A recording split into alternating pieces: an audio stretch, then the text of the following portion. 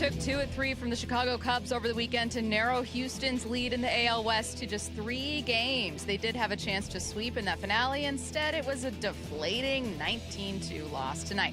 They'll try to get another series win against another very tough National League team. Kyle Schwarber and the Phillies are in town. Logan Gilbert's on the mound for a 6:40 p.m. first pitch. Snapshot, brought to you by Miller Lite. When it's game time, it's Miller time. From the Quantum Fiber Studio. This is Bump and Stacy.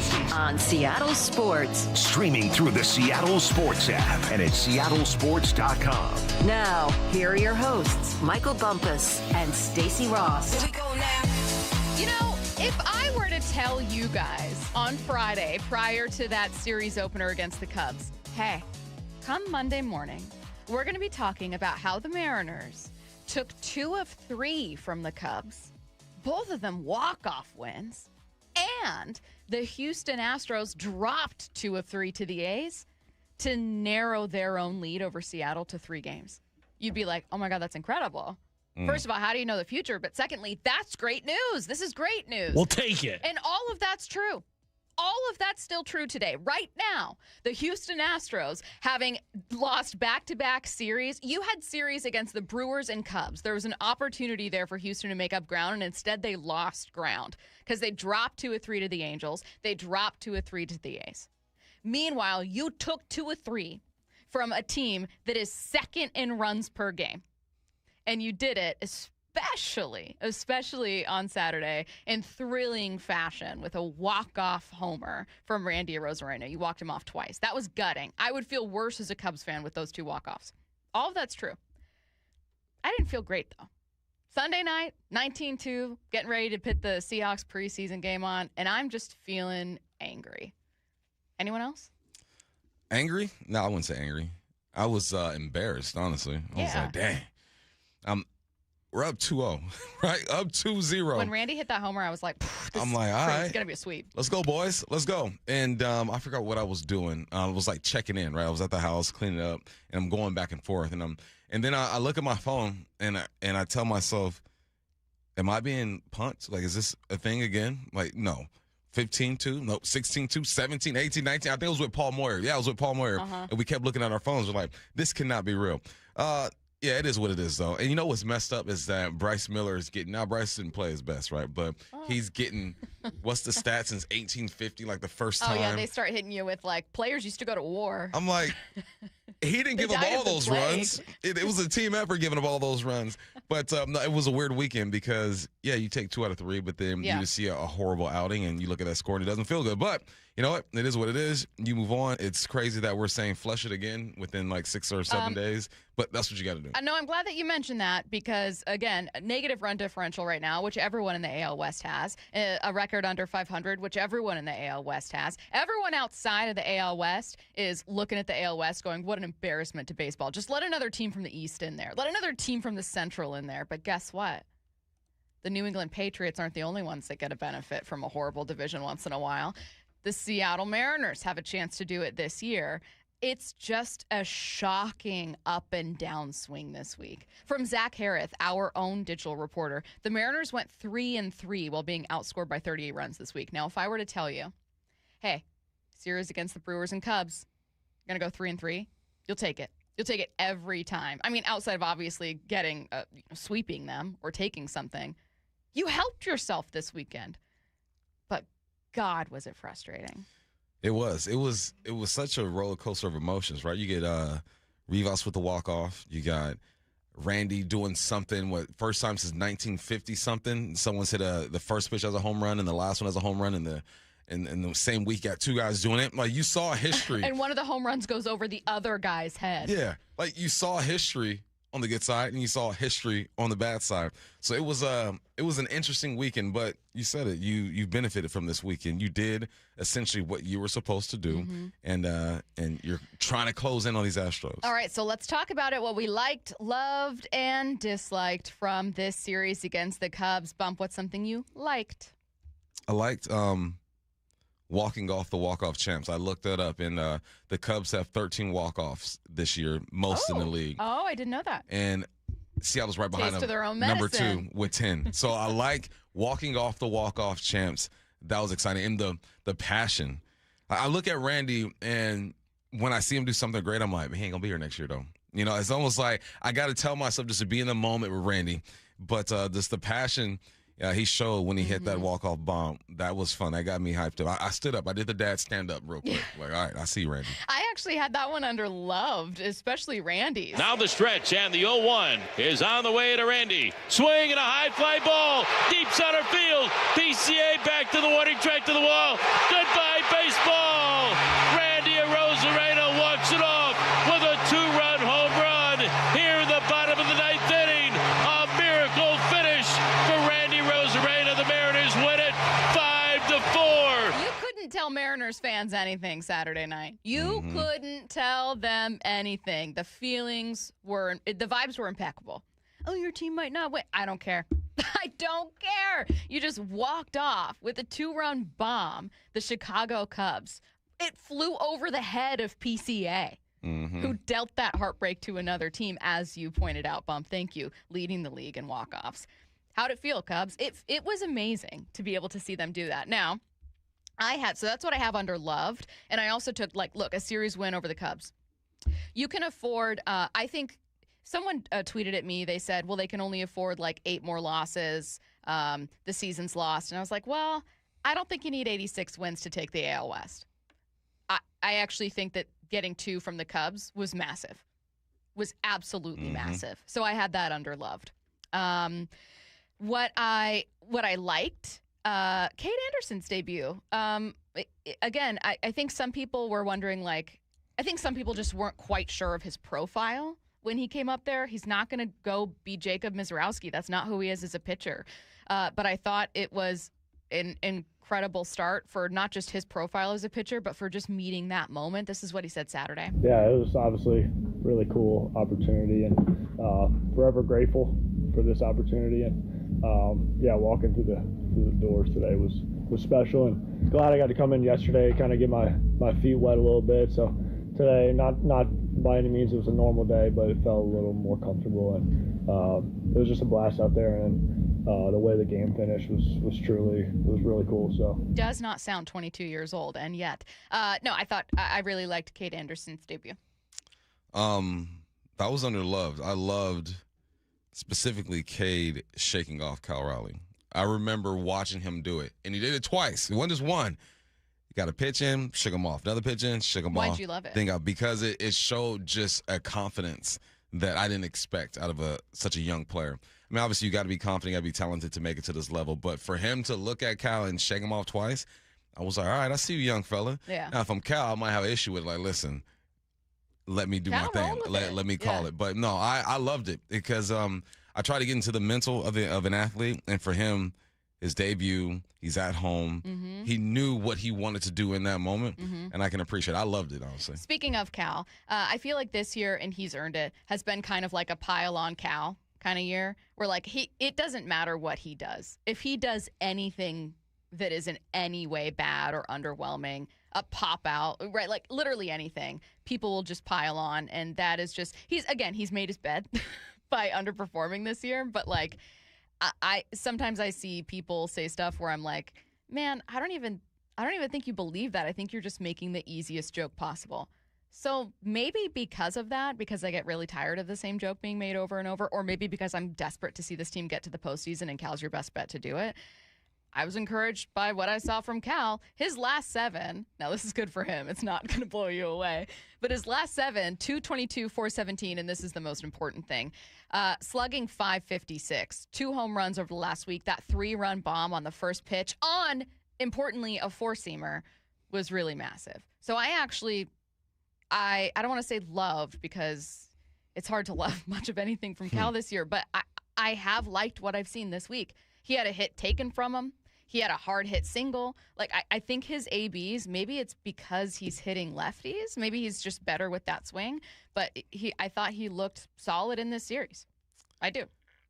I just feel like people want to pile on Cal, and I totally get it. But I have to give him. I thought he looked much better in this series. You're such a good person. Well, why would you pile on? I'm sorry, you No had a one's 3-run piling bomb. No one's piling on. Yeah. I'm just saying you're finding the positive is what I'm saying. Yeah. No one's Why piling would on. I not? That was a big part of why you won Saturday. Yeah, exactly. But it's just it's funny to me because of the year that he had last year, you know what I mean? And it's like, dang, this is where we are with Cal. Like we got to take anything we can with Cal.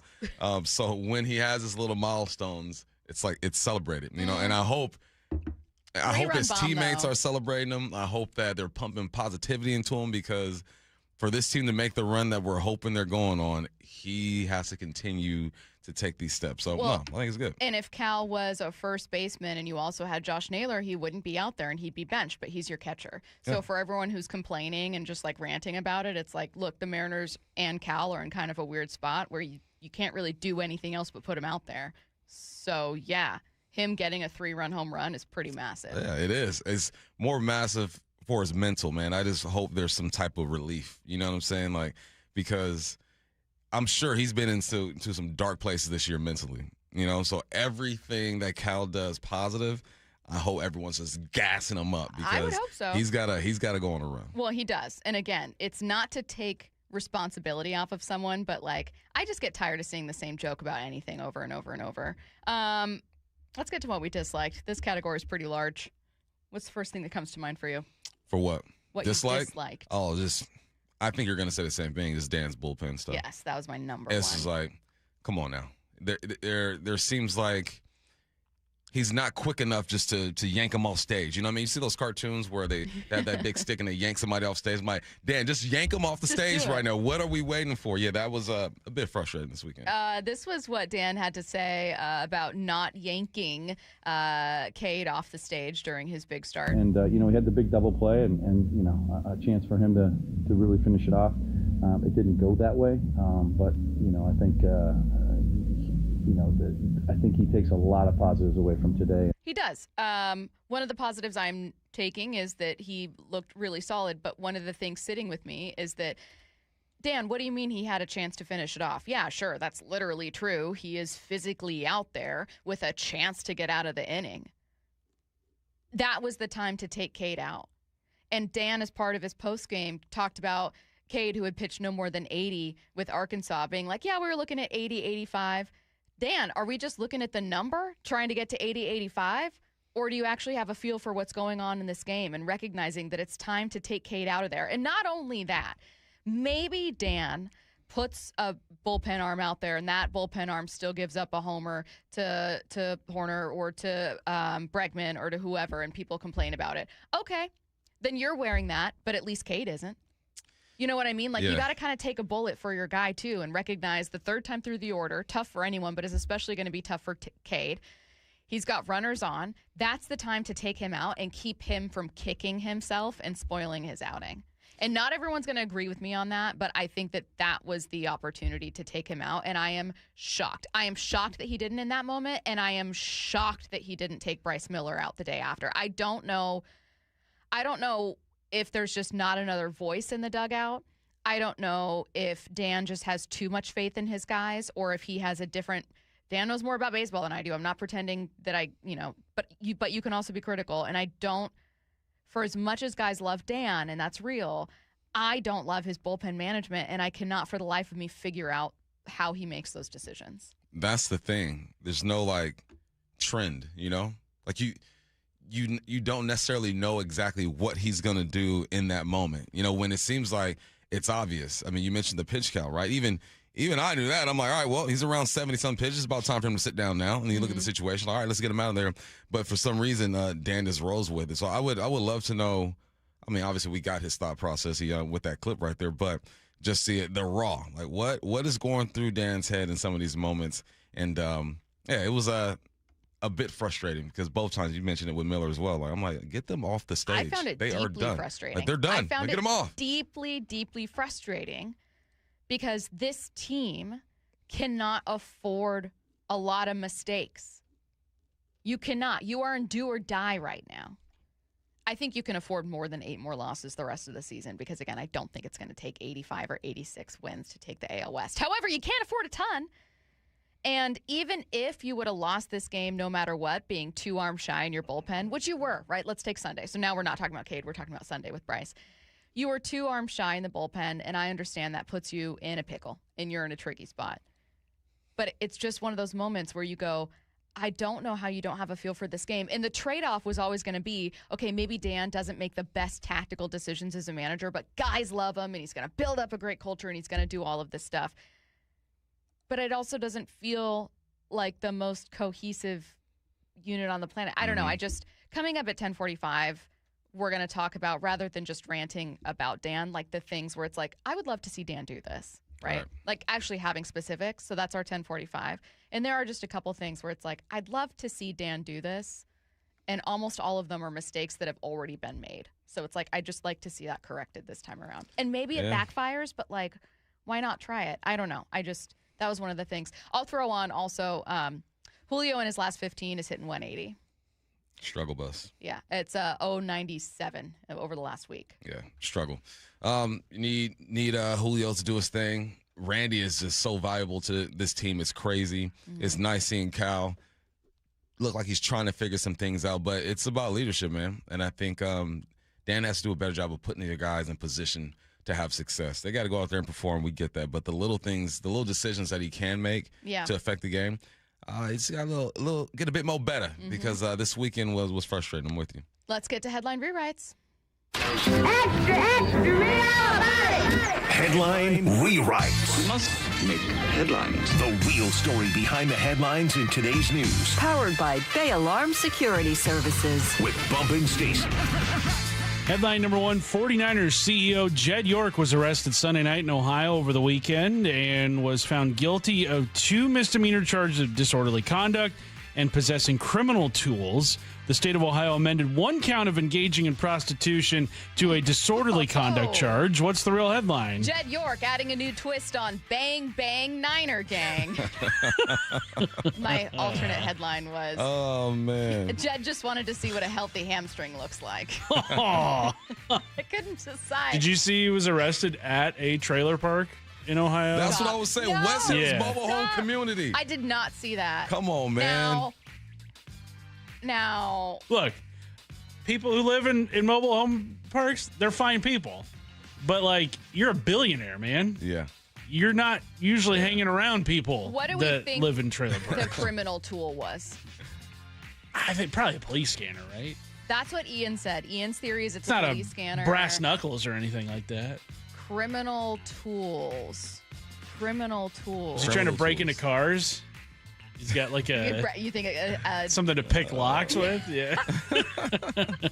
Jed, what are you doing?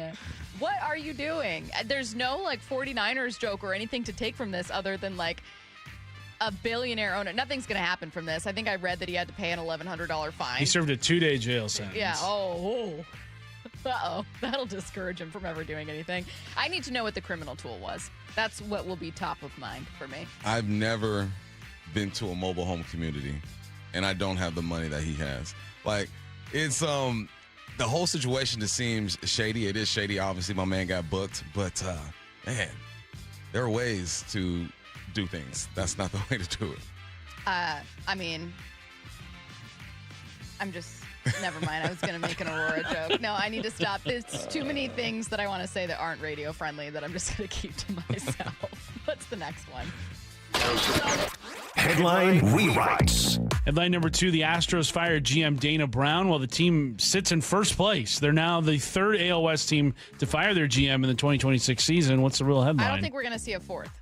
This isn't necessarily Probably a joke. not. It's just an actual thought. I do not think that we are going to see. I saw some people going, I don't even want the team to make the playoffs because I want Jerry Dipoto gone, which, first of all, I'm sorry, but as a Mariners fan who, like all of us, watched this team not make the playoffs for 20, 21 years, you'll miss me with ever being like, no, I don't even want the playoffs. It's just, you can think differently than I do. I just disagree with you. But also, I don't think that Jerry's going anywhere. So why not try to make the playoffs? I don't know. I do not think that either of the other 2 remaining teams are moving on from their front office. I think Jerry put together a decent ball club, a ball club that people had predicted to go to the World Series again, or excuse me, not again, but go to the World Series this year. I think Jerry has done okay. It ain't Jerry at this point. It's everyone else in the dugout that wears the uniform. Headline rewrites. Headline number 3, Jake Bobo was placed on season-ending IR. Bud Clark broke his ankle, and Mason Richmond suffered a major long-term injury. What's the real headline? Is there a substation in Nashville we don't know about? What's going on here? Now, we are going to talk in less than 10 minutes, Bump, about what the Seahawks do with these depth concerns now. Yeah. So maybe instead of doing that, since I don't want to spoil this segment, because I'm going to have questions for you about what they do at safety, about what they do on the offensive line for backups, about what they do at wide receiver, instead just quick reactions to Sunday's preseason game. Oh, man, that was unfortunate. And the way Bud Clark went down, too, man, he was jumping over a player, came down. It was just, it was weird, man. And as soon as he hit the ground, man, he started waving to the sideline. He knew that it was a wrap. This is football, but this is why, honestly, one of the reasons why you're always looking for depth pieces throughout the year. You are always looking to add because it's a matter of time when you get hurt. It's unfortunate, but the show must go on. But I'm disappointed for Bud Clark because I felt like he was going to play a major role in this defense. But Sunday was sloppy, man. It was sloppy. Milroe did not look the greatest. Drew Lock looked like he solidified as the number 2 quarterback. There were some good, but it was some sloppy football. Yeah, now Mike McDonald did say he felt like they built on what they did last week, but I feel like you're right. With a preseason game, you're really talking specifically about, I liked our second string offensive guys against their starters on defense for that 69-yard touchdown from Jacardia Wright and for the touchdown to Arroyo. And that's kind of what you're taking from this, because you get to the fourth quarter, you got guys in there where I'm looking at a roster going, and now who is this? Yeah. And now who's he fighting for? To me, that's kind of fun too, because I start looking into their profiles and stuff, trying to figure out and try to get to know this guy. But no, there are a couple highlights. Arroyo running up the seam, and it's crazy because I watch the game and I see the little mistakes that these third stringers make that I know these first stringers would not make. Like even Arroyo's touchdown, right? He's running up the seam, and obviously you're going up against 2s and 3s. The safety is slow to rotate over the top. There's no reroute from the linebacker. Arroyo literally just runs down the field and he's butt naked on a Sunday. But that's the difference between the starters and the 3s. You have to change the way you kind of look at things. But, this is NFL, one more week. Obviously, you were on post-game. I'm guessing that you heard, I'm not sure if maybe you guys were plotting out another segment, but you heard Arroyo being asked, so was there a coverage bus there with the 49ers? And he's trying, or excuse me, with the Titans, and he's trying to keep it professional, and he just goes, there was a lot of grass. It was bad. Safety's late, no reroute, right up the seam. It was bad, but you take advantage of those stuff. Mike McDonald liked what he saw from his team early, but the second preseason game also came at a cost. Coming up next, we'll talk about improvements on the field and depth concerns off of it. Are you subscribed to Seattle Sports on YouTube? Then you saw Shannon Drayer's latest digital exclusive first. The perfect time to inject their prize prospect, Cade Anderson, into the rotation. This rotation has been working with the extra day off for a long time, be it the piggyback, be it the 6-man rotation. And if you watch the road trip and the road trip before that, we saw a number of the starters struggle a bit. Subscribe to Seattle Sports on YouTube and know first.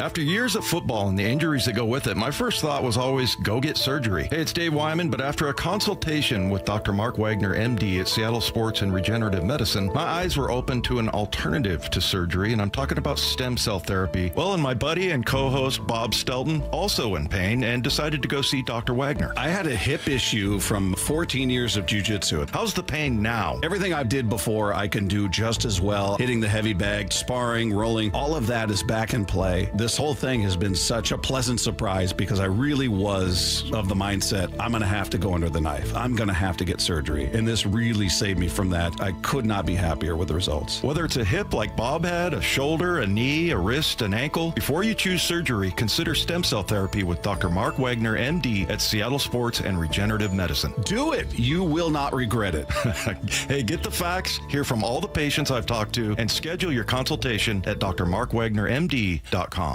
Man, I love this place. I've been surfing here since I was a kid. Now, seeing my grandson out on the water, it means everything to me. Watching him and taking in the blue waves, the sea breeze, the Blurry horizon? If you have geographic atrophy, or GA, subtle changes in vision could mean it's progressing toward irreversible vision loss. Izervay is proven to slow GA progression and could help preserve your vision for longer, so you may keep seeing the world around you. Izervay, or avastin-capted pegol, is an eye injection. Don't take it if you have an infection or active swelling in or around your eye. Izervay can cause eye infection, retinal detachment, or increased risk of wet AMD. Izervay may cause blood in the white of the eye, blurred vision, or a temporary increase in eye pressure. Do not drive or use machinery until vision has recovered after an eye injection or exam. Ask your retina specialist how you can slow your GA with Izervay. To learn more, call 1-855-IZERVAY or go to izervay.com. Paid for by Astellas Pharma. Pump up the volume. Business moves fast. Orders roll in, deadlines close in. When you ship with USPS Ground Advantage, you can keep up with confidence. Every package stays in our secure network from dock to door. And with nationwide reach, dependable tracking, and upfront affordable pricing, you get built-in peace of mind. You run the business. We run the routes. Visit USPS.com/Ground Advantage to learn more. Get in the zone, AutoZone. Welcome to the end of summer sale at AutoZone. We're celebrating the end of long days and short nights with big deals for a short time. Like on Wash and Wax, you can get 3 Meguiar's products for just $20. Need new brakes? Duralast brake pads are free with the purchase of Duralast rotors. We've also got oil deals and more. We're ending the summer right with the end of summer sale at AutoZone. Get in the zone, AutoZone. Restrictions apply. I want a woman. I want a big girl. See the hysterical Gabriel Fluffy Iglesias when he takes the stage at Muckleshoot Casino Resort. Saturday, August 29th at 5:30 and 9:30 p.m. This way, we both can agree on the temperature of the thermostat. He's sold out stadiums around the world, and now he's coming to Muckleshoot Casino Resort on August 29th. Get tickets before they're gone to laugh out loud with Gabriel Iglesias at muckleshootcasino.com. Mariners and Phillies tonight at T-Mobile. 6:40 first pitch, 5:30 pregame. Every pitch, every game, one app for free. The Seattle Sports app. Summer is the time to feel and look your best, but I'm not talking about your abs or tan. Guys, I'm talking about your hair. Restore that bald spot, reverse your receding hairline, or add volume to thinning during Advanced Hair's once yearly summer savings event. Advanced Hair's simple one-day treatment begins to regrow your very own hair the very next day, and they guarantee your new hair will grow. They are the team that addressed my hair loss, and I recommend them to everyone. Take advantage of your flexible summer calendar and get the most hair for your dollar. Advanced Hair's summer sales event is on for a limited time. So get the details and schedule your free consultation today. 425-449-8185. One-day treatment, life-changing results. With Advanced Hair, your new hair is guaranteed to grow. Check out the incredible before and afters and make the call now while their summer savings event is still on. That's 425-449-8185 or advancedhair.com. Are you looking to buy a house, but like everyone, you're priced out of the Bellevue, Kirkland, and Seattle market? Many buyers have the income, the credit, and the desire to own, but simply don't have the down payment, often at least $75,000 just for a starter home. Hi, I'm Scott Rireka, CEO of Legacy Group Capital in Bellevue, with a great opportunity for home buyers. Introducing our Legacy Opportunity Loan. Legacy Group Capital has a select group of 100 new construction, single-family, and townhomes in the top Western Washington locations. Acquire a new construction home with no down payment, allowable closing costs paid, and a competitive rate. Yes, that's no down payment and some closing costs paid by Legacy. A wise man once said, the hardest part of winning in real estate is just getting in. And now you can with our Legacy Opportunity Loan. So get in the game. Limited properties available to qualified Washington borrowers. Learn more about this limited opportunity at LegacyG.com. Legacy Group Capital LLC and MLS ID 99045. Visit LegacyG.com for additional program details. From the Quantum Fiber Studio, This is Bump Stacy. Weekdays 10 to 2. On Seattle Sports and 97.3 FM HD2. Oh, there's so many good headline rewrites that are left on the cutting room floor for the Jed York story. Devastating. The Seahawks depth took a big hit this weekend. We're going to go through each one of these injuries, Bump, and figure out kind of what the Seahawks do now. And we're going to start with the probably biggest story from yesterday, and that was Bud Clark with a broken ankle. This was Mike McDonald after the game talking about the injury. Yeah, we had two really tough injuries today. So Bud has a broken ankle, to my knowledge. Severity, I'm not sure, but he's going to be out multiple months. Out multiple months with a broken ankle. Now, what happened in the game is that I think his name's Max Hook. Is it Max Hook? I'm so sorry Max Hook took over his role. D'Anthony Bell was already in there playing in that kind of like third safety spot that would go to Nick Emenwari. Obviously, they're moving stuff around, but it's hard to take much from the depth that they're using in the third quarter of a second preseason game and go, oh, that's what they're going to do. Mm-hmm. So instead, I'm just going to ask you, no Bud Clark, and right now, no Nick Emenwari. Hopefully he's ready to go week one, but maybe not. So tell me a bit about the shuffling in the safety room that Seattle's going to have to do here. There's going to be somebody on this roster that isn't on the team right now. They're going to go find somebody. You need some depth. But with injury comes opportunity. I would point at Rodney Thomas, but right now he's listed as questionable. Another reason why we're going to see a name that we just haven't seen. With Rodney Thomas, with Bud Clark, you got Shamar, Gene Charles, a DB who's out. Julian Neal's questionable. He's out. Nick Emenwari. I mean, this secondary has been hit. It's been hit. So what are they going to do? They're going to comb through their Rolodex and find a guy who is not on the roster right now, and he will be in camp. But it's looking real thin in that secondary. But thankfully, you still got your starters, right? Tyler Cotter is going to be there. Julian Love. We feel like Nick Emenwari is going to be okay once the season starts. But this one hurts, man, because I think Bud was one of the pieces that Mike McDonald was looking forward to kind of figuring out how to use. So, it's tough. There's going to be some shuffling going on, though. Yeah, I don't have the cut itself. I just wrote down the quote. It would be a very short one. But he said, we're going to have to reevaluate where we're at. So take from that what you will. I took it as we are, like Bump said, looking at the roster and reevaluating whether we need to add. Now, whether that means a trade for depth, I don't think it means go get the best safety and add them to your roster. I think what it means is you're exploring waiver wires. Yeah. You are exploring cuts that might happen with other teams. You're looking at some free agents that might be floating around. It is bringing someone in to add depth, not bringing someone in to replace a superstar. That being said, though, I think what it made me think of more than anything, Bump, is Julian Neal, your rookie corner, still working his way back from an injury, not back yet. Bud Clark, your rookie safety, now going to be gone for several months here. It feels like after getting so much from your rookie class last year with Gray Zabel and Nick Emenwari, that this year you're kind of looking at Jadarian Price maybe doing something. He's also been a little banged up in camp. But that maybe most of your contributions when it comes to young players will be the second-year guys. I'm not feeling especially great about the health and ability to contribute from this year's rookie class, barring Jadarian Price, who you just need to contribute. Yeah, but that's a good thing, though. I think other than Jadarian, we weren't really looking for these young guys to kind of come in and play right now and save the day. I think last year it was a bit different, right? We needed Nick Emenwari. You need a couple of those other guys. So it just shows I want to say depth of the team, but obviously the secondary is all jacked up. But it just shows that over the past few years, they've done a good job with drafting these guys. So, yeah, it hurts. And we have some questions, and there are going to be some guys on this team who are not on this team now. Mm-hmm. But this is the NFL, man. This is what happens. I don't think like the Bud Clark injury just ruins the defense. Like, oh my God, what are they going to do? Does it hurt them a bit? Do they have to adjust? Most definitely. But I still feel like they have enough pieces on that defense to where they got to be solid. But you got to have twos, you got to have threes, and special teams too. Like Bud Clark was on a lot of special teams as well, and he was making some plays out there.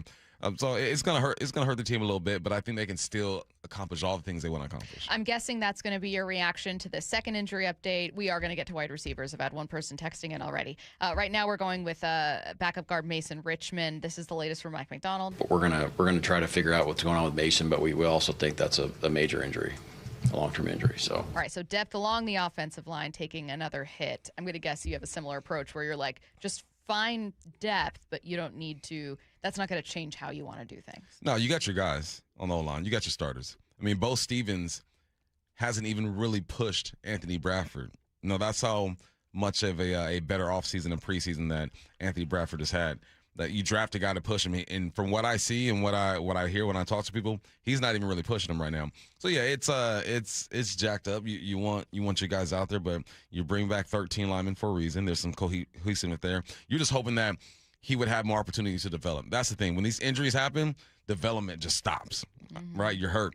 So yeah, it's every team is dealing with the same stuff. As long as the top dogs are still out there, I still feel good about this team. But it hurts the future when these young guys get banged up. Now, we saw a lot of Montori Foster Jr. in this one. Almost had an incredible touchdown, ruled not a catch, but I'm sure he's going to be part of the answer to this next one.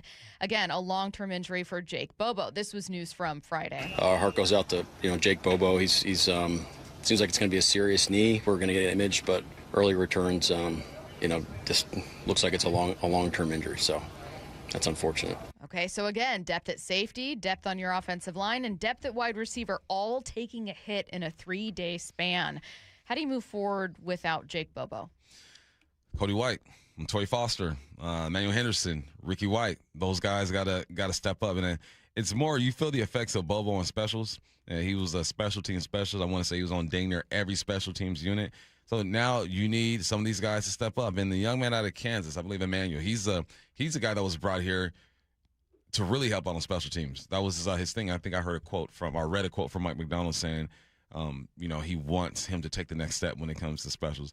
And Bobo's a guy that you knew was going to do the right thing. And I know that's not saying a lot to some people, but if coaches don't trust you, they're not going to put you on the field. Yeah. Like Bobo was good for 3 or 4 big plays a year where he goes up top and climbs the ladder and scores a touchdown. And he has a big play. Game. Like he's good for 3 or 4 plays. That's what the 3s and the 4s are here to do. Specials and have a couple big moments. So now someone's got to step up. So I'm looking at that wideout room and thinking Emmanuel Henderson, Ricky White, Cody White. These guys got to take advantage of this opportunity. You know what all of it made me think of this weekend? And again, they're so fortunate to not have had, like the Chargers put like a starting center on season-ending IL. Like there are other teams where, unfortunately, and it's heartbreaking when it happens to those players, you'll lose a starter.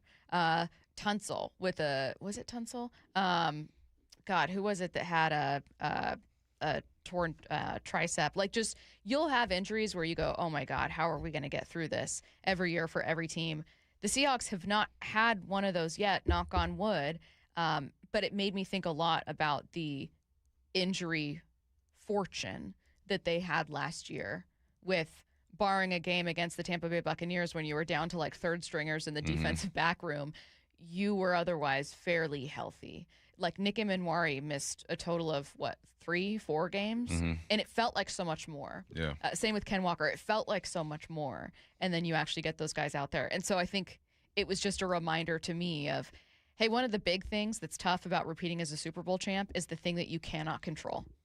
Injuries. It's part of the journey, man. It's unfortunate, and you have to see these guys go to work, right? You got to see Bud out there to see what he can do. You got to see Bobo against the ones in Tennessee. There's nothing you can do about it, man. If it happens, it happens, and that's why you have 53 on this dang roster, man. Because football is a violent game, Stacey. I don't know if you noticed that. I have not noticed. Yeah, it's a violent game. I've never noticed that. All right, still to come. Coming up at 11, we're getting back to the Seahawks with ESPN's Brady Henderson. A lot of questions about his preseason Game 2 takeaways, and we'll ask him about any updates or any news that's since come about some of these injuries or maybe some signings the team could make. Before we do that, though, we started the show by being pretty critical of Dan Wilson and some of his decisions. But now I want to get into specifics. Rather than just saying, I'm so mad, let's talk about what we actually want to see. 3 things we actually want to see Dan Wilson do right now. That's next. Lyman and Bob at Seahawks training camp. Afternoons 2 to 7. Byron Murphy is with us. There's always room for improvement in your game. Like, no matter how good you think you are, like, even in the run, like, I know I'm a dominant player in the run. Like, I know I'm a master at it, but it's still always room for improvement, room to keep working and keep getting better. That's my biggest thing, man. I'm trying to get double-digit sacks this year, so this offseason I really focus on pass rush. Watch live or later on the Seattle Sports YouTube channel.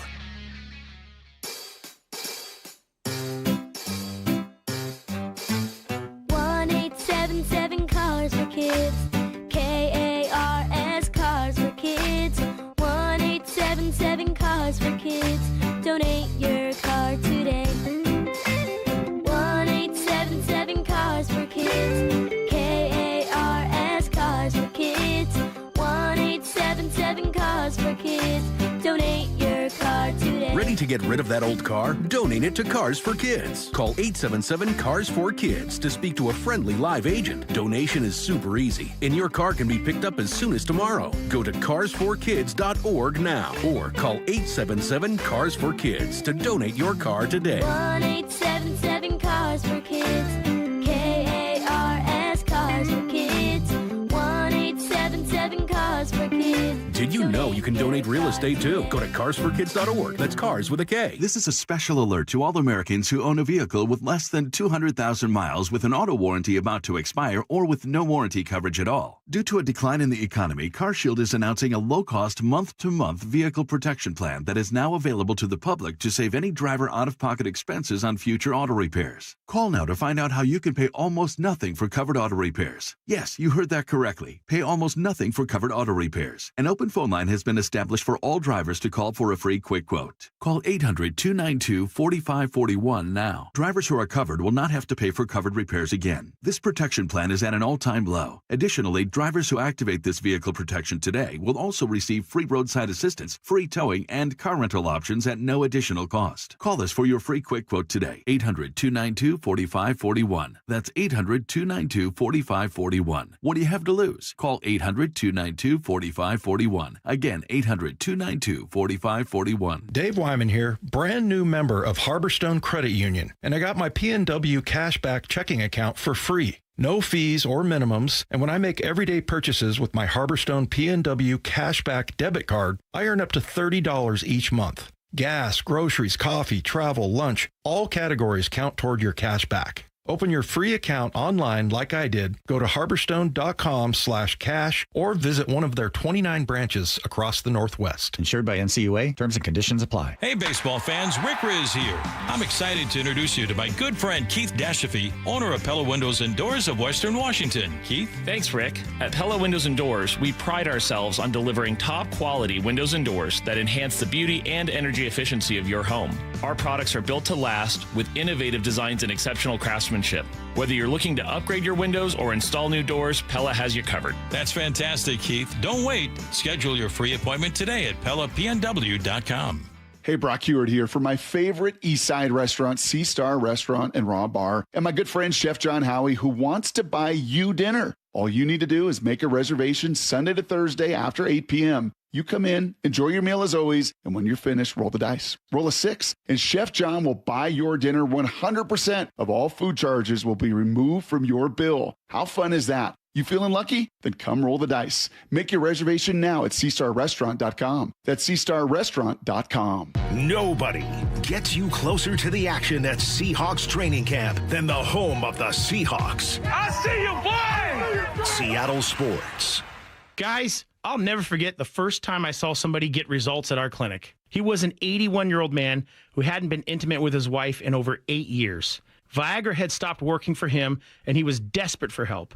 After several treatments, he walked into my office and told me he couldn't believe the results. Needless to say, this was a very happy man. This man made me a believer in what we do. He had taken pills for years, but he had never fixed the problem. When he came to us, we fixed the problem. Our treatment does what no pill can do. So give West Coast Men's Health a call today. Speak with our clinic manager. Ask him any question you like, how it works, the science behind it, and even the cost. Change your life today, like the thousands of men who already have. In addition to treating ED and Peyronie's disease, we now offer testosterone replacement therapy. With clinics in Redmond and Tacoma, call 206-519-6541. 206-519-6541. Online at westcoastmenshealth.com. Certain industries expose workers to hazardous chemicals. If you worked in a paper or pulp mill, or in aircraft manufacturing or painting at Boeing, and have a child born with birth defects, your child may be entitled to legal damages as a result of your exposure to such chemicals. Birth defects have been linked to toxic chemicals, metals, and solvents used in these industries. If your child was born with brain or spinal cord damage, organ or limb malformations, blindness, cerebral palsy, genetic damage, or other birth defects, and you're a past or present worker in a paper or pulp mill, aircraft manufacturing, or painting, contact us now toll-free at 1-866-99-TOXIC. Your children may be entitled to legal damages. If you're a past or present worker in a paper or pulp mill or aircraft manufacturing or painting at Boeing, and your child has a birth defect, call toll-free at 1-866-99-TOXIC. Your call is confidential. 1-866-99-TOXIC. Message authorized by Weinstein Cajano, 600 University Street, Suite 1620, Seattle, Washington. From the Quantum Fiber Studio. This is Bump Stacy. Weekdays 10 to 2. On Seattle Sports and 97.3 FM HD2. I find it's very easy to criticize and much tougher to give specifics about what you want to see. And I don't even know that I'm being as specific as I can with what we're about to do here. But why not dive into some of the details? 3 things you actually want to see Dan Wilson do right now. So I hated seeing this team get shut out 22-0. That was embarrassing, especially with all of MLB making fun of you the next day. I hated seeing this team lose 19-2. It completely took the wind out of your sails following what should be this really kind of like great vibe about, oh, you took 2 or 3 from the Cubs. You narrowed Houston's lead to 3 games. Houston, by the way, the A's put up 6 runs against Houston in their house to get back into that game and then hit a home run to take the lead and didn't give it up. Like, we should be watching this game going, oh, thanks, A's. Shout out to the Athletics for getting this done. And instead, all you can think of is 19-2. Oh, my God, this is gutting. So rather than just lead purely with anger or frustration or complaining, let's lead with specifics. Easy to say Dan should have pulled this guy, but when? How? How often do you want to see that happen and for whom? So, Bump, what's one thing you want to see Dan Wilson do right now? Right now? Right now. I want to see Dan. And I want to, sorry, can I interrupt you and say, please send actually productive answers, because 14 people are about to say, step away, and like, but unfortunately everyone's making the same joke. So, like, you weren't the first one to it. Okay, now let's get to specifics so that I have some stuff to respond to here. Okay, Bump. I just want to see him have a better feel for the game, you know? I wish I knew his thought process. I wish I knew who he leans on. I mean, obviously when he's in the dugout, there's a couple coaches around, they're talking situation and whatnot. But it feels like there's a chart he's looking at, and he says, okay, once we get to this number, then I'm gonna do something. Right, like instead of being like, all right, my man's struggling a little bit right now. Like, have the human aspect of it. The thing that frustrates me about baseball a lot is just it's so data-driven sometimes that you lose the human aspect. You go to the mound, look your pitcher in the eye, check his heart rate. You know what I mean? There are things that humans give off that can help you make decisions. It feels like at times he's just looking at a chart. Like there's no real feel for the game. I completely agree. And I wonder sometimes if it's like, I'd like to see Dan. It is not in him. When I say Dan be the bad guy, one thing Dan's never, ever, ever going to do is throw a player under the bus publicly. Nah. Don't wait for it.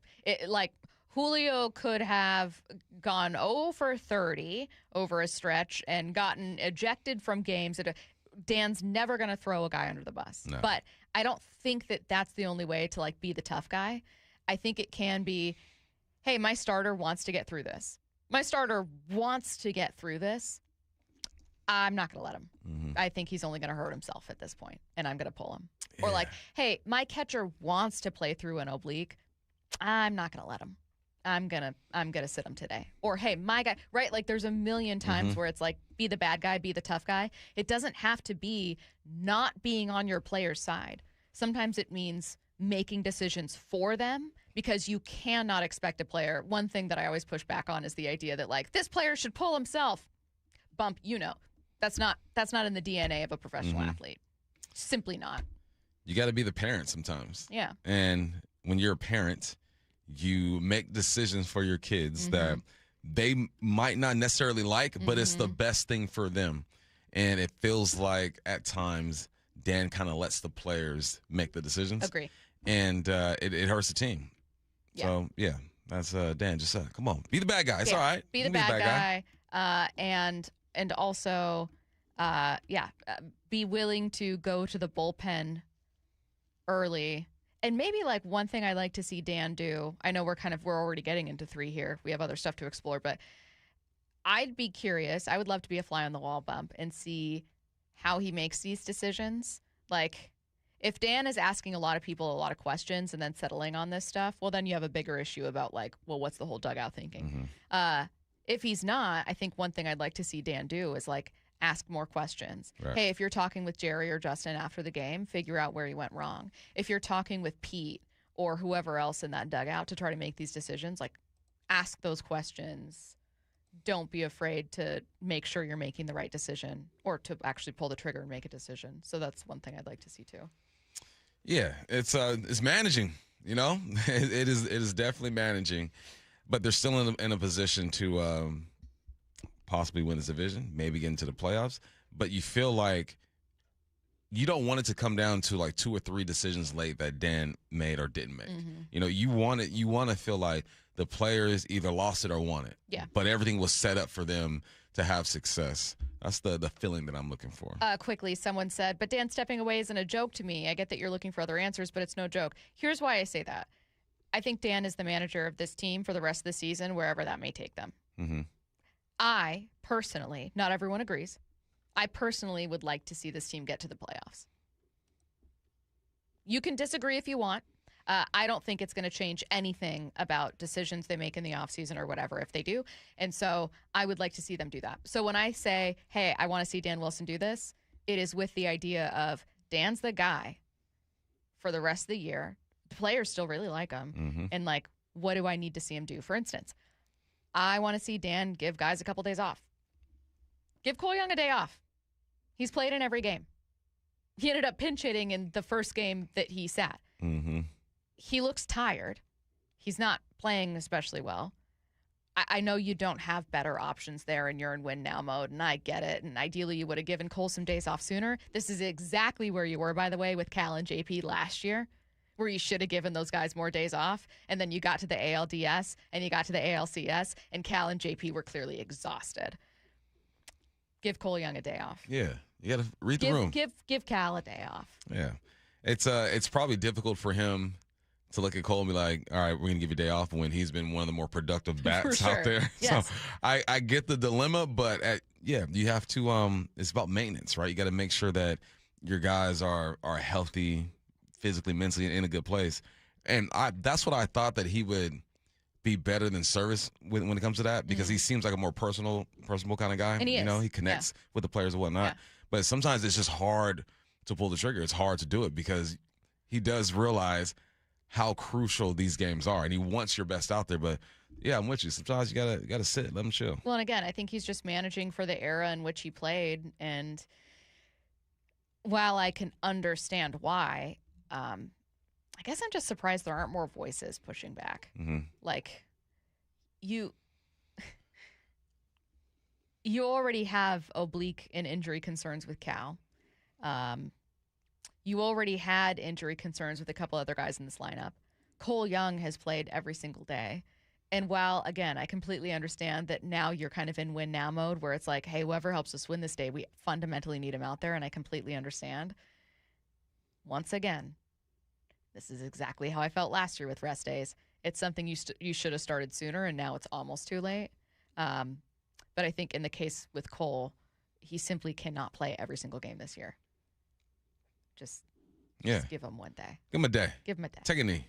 Just one. Curtis, is there anything we didn't get to before we wrap up here? Something that you want to see Dan do? We talked about giving some of these guys, particularly Cole Young, who hasn't had one, a day off, a shorter leash for starters when things fall apart. Some decisiveness. Like, make your decision and go with it. Like, don't just kind of let it linger the way that it did on Sunday with Bryce Miller. Like, make that decision and go with it. Today's pitching matchup, speaking of the Mariners, brought to you by Eastside Exterminators. It's Logan Gilbert getting the start for Seattle against Phillies righty Zach Wheeler. First pitch is tonight at 6:40 p.m. Back to the Seahawks next with ESPN's Brady Henderson. Why are we walking? Let's go! The defending champs are in the home stretch of training camp. It's filling in the little gaps that really brings this team together. Stay plugged into the very latest moves, news, and everything Seahawks at seattlesports.com. I want to see the competition with Diggs here. And the most important Seahawks conversations. This Montori Foster, he'll play special teams. He's an absolute dog. On the home of the Seahawks, Seattle Sports. Hon, is your new pinball machine in our budget? KeyBank will meet you in that our money is now our money moment. Actually, our banker Steve recommended we start a joint checking account for bills and keep our individual accounts for things like pinball machines. Did someone say Banker Steve? I was in the neighborhood in case you had any checking account questions. Steve, you're always there for us. Now, how quickly can we open that account? Steve, are you seeing this? For every financial need, we'll meet you in the moment. KeyBank opens doors. KeyBank, member FDIC. Every job's different, so why not your equipment plan? Rent it when you need it. Buy it when you're ready. Levitt Machinery makes it easy to get to work. Need a lift? Stack it, reach it, lift it, Levitt. We'll work hard to get you the best deal we can. For Lee Johnson, it's a promise, backed by more than 90 years of earning people's trust. Lee Johnson Auto Family, the LJ way. Free consultations, no fee guarantees, 5-star reviews. J.P. Pendergast with Pendergast Law explains the importance of going beyond these familiar offerings. Accident victims want an attorney, Tom, that satisfies their needs. Someone who handles those needs with the highest degree of care. Pendergast Law offers the no-fee guarantees and free consultations, but these only scratch the surface. Okay, explain more. We make sure that every member of our team is genuinely passionate about helping others. Customer service and communication are our top priority. It's how we take care of our clients so they always feel one step ahead of the insurance companies. Our strong reputation for high standards provides comfort and confidence when it's needed most. Pendergast Law offers the free consultations, the no-fee guarantees, and, of course, they are 5-star rated. But what really makes them different is their genuine passion for helping others. I can't recommend them enough. If you or a loved one has been injured in a car accident, call Pendergast Law. We can help. That's PendergastLaw.com. Get in the zone, AutoZone. Welcome to AutoZone. What are you working on today? Truck started slow. Battery might be toast. Slow starts are the first sign of heat damage to your battery. We'll test it, no charge. Thanks. And if it is dead? We'll set you up with a new, fully warranted battery, some up to 5 years, and we'll recycle the old one. Thanks for the rundown. Lead the way. Get free battery testing, charging, and recycling at AutoZone. Get in the zone, AutoZone. Restrictions apply. I know that hiring can be challenging. You need someone to match your role perfectly. Well, now you can meet them fast on ZipRecruiter. Build your team, build it sooner.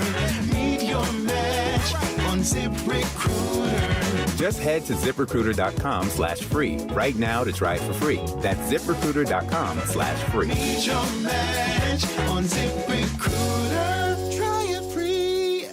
I'm not one to say I told you so, but I switched to Pure Talk over a year ago, and ever since, I've been telling people there's no better wireless company out there. Well, a few months ago, a massive survey was conducted. 123,000 people were asked to rate their wireless carrier in 4 categories: coverage, support, data, and overall value. Well, the results are in. Guess which wireless company was the only wireless company to get 5 stars in every category? Yeah, Pure Talk. 5 stars, every category. To celebrate, Pure Talk is offering the first 3 months of any plan for just $15 a month, including their top-tier unlimited plan. No contract, no commitment, just a very inexpensive way to test drive the only American wireless company with 5 stars in every category. Just dial pound 250, say micro, and Pure Talk's U.S. customer service will take it from there. Again, pound 250 micro. And yes, I told you so. Michael is in his 70s, and he was dealing with an injury. I had tears in my rotator cuff. Just the discomfort of going about everyday life. Day-to-day things were not comfortable or almost impossible, but just being inactive was troubling. He was in a great deal of pain. I started trying to learn how to brush my teeth with my left hand, and you can't do it. It was ridiculous. Searching for answers, Michael found Dr. Mark Wagner, MD, at Seattle Sports and Regenerative Medicine, where he underwent stem cell therapy. You know, I played basketball on Monday Wednesday and Friday. And so I'm getting my shot back. It's not back to where it was, but hey, before I couldn't even do anything. So 100% improvement of what it was. Wow, that's great to hear. Would you recommend stem cell therapy to others? I can share without a doubt that it helped me, and I'm grateful for that. Whether it's a shoulder, hip, or knee, before you choose surgery, consider stem cell therapy with Dr. Mark Wagner, MD, at Seattle Sports and Regenerative Medicine. Schedule your consultation at drmarkwagnermd.com. Let's go! This is Seattle Sports. Streaming through the Seattle Sports app. KIRO AM Seattle. KIRO FM HD2 Tacoma. Home of the Seahawks, Mariners, and everything Seattle sports. Seattle Sports Snapshot. The Mariners took 2 of 3 from the Chicago Cubs over the weekend to narrow Houston's lead in the AL West to 3 games. They had a chance to sweep in that finale yesterday. Instead, it was a deflating 19-2 loss tonight. Trying to get right, this time a series against another very tough National League team. Kyle Schwarber and the Phillies are in town. Logan Gilbert on the mound for a 6:40 p.m. first pitch.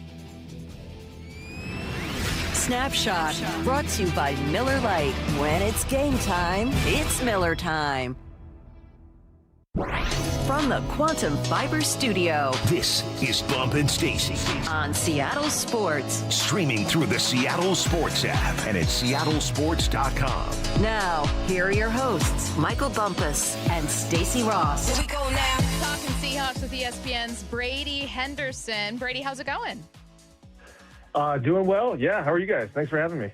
We're happy to have you. I wanted to check in and start. Normally, it's not fun to start with injury updates, but some notable ones for Seattle. I'm mostly looking, obviously, at rookie safety Bud Clark and wide receiver Jake Bobo. The latest from Mike McDonald, at least when it came to Bud Clark, was, quote, I wrote it down and then forgot, but he said, hey, we're going to reevaluate. Did you take that to mean adding to the roster via a trade, someone from the outside? What do you think this team does to address depth there?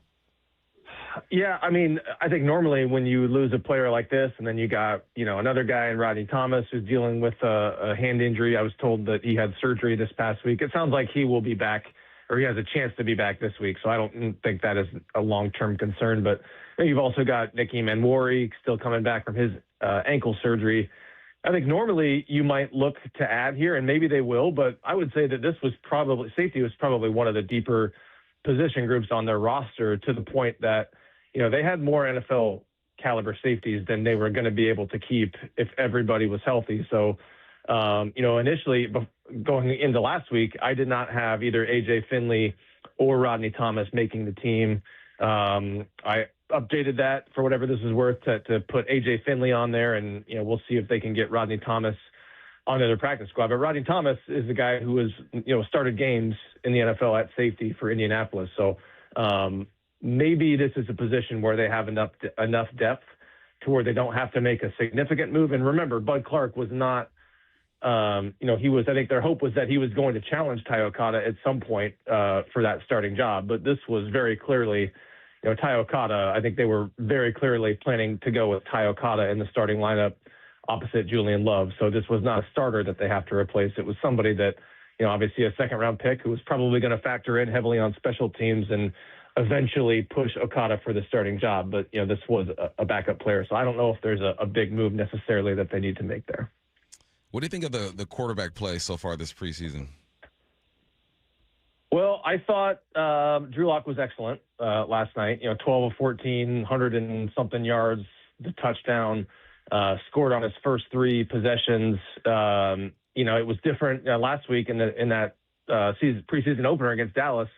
Remember, he led that really promising touchdown drive to begin the game, and then they just got nothing offensively after that. So, he led the 3 scoring drives. And they didn't score after that. And, Jalen Milroe, I'm in the process of rewatching the game. I want to see him again before I have any sort of real educated opinion on how he played. But, he did throw the 2 interceptions. I think the second one, got to take a closer look at that one because it looked like the receiver was falling down and the ball went over his head. So maybe if the receiver keeps his feet, that's not an interception. But I don't know, was the receiver, you probably had a better look at this than I did, Bump. Was the receiver falling down because the throw was behind him? So, but, you saw him use his legs, and that's something that they mentioned this on the broadcast. they want him to do more. And for whatever reason in training camp, we really had not seen Jalen Milroe take off and run. And that is, as Mike McDonald will call it, that is his superpower. And I thought Hard Knocks did a good job of illustrating this. And we've heard it from Mike McDonald and from John Schneider too, that, for whatever reason, Milroe has kind of been reluctant to do that. And they're encouraging him to do it. And you saw it in that game last night. I thought that Riley Mills was one of the more intriguing names entering the preseason, but we haven't seen a lot of him. And Brady, it sure feels like that's intentional, kind of being held out. They're treating him very carefully. Do you think that the Seahawks are just seeing him as such a massive part of that rotation that they're also being very careful with his work this preseason? Yeah, I thought he played a good amount in the first game. I'm not sure how much he played. I haven't looked at the snap counts from last night, but he is, to my knowledge, he's not dealing with an injury. If he is, it's something that we haven't seen or don't know about. I know that, they have been dealing with enough injuries to where I think that was a factor in Mike McDonald's decision to not play his starters in the preseason. Obviously, Riley Mills is not a starter, but he is a guy, like you said, who is going to factor pretty heavily into that rotation. And so, maybe this is a case of, he would benefit from those preseason reps, knowing that, he missed most of his rookie season, coming off the college knee injury, and is still a young player who would benefit from those reps. But I think, sort of like with Jadarian Price, I think they're taking the trade-off of, okay, you're going to sacrifice those reps, for the, guarantee that he's going to be healthy during the regular season. I'm trying to figure out the real chances of Montorie Foster making this roster. Bars. Cody White dropped a punt the other day, and obviously Bobo being hurt. You have some young rookies who I feel like are more valuable on special teams than Montorie Foster, right? You got Emmanuel over there, Ricky White, guys out there making plays. That's kind of the bubble story of the year, I think, for the team is Montorie Foster. Where do you think he stands right now? Going into last week, I would have said, a guy that they would cut and just cross their fingers and hope to get on their practice squad. But now that Bobo is out, I think it's probably between Montorie Foster Jr. and Cody White for that, what would that be, the fifth wide receiver spot? And maybe they keep six and keep both of those guys. But if it's five, my guess, for whatever this is worth, Bump, is that they keep Montorie Foster, knowing that, as a younger guy who was really popped this summer, they would probably have a harder time sneaking him through waivers, meaning there's a better chance that he would get claimed than Cody White would. And, Cody White's put some good football, on tape. Is an NFL receiver, and he's made plays on special teams. He had a touchdown in the Monday night game against Washington. But I think you probably would have a better chance at getting him through waivers just because, he is an older player relative to Foster. And, he also had a chance to sign with any team, and did not look like, for whatever reason, there was a whole lot of market for him. He came back to Seattle on a pretty inexpensive deal. So that's just the way I see it. And then with Emmanuel Henderson Jr., my guess is also that they can get him through waivers and onto their practice squad just because, he was a guy they drafted in the 6th round. And there's probably plenty of those guys out there, and he's probably someone who, at least for them this season, is going to factor a lot more on special teams than he is going to factor on offense. And so my guess is that they start him on the practice squad and then, call him up, for the first few weeks of the season for game days until they find a permanent roster spot for him. New offensive coordinator Brian Fleury was a massive question, and I would say probably a red flag for critics outside of Seattle when they were trying to decide whether or not the Seahawks stood a good chance to repeat. Is there a question about him that you've had answered this offseason, and is there a question you're still waiting to see? Yeah, I don't know if any of the questions I've had about him, I don't know if anybody could really answer those in the preseason, because you're probably not running all of the stuff that you're going to run. You're definitely not running all the stuff that you're going to run in the regular season. And, he's sort of getting reps, trying to prepare for calling plays for the first time. And, the priority in the preseason is probably more so getting evaluations on young guys. So I just don't think we've seen enough or had the opportunity to see enough to really know what the Seahawks are getting in Brian Fleury and how he's going to handle that transition to calling plays for the first time. But that is a question. And, we've talked about this. Brock Hewitt has talked about this, how there is really no substitute for experience when it comes to play calling. And So I know he said earlier in training camp that, McDonald was really putting him through the ringer in practice and sort of kind of creating these situations that are really meant to put stress on him, like end of half, minute to go, no timeouts, and you really got to be on your stuff there. So McDonald is kind of putting him through the ringer right now, trying to get him ready. And, but it's anybody's guess as to how that's going to go once the games start to count. What are some of your takes from the joint practice? I believe you were out there, right, B? I was out there, yeah, and those are tough to cover when you're one person because, they usually are going on two different fields. It's one team's number one offense versus the other team's number one defense, and you have that going on both sides. And so I just stuck with the offense, and our guy, Teron Davenport, who covers the Titans, he was watching the other field. And so it was a pretty evenly matched. I mean, they had some success throwing down the field.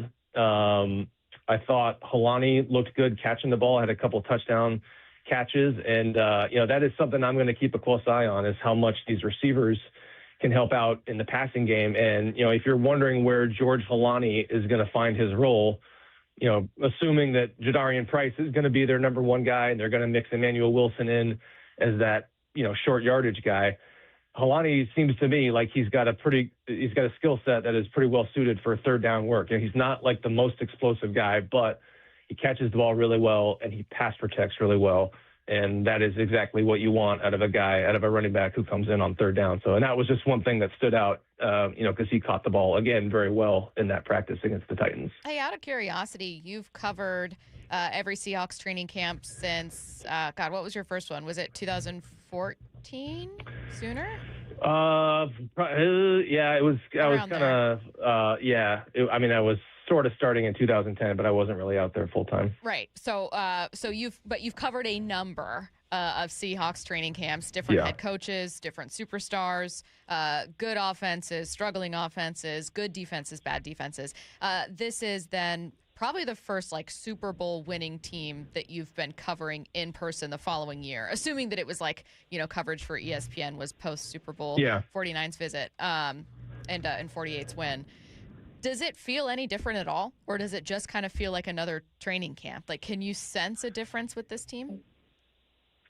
No, I really can't. And it does kind of in that sense feel like any other season. I'm just as curious about that question as you are, and I'm asking players similar questions. And it seems like the only time that, you are ever reminded of the fact that they won the Super Bowl last year is when we're asking questions about it. And, I'm asking players, how do you feel like you're handling, everything that comes with being a Super Bowl champion and the extra attention and, the possibility that some guys, really start to feel themselves and, get complacent. And I know from asking people this question a bunch, I have not sensed any sort of complacency with this team. Now, that's not to say that they aren't going to deal with challenges, because there are plenty of other challenges. You are going to get every team's best shot, and there is a bunch of extra attention. And, it is, largely they kept, as you guys know, they kept a very good chunk of that team together, probably more than, people realize when you just look at, okay, Ken Walker III, Boye Mafe, Rick Wolnick, Kobe Bryant. I mean, those are really the only four players that they lost. But that said, there is a whole new group of rookies. There's some free agents in there, and you just don't know how a new group is going to respond when adversity hits. And so I would say that this team with this head coach and the culture that they have and the leaders that they have is probably well equipped to handle those challenges, but you just don't know until the adversity starts to come. And with the injuries that are kind of piling up at this point, they are going to face some adversity, maybe even before the season starts. The running back, you mentioned George Helani looking good in the backfield. Obviously, we expect him to probably be the number 2. Do you see, or what other running back do you feel like could sneak on this roster? Yeah, my guess is it's going to be the, Price, Helani, Wilson, and then obviously Brady Russell is the fullback, unless they find someone else on cutdown day. But, it's looking like he's going to be that he's going to have that job with Robbie Oots out. I think the question is, what happens with Zach Charbonnet? And, if you would have asked me this question last February after he had, ACL surgery, just knowing what the usual timetable is for that recovery, I would tell you that, okay, you're probably not going to see him until November, December. I don't know this for a fact. This is not any sort of report. This is just the sense I've gotten is that my guess is that he's going to be back in the first half of the season. And I don't even think it's out of the question that he starts the season on the roster. And, maybe that means he's not ready for week one. I don't get the sense that, they're really thinking he's going to be ready by week one, but it would not surprise me if they think that he can be back before week 5. And in that case, they keep him on the roster as opposed to keeping him on PUP. If you start on PUP, you got to miss 4 games. It would not surprise me if he is on the roster to begin the season with the idea that, maybe he can play in week 3 or week 4. He is ESPN's Brady Henderson, kind enough to join us with a few takeaways from the Seahawks' second preseason game and that practice in Nashville. Thanks, Brady. Thanks, Brady. Yeah, you got it. Thank you. More football questions, this time for Michael Bumpus with 4 Down Territory. Let's go. This is 4 Down Territory, going inside the game with former Seahawks and Coug wide receiver Michael Bumpus. Uh-oh. What did you think of Jalen Milroe's performance? My initial reaction was not good. More like mine right now. Yeah. Uh-oh. My initial wasn't good. But then I went through, he had 14 attempts throwing the football. And I wrote a note for each one. Okay. Right? First one, good check down. Pressure to the right side he had to run. A plus 24 reception of Foster. Incomplete on the rollout. Check down versus cover 3. Underthrew Cody White. Rollout check down. Interception, missed the linebacker. Another interception, receiver falls down. It's so up and down, right? And I think that his decision-making hasn't been bad. Just the execution hasn't been great. And also, the receivers are not getting separation. I'm looking at Cody White. Montori didn't have his greatest day either. The receivers aren't getting separation, so he's forced to check down and kind of take what the defense is giving him. I think last game was better than this game, but this game wasn't as bad as I initially thought. Watching the game, I'm like, all right, man, he's struggling. The interception that was picked off by their rookie linebacker, I was like, even if he wouldn't have picked it off, it was a horrible pass attempt to the receiver that was behind him. Like it was bad. He didn't see the linebacker. Yeah. That was the worst decision he's made. But it's so hard to evaluate him truly when he's playing behind the number 3 line and those receivers just aren't getting separation. I think that he could have played better. I think that at his position, you want him to take a few more risks and try to, force it into smaller windows. But I think that once you throw an interception, now you're thinking, okay, I'm not putting the ball at risk anymore. So it's weird. I think he played better last week. I don't think it was horrible this week. But I would just love to see him with some guys out there because it's hard to evaluate him when I'm looking at these receivers and they're just not getting separation. So now he's holding on to the football. Yeah. I looked at Logan Brown get blown up. Blown up, sat down, taken to the water, whatever you want to call it. And I'm like, what is he supposed to do with that? So it's Milroe's been probably the toughest eval that I've had in a while because he's not getting, I think, a fair shot, but he's also not taking advantage of some situations. 2nd down. All right, well, they lost Bud Clark for several months here with a broken ankle. Who has to step up in his absence? A.J. Finley, Maxon Hook, who you mentioned, Rodney Thomas, who's banged up a little bit. This is some opportunity for some guys out there, but they have to be good on special teams because Bud Clark played a lot of special teams. This is probably the more disappointing one to me, more than Bobo, more than who's the other guy? Mason Richmond, because you felt like he could have unlocked something on this defense, and because he's so dynamic, you can move him around and put him in certain places. But guys are gonna have to step up. This is just the nature of the business. But as soon as I saw him waving to the sideline, man, I knew it was a wrap for Bud Clark. But this one disappoints me the most because I've heard a lot of good things. I've seen a lot of good things. I think he was making some progress. But, yeah, A.J. Finley, Hook, Thomas, y'all got to step up and try to make some noise. That's the thing about it's we hadn't been hearing because he was a ball hawk in college. And one thing scouts always said is like, oh, those skills are more transferable than some other things, that if you're a ball hawk in college, you get a lot of interceptions, like that's something you could hypothetically do in the NFL as well. Like it might just be something you're good at. And so we were lamenting not seeing a lot of that yet. But when you interviewed players, other DBs or defensive voices, they would always mention Bud, whether it was his energy, he's so funny, like just someone who was standing out. So it's like he hadn't been making plays that reporters were like, oh my God, Bud Clark. Yeah. But he was making an impression rather. He was making a good impression. Yeah. Such a bummer. Third down. What do you like about the run game so far? I like there's more gap scheme than I thought we're gonna see. Like Jacardia Wright's touchdown was on a counter. I've seen pulling guards and getting the tight ends involved, and I think it's good to have that variety. Also, we've seen more fullback play, even though Oots is out. No, I like what I've seen so far. I mean, the play that Jacardia Wright was scored a 69-yard touchdown.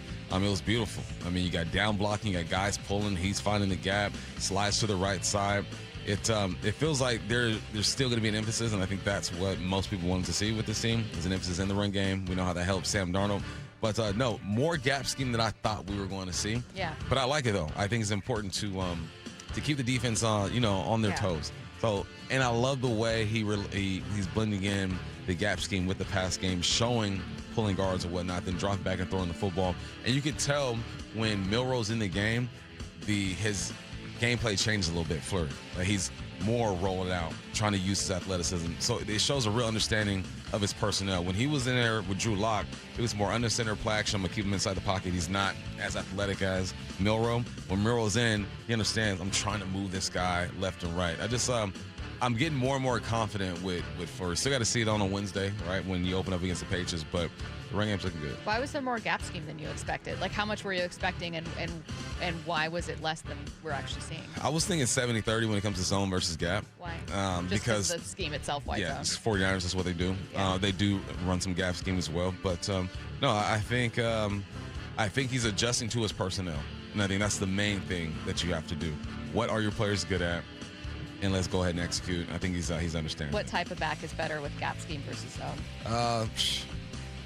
Gap scheme. Or I should add offensive linemen too, because that's something else he's taking. Well, I mean, if you're pulling this stuff, your linemen got to be able to move, right? They got to be light on their feet, able to get to that second level. I think when you are pulling linemen and involving tight ends in the run game, when it comes to that pull, you need a downhill type of runner.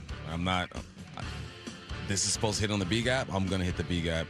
No dancing and wiggling back there. And I think you might have that back. I'm still waiting to see what Price looks like. We hear great things about him. But, downhill type of guy. Fourth down. We were earlier joined by ESPN's Brady Henderson. Anything stand out from that conversation? They might keep 6 receivers, he said. And I think that is going to help Montori make this squad. If he makes the team, that's your guy. Like, that is your guy. You're the first one I heard. He wasn't even on my radar until you said something about Montori Foster, and then he starts blowing up. I'm not going to get credit for it. I'll give you credit for it. Thank you. Yeah. So that it makes me excited for Montori, because I always root for these kind of guys. Forget the real estate. Forget substitute teaching. Yeah. Go be a football player. So I'm hoping Brady's right when he said they might keep 6. I will say about Montori Foster, I am not an analyst. However, I am a former reporter and writer.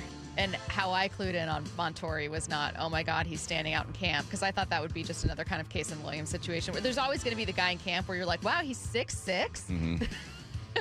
That's insane. They should throw to him every time. And then it's like, oh, he can't block.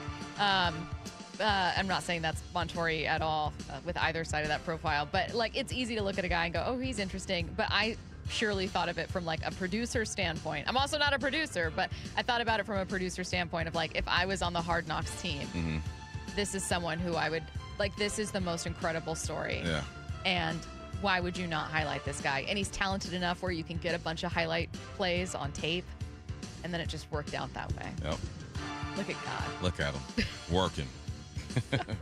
A historic college football move plus controversy in Cleveland. That's next. Seahawks Training Camp with Brock and Salk. Morning 6 to 10. Jadarian Price here with us. You got your alarm set for Hard Knocks tonight? I probably won't watch the Hard Knocks until camp is over. Your phone's going to be blowing up tonight. I was on the phone with my mom last night, and I did not mention that Hard Knocks is coming out, but it's a big message to everyone out there that we heard earlier this week in a team meeting. Like, call your parents, don't text. They want to hear your voice and how things going. Watch live or later on the Seattle Sports YouTube channel. Certain industries expose workers to hazardous chemicals. If you worked in a paper or pulp mill, or in aircraft manufacturing or painting at Boeing, and have a child born with birth defects, your child may be entitled to legal damages as a result of your exposure to such chemicals. Birth defects have been linked to toxic chemicals, metals, and solvents used in these industries. If your child was born with brain or spinal cord damage, organ or limb malformations, blindness, cerebral palsy, genetic damage, or other birth defects, and you're a past or present worker in a paper or pulp mill, aircraft manufacturing, or painting, contact us now toll-free at 1-866-99-TOXIC. Your children may be entitled to legal damages. If you're a past or present worker in a paper or pulp mill or aircraft manufacturing or painting at Boeing, and your child has a birth defect, call toll-free at 1-866-99-TOXIC. Your call is confidential. 1-866-99-TOXIC. Message authorized by Weinstein Cajano, 600 University Street, Suite 1620, Seattle, Washington. 11 Lee Johnson dealerships. Different brands, different vehicles, one promise everywhere. We'll work hard to get you the best deal we can. Lee Johnson Auto Family, the LJ way. Guys, if your energy is down, your workouts feel harder, and your drive isn't what it used to be, it may not be aging. It could be low testosterone. At Revive Health here in Seattle, the first step is simple: a free testosterone exam and consultation with an experienced medical provider. We'll review your labs, symptoms, and overall health to determine if testosterone therapy could help improve your energy, strength, and performance. And for a limited time, qualified patients can get started with a free month of TRT. Revive has helped over 120,000 men since 2011 improve energy, sleep, mood, and confidence. If something feels off, don't ignore it. Get answers and take control of your health. Call 206-529-1111. That's 206-529-1111. Or visit revivehealth.com. Revive Health. Elevate your vibe. Must medically qualify. Terms apply. Contact Revive for full details. Step into Seahawks game day at the Pro Shop, where the roar of the 12s begins.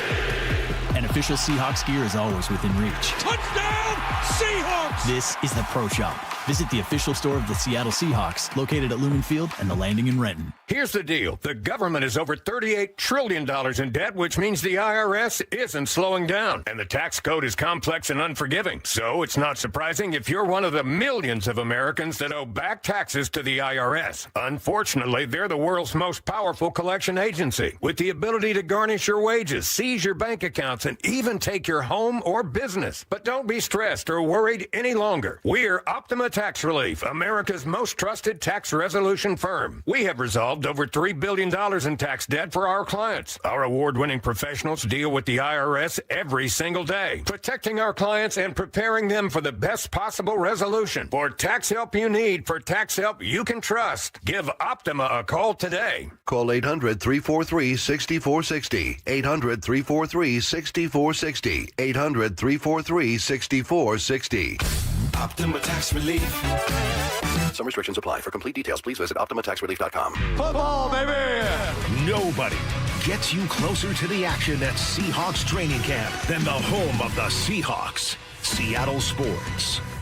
Cascade Machinery and Electric has been the Pacific Northwest's trusted industrial machinery expert for over 100 years. And right now they're hiring outside sales representatives in Alaska, Washington, and Oregon. If you're an experienced seller of industrial equipment, highly motivated and have a skill for building relationships, a rewarding career is waiting for you. The salary is competitive. The benefits are great. Visit cascade-machinery.com/careers and apply today. Cascade Machinery and Electric, powering the Pacific Northwest since 1918. win. Are you looking to buy a house, but like everyone, you're priced out of the Bellevue, Kirkland, and Seattle market? Many buyers have the income, the credit, and the desire to own, but simply don't have the down payment, often at least $75,000 just for a starter home. Hi, I'm Scott Rirucka, CEO of Legacy Group Capital in Bellevue, with a great opportunity for home buyers. Introducing our Legacy Opportunity Loan. Legacy Group Capital has a select group of 100 new construction, single-family, and townhomes in the top Western Washington locations. Acquire a new construction home with no down payment, allowable closing costs paid, and a competitive rate. Yes, that's no down payment and some closing costs paid by Legacy. A wise man once said, the hardest part of winning in real estate is just getting in. And now you can with our Legacy Opportunity Loan. So get in the game. Limited properties available to qualified Washington borrowers. Learn more about this limited opportunity at LegacyG.com. Legacy Group Capital LLC and MLS ID 99045. Visit LegacyG.com for additional program details. Dave Wyman here, brand new member of Harborstone Credit Union, and I got my PNW cashback checking account for free. No fees or minimums, and when I make everyday purchases with my Harborstone PNW cashback debit card, I earn up to $30 each month. Gas, groceries, coffee, travel, lunch, all categories count toward your cash back. Open your free account online like I did. Go to harborstone.com/cash or visit one of their 29 branches across the Northwest. Insured by NCUA. Terms and conditions apply. This is The Timeline with Bump and Stacy. Brought to you by 1-800-DUI-AWAY. A historic college first in controversy in Cleveland. That's what we got in the timeline today. So let's get started. College football is expected to be overrun with former pro players looking to go back to school. Now, this is a story that actually broke last week, but now we're actually going to see it happen. Oregon head coach Dan Lanning said he doesn't want to see players who sign with NFL teams come back to the college ranks. I think there's a lot of negatives that are involved around this. One, once you go to the NFL, to me, you're in the NFL. You don't get the opportunity to come back. Two, most of us have built our rosters, and you have a limited roster limit now. So if you invited somebody back to your team, that means you're kicking somebody else off your team, right, to match your roster limits. I don't think that's fair to the players that worked all summer, all spring, and put themselves in position to be ready to work for a team, to have somebody come back. But ultimately, it used to be once you had an agent, or once you went and did the combine, or once you went to all those things qualified as you are no longer an amateur, you're a professional now once you declare for the draft. So to let any of those players come back, fair or unfair to them, it's unfair to the sport. Now, last week, it was a hypothetical conversation where we knew that it would be happening. But this week, as of yesterday, it's a real thing because this is the first player. Browns tight end Daquan Wright is going to play for LSU after he clears waivers. He was waived over the past weekend. That makes him the first player officially to return to a college team after signing an NFL deal. He signed as a rookie undrafted free agent. So he was cut by the Browns last week. Is officially going to be joining LSU based on an agreement in place that he had with Louisiana. On Get Up this morning, ESPN's Dan Orlovsky said that Wright is not actually the villain here. The old man in me doesn't love any part of this, but the floodgates are going to open. This is the first. It will not be the last of this situation. But I can't kill Daquan Wright for going back and getting more money than he might in the NFL and continuing that opportunity. I can't kill Lane Kiffin for taking a player that he thinks is going to help him win. This is what happens when you have severe poor leadership over a long period of time that takes advantage of situations. Players have been the driving force of the income in college football for a long time. We all know that they have not benefited from the revenue that they've generated, and it's just become this wild, wild west of an open can. For the background on Wright, he was dealing with an injury in camp, hadn't played in the preseason yet. I mean, he's not going to get a shot. This isn't like I'm cut by the Browns and I'm moving on. This is like my NFL journey for right now is probably over. So maybe I side with Orlovsky on this one. But, Bump, how do you feel about the entire thing with the news now that a player, Daquan Wright, will be the first to return to college? If he's not breaking any rules, he's not breaking any rules. But I'm with Dan Lanning on this one. I think as soon as you show up to a team's facility, you are now a professional. I'm okay with guys declaring for the draft, not getting picked up and saying, okay, let me go back. Because you didn't get picked up. Sure. Nobody wanted you, right? You have no team issue on. You are just a regular person at this time. But as soon as you step foot into that facility and you're out there practicing, you're communicating with coaches, I think you're a pro. It's already hard as heck for these kids now to get these D1 scholars with the COVID baby still out there playing 10 years. And now you have to deal with these guys bouncing back. No, it's not fair. I think you make a decision. You declare for the draft. If you don't get picked up, I think it's fine if you go back. Because that would be April, May. Exactly. You still – coaches haven't set their rosters up yet. Yep. Just what Dan Lanning was saying. I like Dan, man. I think he's absolutely right with this one. Yeah, I agree. And I on both fronts that I like Dan Lanning and I hate that. But also that he's 1,000% right, which is now when you're going back to, in this case, you have this agreement with LSU and you're going there. Now, maybe LSU was holding out hope because he's been hurt. Mm-hmm. Maybe LSU is holding out hope like, okay, we're going to keep this roster spot open. But, like, let's say they didn't. Well, now it is almost September and a kid is losing his roster spot or his playing time or his scholarship or whatever it is. And that's just one of the players. Imagine if LSU had an agreement with 5 players. It's there shouldn't be a bounce back, man. I think that's part of life too, right? Is that you have to make decisions and to stick with it, right? And you made the decision to go ahead and try to be an NFL player. Yeah. Didn't work out. An 18-year-old who's fighting for his life to get the scholarship should not have to suffer because you, and I'm not saying it's a nice way, weren't good enough or healthy enough to make an NFL roster. I have one more college football story, and then we're getting to the Cleveland Browns. Sticking with college football, we know Lane Kiffin is a dirty recruiter, but the head of Ole Miss's NIL collective, Walker Jones, said that they went to the FBI to make sure that Kiffin hadn't wired Ole Miss offices after he left for LSU. This is insane. Okay. Nothing written on the grease boards in the office because half the staff was literally, we were going to be competing against. It's like espionage spy games. Well, and we actually had the FBI come through and walk the building for bugs and for everything. Because, really? Yeah, we knew kind of what was in Baton Rouge and we knew how they work. We operated. So literally, I remember getting on my knees and looking underneath the desk, like checking for like, is there some sort of bug in my office? Somebody was like, "What are you doing?" I'm like, "You just trust me. You don't know this guy like I do." Yeah. Now, wow. They didn't presumably find anything because you would have said it. So maybe it's complete overkill. And even saying like, we called the FBI to come through for is like doing too much. But that lasting note of like, well, you don't know this guy like I do. He's crazy enough to do it. Why'd you hire him then? Why'd you hire him? Because he does that, but it benefits you. That's because when it works for you, when corruption works for you, defend it. Defend it. Yeah, that's interesting because if you felt like you had to do that, then you probably hired the wrong guy anyway. Yeah. You got to move with a bit more integrity. That'd be crazy if Lane really had Ole Miss offices bugged like that. I think I've met Lane several times. He recruited me when he was at USC. He will do whatever it takes to win, but I don't think he'd do that. That's crazy. Yeah. Corruption is not bad. Corruption is only bad if I'm not involved. Yes. But if I'm part of that corruption, I'll defend it. I defend it. Our last story, it's a full circle here because Daquan Wright was waived by the Browns, and now we're back to the Browns here. This time looking at their quarterback room. Did you guys all see Deshaun Watson's press conference? Mm-hmm. Everyone see Deshaun Watson's press conference? Yeah. So if you didn't, this is kind of 2 stories wrapped into one here. Deshaun Watson, the story today, has been named the Browns starting quarterback for the 2026 season. Now, that's not shocking. Bump made the prediction weeks and weeks and weeks ago that he would be named the week 1 starter for the Browns, and you were right. But heading into this decision, not 24 to 48 hours before, people, and I'm talking big names in football, were wondering whether or not that would still be the case because this is what Deshaun Watson said about Browns fans after the game. Man, I didn't have no reaction. I think the biggest thing is I think you guys know too, and I think the whole world knows, it has nothing to do about the performance.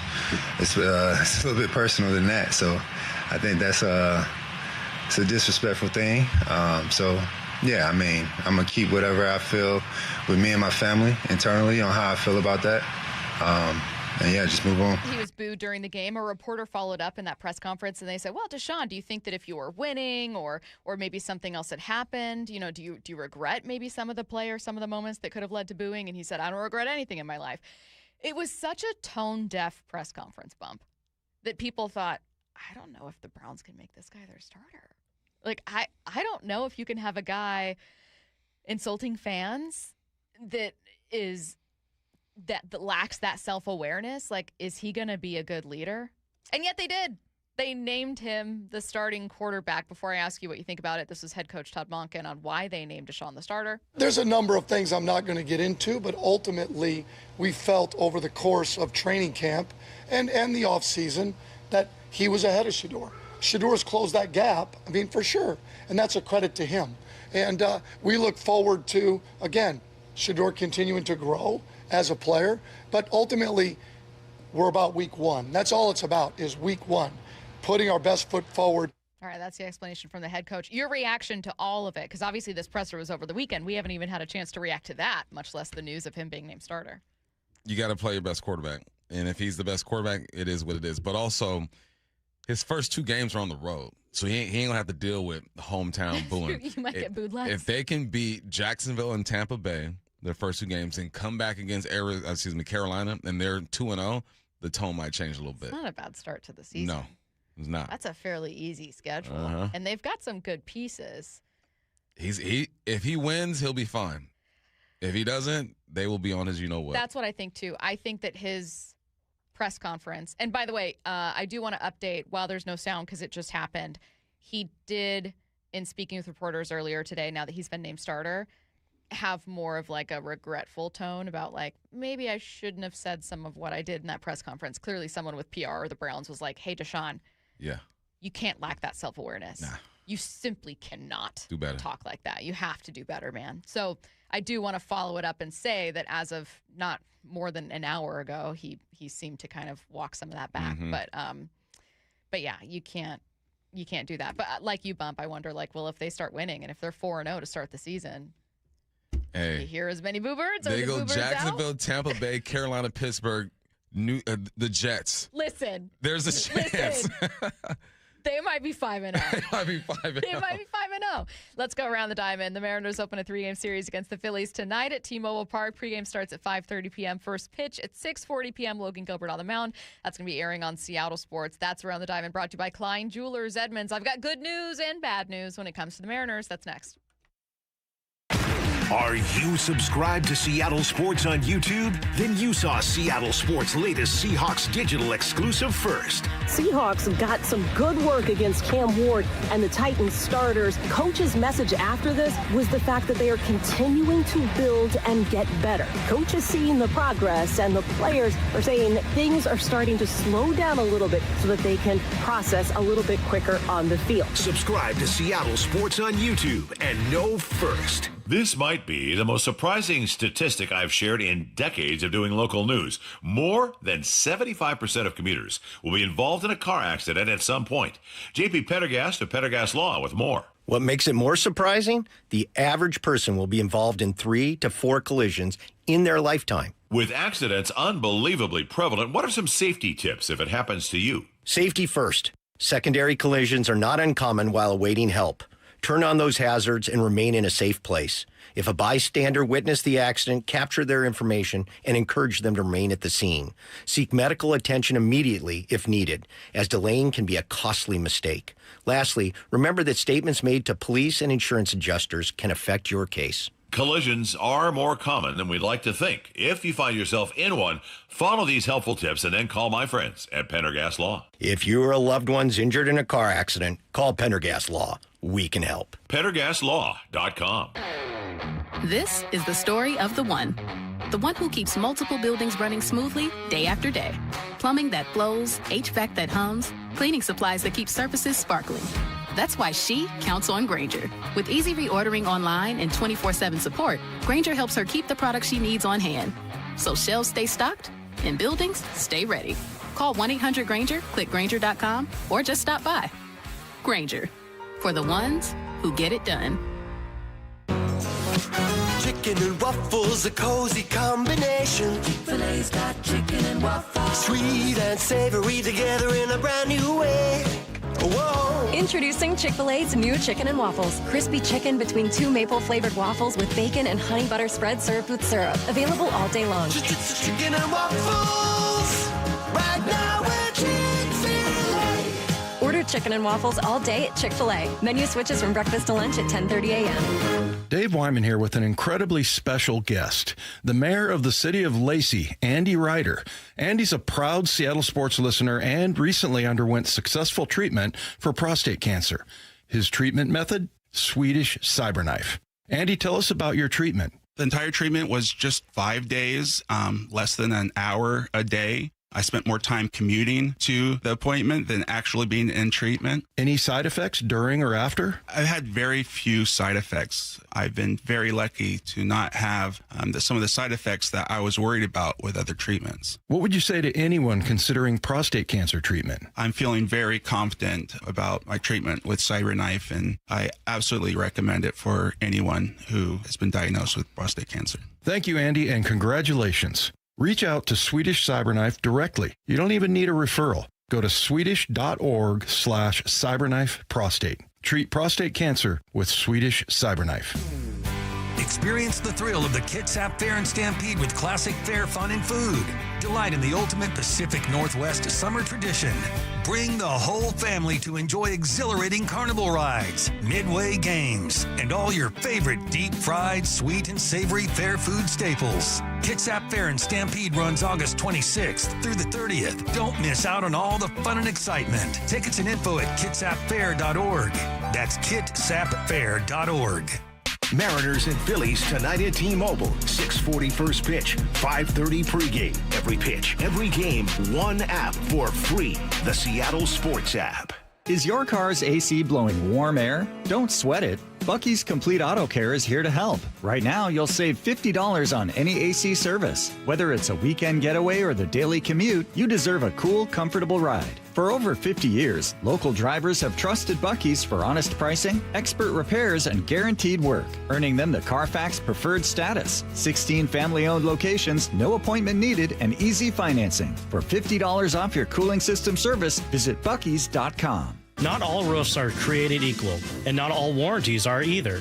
This is Justin Shirley, CEO of State Roofing and Exteriors. Right now, take advantage of free lifetime Golden Pledge warranties on all GAF shingle installations and save up to $3,000 or choose 0 down, 0 payments, and 0 interest up to 24 months. Summertime savings won't last forever. Protect your home with a roof you can count on for decades. Call 866-ROOF-ROOF or visit stateroofing.com today. Held to a higher standard since 1968. Everyone always asks me, what were your top reasons for choosing Advanced Hair? Well, allow me to share, along with some details, on, get this, their once-a-year summer savings event. Okay, first off, Advanced Hair stands by the results, and I'm living proof those results are second to none. With Advanced Hair, your own natural hair is guaranteed to grow. Secondly, Advanced Hair combines top-rated physicians with modern technology, creating a concierge quality experience that blew away my expectations. And lastly, Advanced Hair's Advanced FUE begins regrowing your own natural hair the very next day. It is quick, simple, and easy. Now, if you have a flexible schedule this summer and you've been waiting for that special savings opportunity, well, it's here. Advanced Hair's summer savings event will get you the most hair for your dollar. It's their best offer ever. For details, to schedule your free consultation, call 425-449-8185. One-day treatment, life-changing results. Your new hair is guaranteed to grow. Before and after pictures at advancedhair.com. From the Quantum Fiber Studio, you're listening to Bump and Stacy. Weekdays 10 to 2. On Seattle Sports and 97.3 FM HD2. You know when you are sitting on the couch eating like an absolute slob, and you're spilling food on yourself, and you're watching a football game, and you just go, come on, you're a bum. I mean, I've never yelled at a player and said he's a bum ever in my life. But what I'm saying is, you know, maybe you're watching the Oscars, and you're like, what a horrible outfit. Well, you're in, like, food-stained clothing.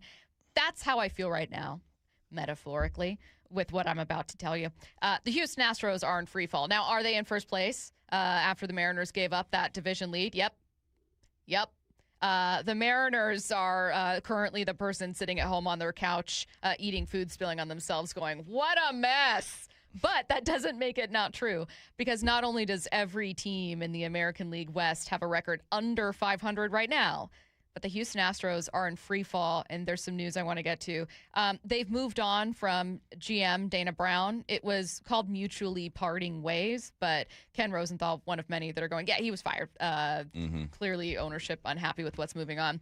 Mixed reports about whether they're moving on from Joe Espada, with some people saying he's not going anywhere and other people saying he's chosen to remain with the team, but, they are going to eventually move on. Either way, the vibes are not great with Houston, and this is a big part of the reason. They've lost 2 of 3 to the Mariners, the Angels, and the A's. That included giving up a 6-0 lead to the A's in Houston yesterday, a day where Seattle fell to the Cubs and you could have continued to put ground between you and the Mariners. Instead, at a time when Seattle had to go face the Brewers and the Cubs after taking 2 of 3 from you, and you could have built up that ground, you didn't. In fact, you lost a game. So it's an absolute mess. Am I taking joy in it? Not necessarily, because the Mariners aren't in first place. They're still on the outside looking in. But if there is kind of a good news for the Mariners right now, it's that every team ahead of you is kind of a mess, right? The Rangers are tied for first place. They were sellers at the deadline, openly sellers. There were reports on call us and see who you can get. Jacob deGrom turned down a trade. Was it deGrom? Or am I blanking on someone? The Astros were unfortunately pulled ahead of you, but have just, without Yordan, they're kind of nothing right now. The pitching is completely fallen apart. Might they still win the division? Yeah. Unfortunately for you, you gave up that lead. They still have 3 games. That's still something that's real, but it's just a lost division, and it's an absolute mess, and there is still an important opportunity to highlight here for a team that is very much in free fall. Again, lost consecutive back-to-back-to-back series against the Mariners, Angels, and A's. They're keeping you in the fight. Last doing 10, everything they can to help you. Everything they can. Last 10, the Mariners are 6-4, Rangers 5-5. You got the Astros, who are 4-6. You got an opportunity here, man. There's something, and I believe the Astros are going to New York. I think is their next series. So yeah, you got an opportunity here, man. And it's unfortunate that you're kind of banking on the failure of someone else, and you're not just doing your thing. But it is what it is. So yes, Astros, keep doing what you're doing. Rangers, go ahead and join the club. And the Mariners have a good opportunity in front of them, man. Respectfully, during the Astros' best years when they were dominant, that also depended on the Mariners not being a team that went to the playoffs. So the Astros have also benefited from being in a division where it's like, well, the A's are here and the Angels are here. Yeah, you benefited from this too. Now, the Seattle Mariners this year are certainly not even close to being as good as the Astros were when they were at their best. But they do have an opportunity, and this is a little bit of why I still push back. When people say the season's done, it's for naught, it's whatever. I think you could win the AL West with 82 games. Yeah, I think you could be 83, 84 and take the division. You can. It starts with it tonight, right? They got Zach Wheeler they're going up against, who's having himself a good season for the Phillies. But I wonder, how does this team perceive themselves at this point, right? Do they feel like there's a change? There's some momentum going. Because once you start belief is a hell of a drug, all right? Once you start believing, you start making plays that you're not supposed to make. Randy, Robin, fools. Right. You start to play with a confidence that we've seen this team play with before. So yes, the division is garbage, but you know what? This is our garbage. Okay. and we, the Mariners, still have an opportunity. Well, and again, I'm never, ever, ever gonna look down an opportunity to get to the playoffs. And again, I've said this a million times. There are some people that have texted in going, I don't even want it. And fundamentally, we're different people. And that's okay. I will never go, playoffs aren't worth it. Ever. Especially when I don't think it's going to change anything. If you're someone that, let's say you don't like Jerry Dipoto, I don't think he's going anywhere. I think the Mariners could make the playoffs or miss the playoffs, and Jerry Dipoto is your GM next year in part because of something Bump said earlier in today's show. He gave you a roster that most people picked to win the division. Mm-hmm. So I don't think that changes anything. I want to see this team get to the playoffs because I watched them not do it for the bulk of my life, which is exactly how most people listening feel as well. I don't know. now we're getting into like philosophically who you are as a person, but Right. like I'm just philosophically someone where it's like I don't respect a loser mentality, and to me going I don't even want it anymore is a loser mentality. So until they are mathematically out of it, yeah, I'm going to be looking at opportunities, and I'm going to be looking at the Astros firing their GM and dropping a series to the A's in their house and going, oh, that's good news. Yeah, I'm all about opportunity. You get into the playoffs, you have an opportunity. You never know. I want something for the city that they've never seen before, which is this team in the World Series. Do I think they're that team right now? Probably not. But you still got, a month and a half left of this season? Let's see what they do. Yeah. Easy. I can never get with, I'm with you, I can never get with, this team doesn't deserve it. They deserve whatever they get. And if they get into the playoffs, they've earned that, despite what their record is and what the division looks like. I don't know. I will never, ever, ever understand anyone who doesn't want to make the playoffs. Nah. Ever. I'm not begrudging you. Like, I don't think you're a bad person. I just disagree with you. And so I am hoping that they can find a way to get it done, because playoff baseball is fun. And do I think they're a World Series team? Nope. I don't. At all. But you never know what happens when you get to the postseason, and I'd rather watch postseason baseball than not. Mm-hmm. That's how I feel about it. I'd rather watch. I would be livid to see the Astros make it and win a series in advance. Will they win a World Series? Nope. They will not. But that's going to really bother me. I'd rather it be the Mariners. And so what do you need to do? Well, unfortunately for you, you got to take a couple games from Philly here. When they're coming into town. That's not going to be easy. I will say this, though. They have one of baseball's easiest schedules in September. Just stay alive. For the love of God. For the love stay of alive. God. Stay alive. Hope that the Astros start to falter a little bit more here. It's certainly not been a good pattern of play for them of late. Whereas as devastating as 22-0 to the Brewers and 19-2 to the Cubs were, you took 2 of 3 from Chicago. Sure did. And you needed to. You did that. All right. We are sticking with baseball, talking about the Mariners' chances with the ESPN's Jesse Rogers. He joins us next. Seahawks training camp with Wyman and Bob, afternoons 2 to 7. Rashid Shaheed is with us. How are you, man? I'm doing great. Thank you for having me. Did this feel like the perfect fit? I just felt like I fit the culture so well. Everybody here just works so hard and is so determined each and every day to improve and get better, where everybody is excited for work. I'm excited to go out and practice and just be around the guys and just, keep our head down and grind towards, our one goal and mission, and that was to win the Super Bowl. Watch live or later on the Seattle Sports YouTube channel. Do you have a special occasion or milestone to commemorate? Come discover Klein Jewelers in charming downtown Edmonds. As a locally owned family jeweler, we combine an impressively large selection with the warm personal service only a hometown jeweler can provide. Whether you're searching for the perfect engagement ring or a beautiful piece of diamond or gemstone jewelry, you'll find plenty to love and no pressure along the way. From life's biggest milestones to those just because moments. Klein Jewelers by the Fountain in downtown Edmonds. You're a jeweler for life. Hey, baseball fans, Rick Riz here. I'm excited to introduce you to my good friend Keith Dashafy, owner of Pella Windows and Doors of Western Washington. Keith? Thanks, Rick. At Pella Windows and Doors, we pride ourselves on delivering top-quality windows and doors that enhance the beauty and energy efficiency of your home. Our products are built to last with innovative designs and exceptional craftsmanship. Whether you're looking to upgrade your windows or install new doors, Pella has you covered. That's fantastic, Keith. Don't wait. Schedule your free appointment today at PellaPNW.com.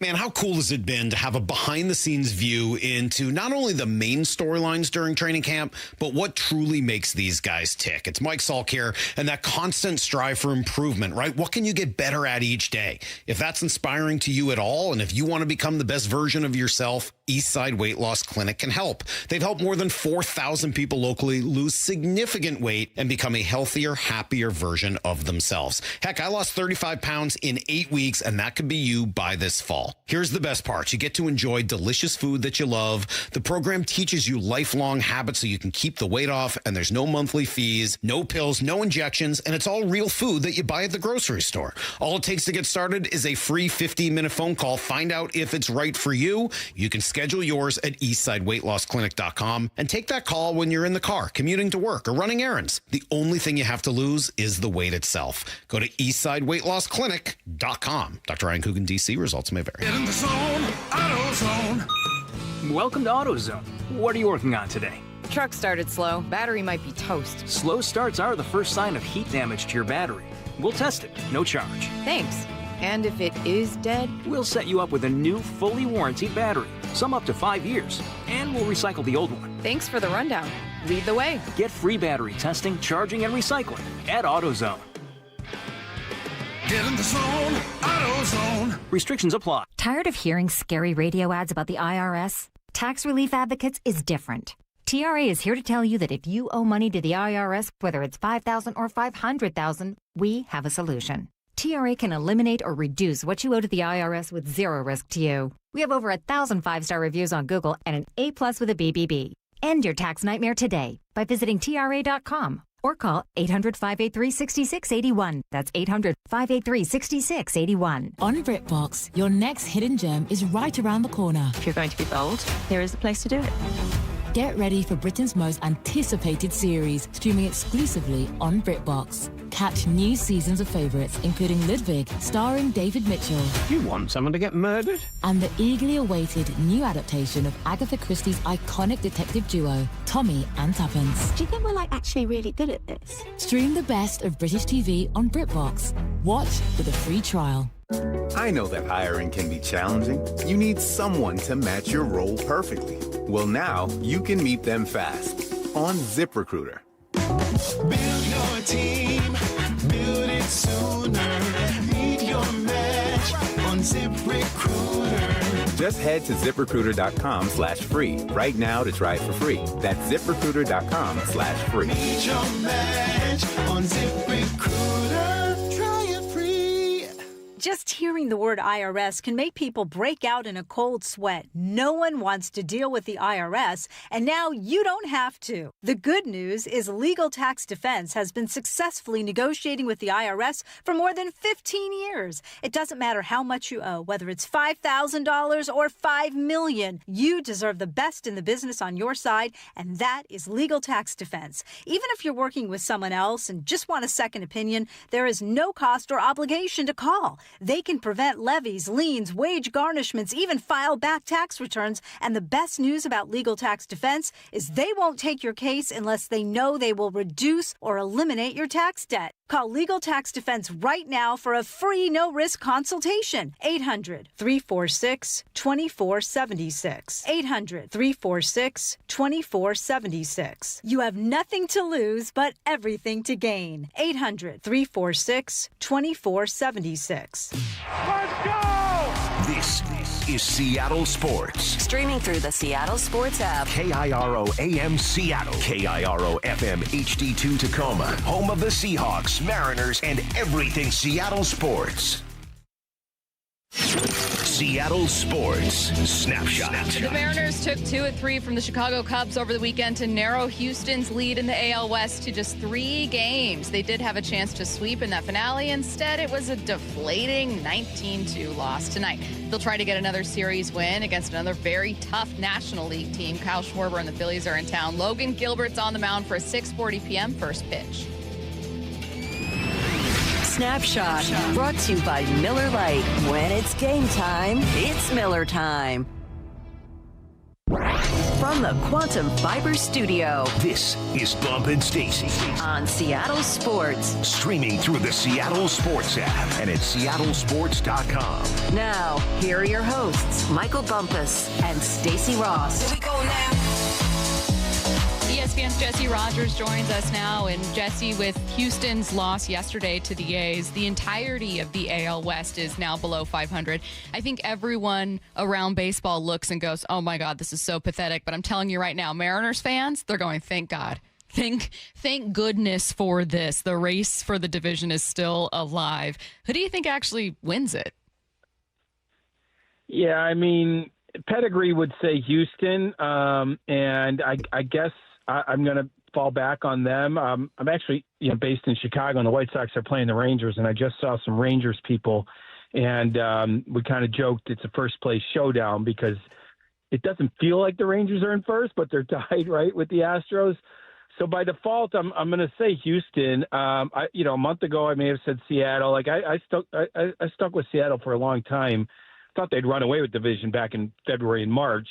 And this weekend seemed like a nice home series win, and a lot of good things happened. But I can't back Seattle after this long being this poor. So I'm going to say by sort of pedigree and default, I'll say Houston, though I don't love my choice. Hey, Randy's been just vital to this team. I know we're coming off with a 19-2 loss, but if you were the Mariners, would you try your best to keep this guy? Yeah, I think I would. It's not always easy to find good hitters in that ballpark a lot of times. Cal had his season, but then it's gone backwards. So, Randy seems kind of integral to that team, and some of the things he's done this year to, he endeared himself to the fan base. So I think I would. Like I said, it's not always easy to find guys that hit well there, and you have one. So, yeah, I think I would make a play to keep him. Yes. Dan Wilson under a lot of controversy really all season long, and that included last season with the decision to go with Bizzardo in that moment, right? He's just been facing a lot of it.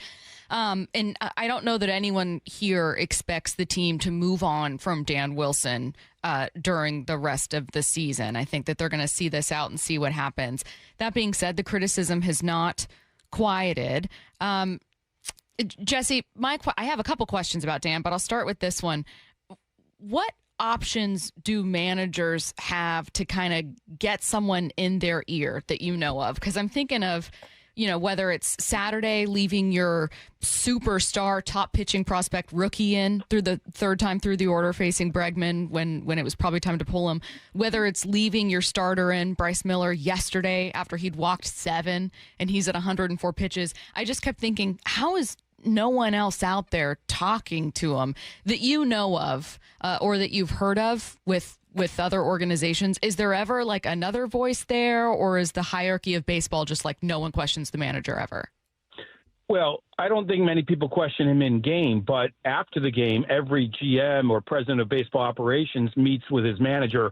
If it's not after every game, it's every day in some capacity, and they do go over all those things. So, in game, you get some advice from people around you, but you're not necessarily, questioning the manager. But after the game, his bosses certainly can and do. So I assume that's going on, knowing the guys in charge there. But yeah, I mean, he gets scrutinized by his bosses just like the people under him get scrutinized by the manager. And, look, I'm an arm's length away from it. And in crunch time, you do need to be even better with your in-game moves. But there's a team that was one game away from the World Series last year with the same manager. So was his in-game moves good last year or not so much this year? If he's proven over time that he's really behind the 8 ball when it comes to in-game stuff, okay, fine. I'd be surprised because, he's been around the game. He knows what he's doing. The bigger thing is what I'm getting at is the culture. Is the culture a winning one? Did the message get stale pretty quick? What's he like during adversity? And it seems like those are the questions he has not answered this year. Everyone's great when things are rolling. What about when you have injuries? What about when you, have 2 players that wouldn't shake hands in the WBC? How are you reacting to that? Like that's the bigger thing, not necessarily a game-to-game thing, though in a tight race, every move is going to be scrutinized as well. I still look at the culture and what exactly happened that not enough players in Seattle are reaching the best versions of themselves.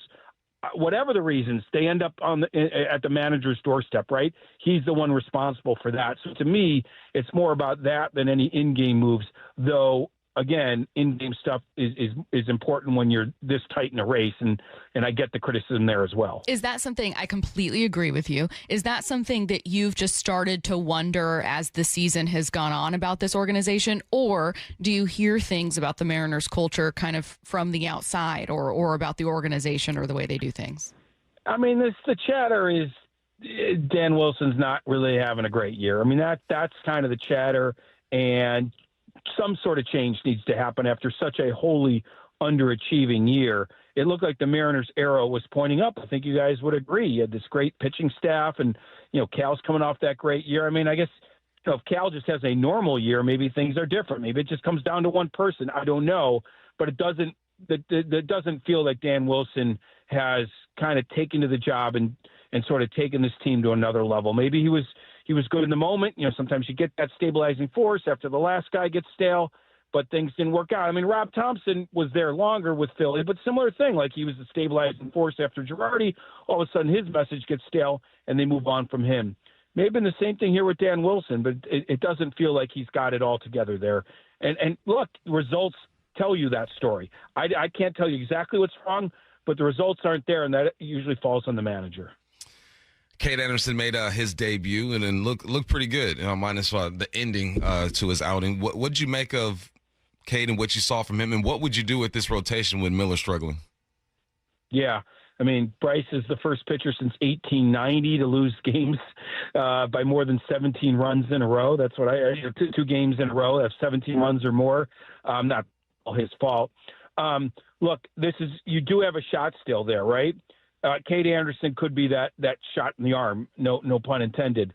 So you like what you saw, kept the hitters off balance early on, and then they got to him a little bit there in that, whatever it was, the fifth inning.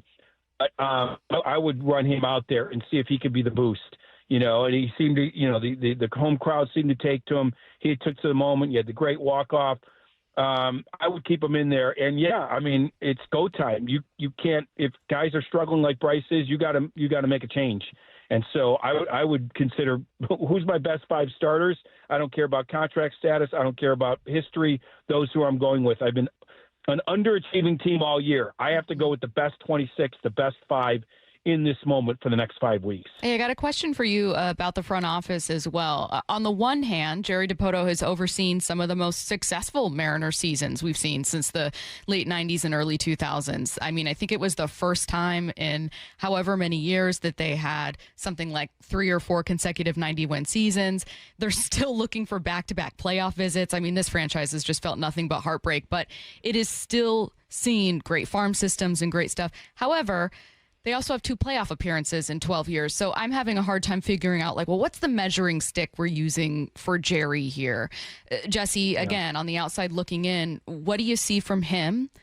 Is he doing the most with what he can? Or do you or critics around baseball go, God, man, you have more talent than this? Here are these missteps. And I guess what I'm asking is, what are your expectations of him, and is he meeting them? Well, when I look at the roster and the fact that I picked them to win division, I thought they'd run away with it. I can't blame him necessarily if I believed in it in February and March. That's where Dan Wilson, to me, has come up short, or the culture in that room has come up short. And it certainly is on Jerry Dipoto to bring in the right leaders as well. But it does seem like a very talented roster on paper, at least if you go back to March and April. You had the 60 home run hitter, you had Julio Rodriguez, you have Randy Arozarena, this what looks like on paper great pitching staff. So I think Jerry needs to examine the culture, but I wouldn't necessarily blame this season on him. I think you guys would I don't think you could disagree with anything I just said coming off of last year, the roster, what it looked like. But certainly he needs to re-examine the culture in that room and make sure the right leaders are the right leaders, so to speak. And if you have to bring in someone to help in that department, then you do it. You have to bring in a different manager, then you do it. So sure, the clock should be ticking on Jerry Dipoto, but to me, the roster looked pretty good going into the season. I can't put it all on him. Talk about the roster. What's the window, you think, for this roster? Because, you got some guys sign for the long term. You got some young talent coming up. It feels like there should be a 2 to 3 year run where the Mariners should be relevant. But obviously, us being Seattle fans, we know heartbreak. What do you think the window is for this team? The window is now, because you see the AL West. Houston is somewhat in a re-something mode. They're not peak Houston, but they're not rebuilding. They have Yordan Alvarez healthy in his prime. So, the point is it's open. It's obvious that division has been open. The Angels, who knows about them? Texas isn't really spending. They're kind of, always a game over, a game under 500 seemingly. So the window is now. And that's why I could give Jerry Dipoto a break. I'm not sure if I would give Dan Wilson the break, but my point is, okay, they had one kind of crappy year. They better rebound next year and go on this run.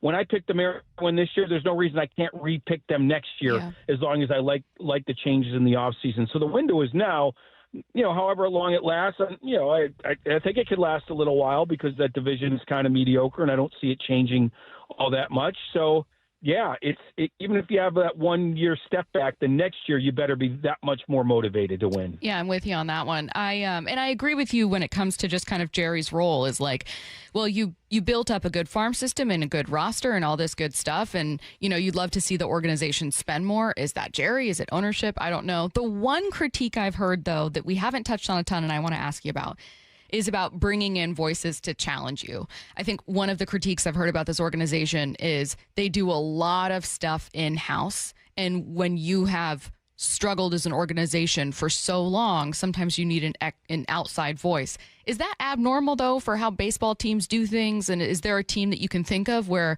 they bring in a manager or they bring in someone else from outside and it kind of stirred up more competition or changed the culture for the better?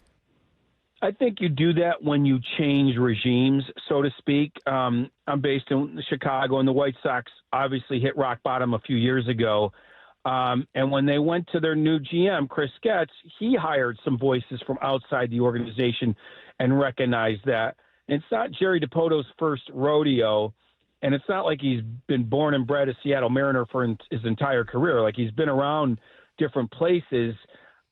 I don't disagree if you do an internal audit that sometimes you realize, okay, we do need an outside voice on a specific thing, international scouting or some area where you have a weakness. You might need a new outside voice. It happens a lot in the scouting department. Our system is kind of stale. We need a new voice. I've seen teams do that. You don't just get a new voice to get a new voice. It has to fill a weakness. We're behind in this area. Let's get someone from the Rays because they're great at analytics or something. So that's the way I look at it. It happens in regime change, and it happens over time if you find a weakness in your organization.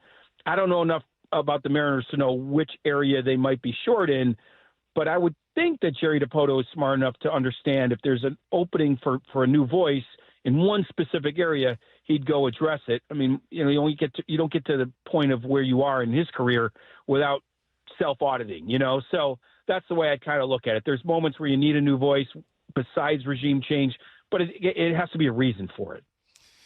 We had an assistant get fired, and it felt like that was like a warning shot. What does that do to a team? I mean, these are professionals. These are grown men. I doubt the assistant coach had much to do with some of the problems that the team has had this year, but what type of message do you think that sent to, Dan and the rest of the squad? Yeah, I mean, everyone kind of needs to be on the same page. Take the Red Sox, for example. It didn't feel like Alex Cora and the front office were on the same page. It sounds like on the hitting side of things. And so if someone's sort of teaching one way or coaching one way and you want a different way, I mean, it's very nuanced. Sometimes you make a move like that. I'm not sure what the message to the players is in that case. So usually that message comes from a bigger kind of firing or replacement. You fire the manager, that kind of wakes everybody up. I mean, certainly anytime you move on from someone in season, it alerts everybody that nobody's safe. Right? There's some organizations where you're safe year after year after year after year. So when you make a move like that, it does remind everybody, hey, we got to pull our weight or we could be next. And I don't know if that's player or management. It could be anybody, really. Coaching staff, not that a player is getting fired midseason, but, certainly fringe players can be DFA'd and things like that. But to me, that's not the biggest wake-up call. It's just a reminder that, look, if we're not pulling our weight in the right direction, we could be next. Hey, Jesse, a very quick one before we let you go, but we want to take advantage of having you in particular with us right now. And I want to get back to the question Bump asked you about the Mariners window. I completely agree with you. You have to look at the division as a whole, and you feel like it's right now, and that could include next year. I think in the back of everyone's mind is, well, what's next year look like, right? And that's especially relevant and true when you consider some of the pitchers you have. Cal's going to be 30, and you start going, okay, well, that wouldn't matter if it was a regular 2027, but will it be? So I just wanted to quickly touch base with you, check in, and see what your gut tells you about the latest on a lockout, how long it could be. Yeah, my gut, and this is just my gut, so I wouldn't cut this and clip it and play it. You know what I mean? It's just my gut. I think they're going to miss a month. Yeah, I think the union is absolutely going to draw a line in the sand for as long as they can. And the owners will go to the mat for the salary cap as long as they can. And when I say as long as they can, I think April will be sacrificed. That's what I believe today. That's just a total gut feeling guess, whatever you want to call it. I do know the union is not going to give in until the very last minute. And to me, that's missing maybe April games. We look because forward to. who cares about April baseball anyway? So that's the way I look at it. I was going to say, we won't hold you to it. We're not going to be several months from now. Well, Jesse Rogers, he was on with us back in almost September. Jesse, appreciate it, man. Thank you so much. Thanks, Jesse. Anytime. Good luck, guys. Take care. Have a good one. Let's get to headline rewrites. Headline rewrites. Must make headlines. The real story behind the headlines in today's news. Powered by Bay Alarm Security Services. With Bump and Stacy. Headline number one, 49ers CEO Jed York was arrested Sunday night in Ohio and was found guilty of 2 misdemeanor charges of disorderly conduct and possessing criminal tools. The state of Ohio amended 1 count of engaging in prostitution to a disorderly conduct charge. What's the real headline? Jed York adding a new twist on Bang Bang Niner Gang. Another one we had is Jed just wanted to see what a healthy hamstring looks like. And then a third one we can't say on air. It was one Curtis wanted to use. I'm not going to say it. I'll say it was a play on 49ers. Why can't we say that? We cannot. Because we cannot. FCC. I don't think it's the FCC. I think it's just our bosses. Let me be. Many headlines left on the cutting room floor for this one. Listen, man, my guy was down bad. Yo. He went to trailer park. Yeah, a Ohio. trailer park in Ohio. In Ohio. To meet. Sorry to Ohio. A young person. Yeah, he tripping, man. You can't be moving like that. There's places where you can move like that legally. You should just do that there if that's what you want to do. Yeah, maybe, look, if you want to take attention away from the substation and away from Christian McCaffrey, who, by the way, did return to practice. I forgot to mention that earlier. We'll get to it with NFL headlines in 10 minutes. Have you seen the shorts that Mike Evans has been wearing? No. They make Derek Hall shorts look long. Okay, anything shorter than the shorts Derek Hall is wearing is just briefs. You're going to blur those out. Yeah. It was aggressive. I need to look this up. Yeah, look it up. What's Jed York doing in Ohio? Is he from Ohio? I don't know. I don't Because actually the know. 49ers' next game, coincidentally, is in Las Vegas, where he could have done all this legally. They last played on the road against the Chargers in L.A. back on Thursday, August 20th.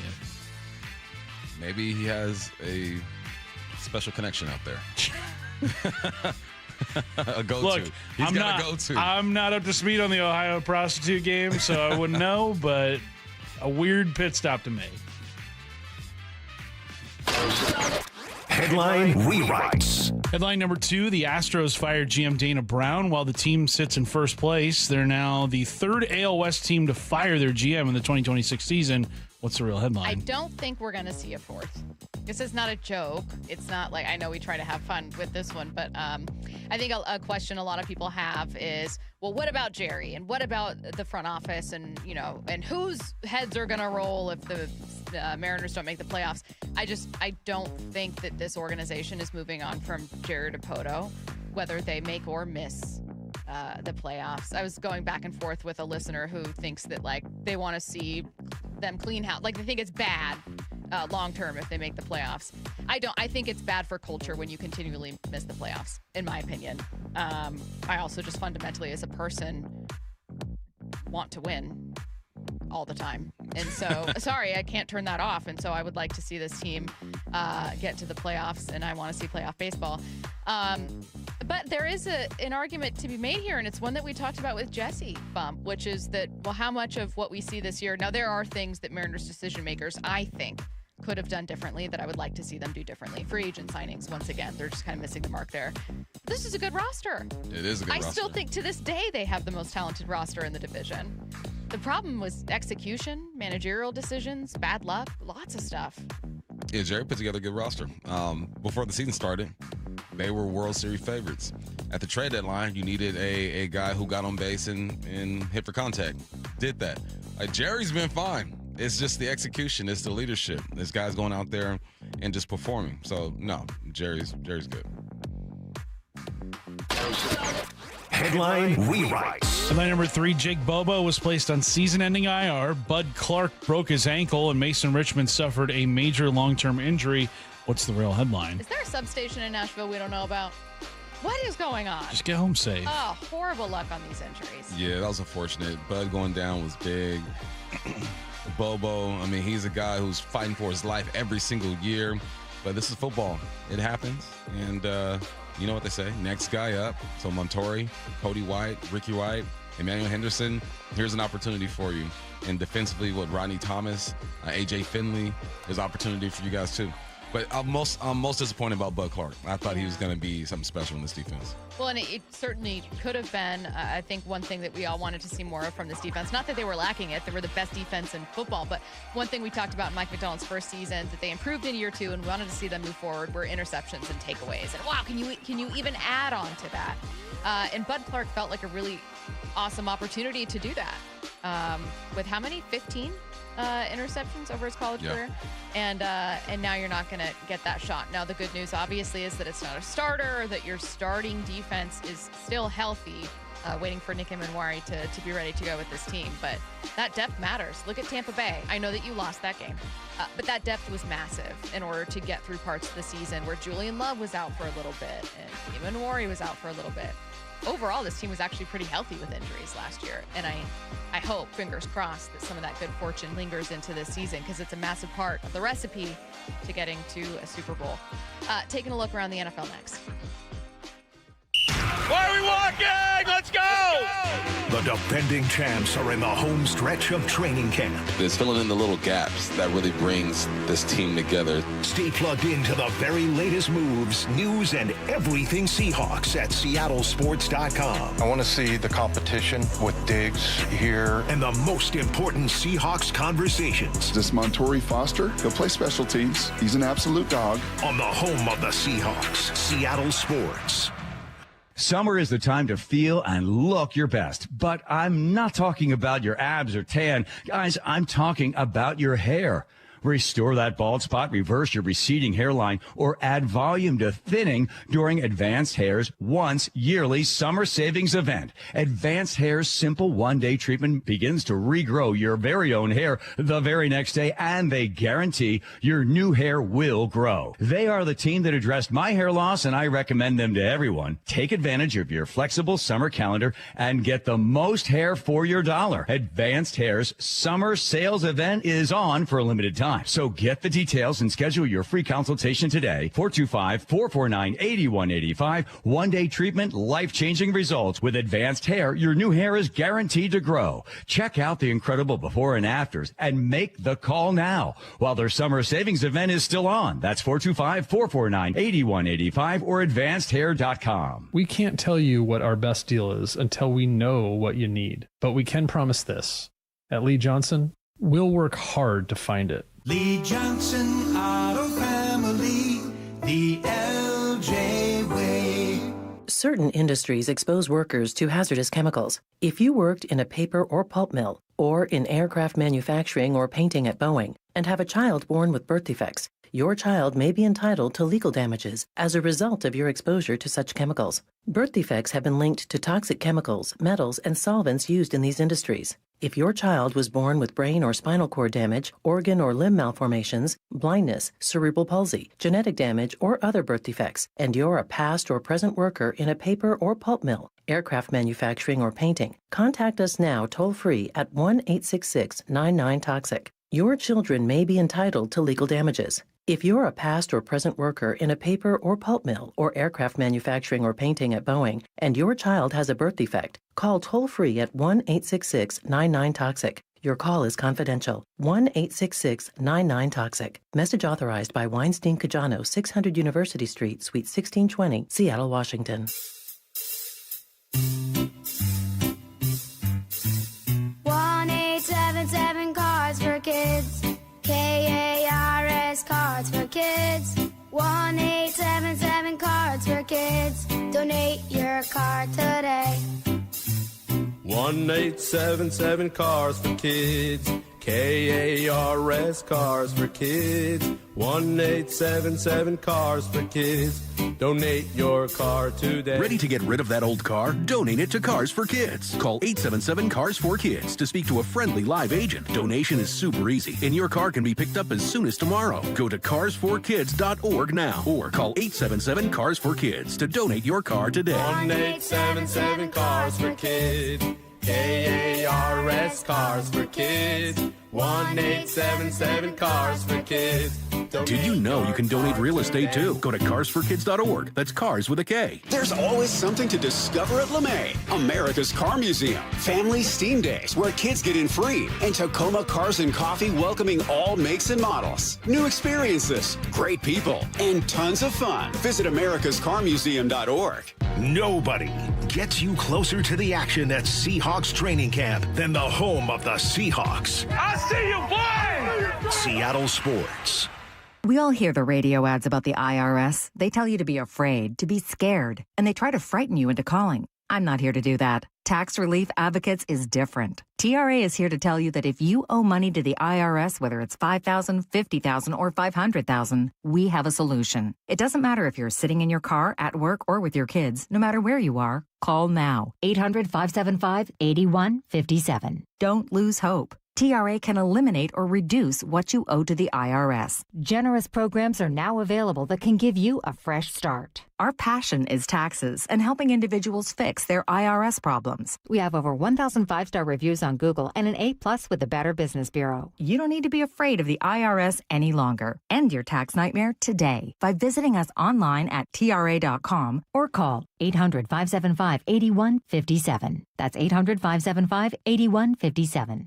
Tax Relief Advocates. Real solutions for real people. A dark night. A quiet suburb. But for one family, danger lurks just downstairs. Oh, no. That's just my husband getting a midnight snack. Guilty. But We have Xfinity Shield. It has a built-in Wi-Fi feature that detects movement without cameras. well, what they didn't know is that an even bigger threat lurks online. A hacker. Actually, Xfinity Cybersecure protects our connected devices, too. Okay, fine. But what they didn't see coming is that these features are included with our Wi-Fi. We did. Kind of the whole point. Well, this one's not getting a sequel. What if protecting your home and devices could be drama-free? Introducing Xfinity Shield with Wi-Fi features designed to give you peace of mind. Visit xfinity.com/shield to learn more. Xfinity. Imagine that. Restrictions apply. Not available in all areas. Xfinity Internet and compatible equipment required. From the Quantum Fiber Studio, you're listening to Bump and Stacy. Weekdays 10 to 2. On Seattle Sports and 97.3 FM HD2. All right, coming up at 1 p.m., something that caught my eye from the weekend. Some of you have already seen it. Others haven't heard it yet. But first things first, was wondering, are we talking Seahawks repeat enough? And I loved what they had to say. So, again, that's coming up in 30 minutes. Right now, taking a look around the NFL, we are going to start in Vegas, where the Raiders can breathe a huge sigh of relief because running back Ashton Genty, who left the preseason game over the weekend, sounds like just got a sprained ankle. It sounded and looked much worse to begin. Adam Schefter said that it's actually a lot better than the team initially feared, that they were initially quite worried. I think, Tone, that's exactly it. It is best case scenario. Now, again, as it was described to me, it's not nothing. It's definitely something still, and they'll have to see how much time he's going to miss. But the initial reports were he was helped off the field, couldn't put any pressure on his leg, team gathered up in a huddle, like all the things that you don't want to hear that would seem to indicate that something is severely wrong were at play in this particular situation. And obviously, there was panic across social media. The Raiders, former high draft pick, people doing their fantasy drafts, they don't know what to make of it. But in the end, I think the Raiders, for a couple of hours, were holding their breath when he was going to meet with doctors. And by the time he got done with those examinations, my understanding is it's a sprained ankle. I don't know if he's going to miss any time. I don't know if they know if he's going to miss any time. They're waiting to see that. But it's certainly not a long-term injury. That we know. And that's great news. Obviously, having a sprained ankle versus something broken versus something pulled. And initially, he mentions kind of social media losing their mind. That was also in part because I think at least based on speaking of social media, some tweets I was seeing, that like the team kind of huddled up. People were praying. People were talking. When you see stuff like that, you go, oh, God. Oh, my God, what happened? You're thinking. They're having a conversation with the team? Surgery. That's what you're thinking. Season's done. No, but that's good. They need Genty. Last year, 975 yards and 5 touchdowns. Not a great year, but not a bad year either. Now we have Mendoza over there. I still think Cousins will probably start the season as the number 1 guy. They're building, and he's a big part of what they're doing over there. So, yes, a sigh of relief. I'm sure Kubiak is feeling a lot better today. If you were Clint Kubiak and you started Kirk Cousins for the season, when and if you decided to eventually make Fernando Mendoza your starter, would that be your decision for the rest of the year, barring injury? Yeah, once you bring the rookie in, it's his job now. I agree. Yeah, you can't be going back and forth like that. And I think, if there's a quarterback that could handle that, it's Kirk Cousins too. He's been through a lot in his career. He understands who he is and where he is in his career. But yeah, once the rookie's in, you got to roll it. I think it's one of the most, I don't want to say underrated things about a quarterback controversy or those decisions is sometimes people go, well, he's your number 1 guy. Like, just say that you're eventually going to go to him. And it's like, well, not only do you still want your starter to be confident, if you do name your veteran your starter, but like, you cannot put the toothpaste back in the tube when it comes to naming a starter. And that's why quarterback carousels are almost always a horrible thing, because you can't keep going back and forth. Mm-hmm. It's one thing if it's someone else emerged and we named him the starter and that's who we're riding with, but like the last thing you want to channel to the rest of your locker room, Bump, you know this, is like a lack of faith in the quarterback. And the second you go back to the other guy, it's done. Yeah. It's done. Like there's no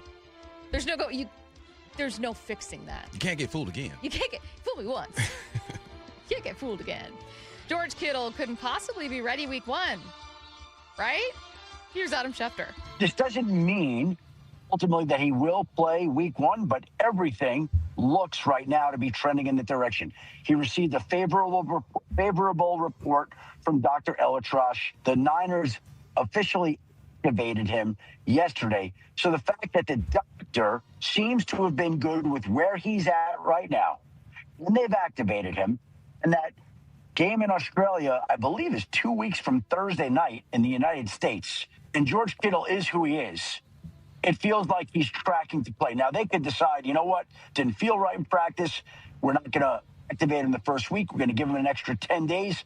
But the way it's tracking right now makes it look like a distinct possibility that he's going to be on that field for that opening game against the Rams, which should be a very quick recovery from a torn Achilles. Yeah, Wood, he tore that Achilles in January, was, like Adam said, activated yesterday, meaning if he makes his debut on Thursday night in Australia. Think about that turnaround. You missed no time in the season outside of postseason, but you otherwise missed no regular season time. Athletes are healing at a rate that I've never seen before, man. It's weird because you'll get something like that where he's potentially healed in like 8 to 9 months. And then you get other injuries where guys are out for the full year. It's the body is an amazing thing, and good for George, man. I know he's a Niner, but we always want guys to be healthy. Speaking of Niners, I got another injury update here. No sound with this one, but I'll tell you what's going on. Remember when we were all wondering what's going on with Christian McCaffrey? Now, that Christian McCaffrey wasn't practicing wasn't news. He's a veteran.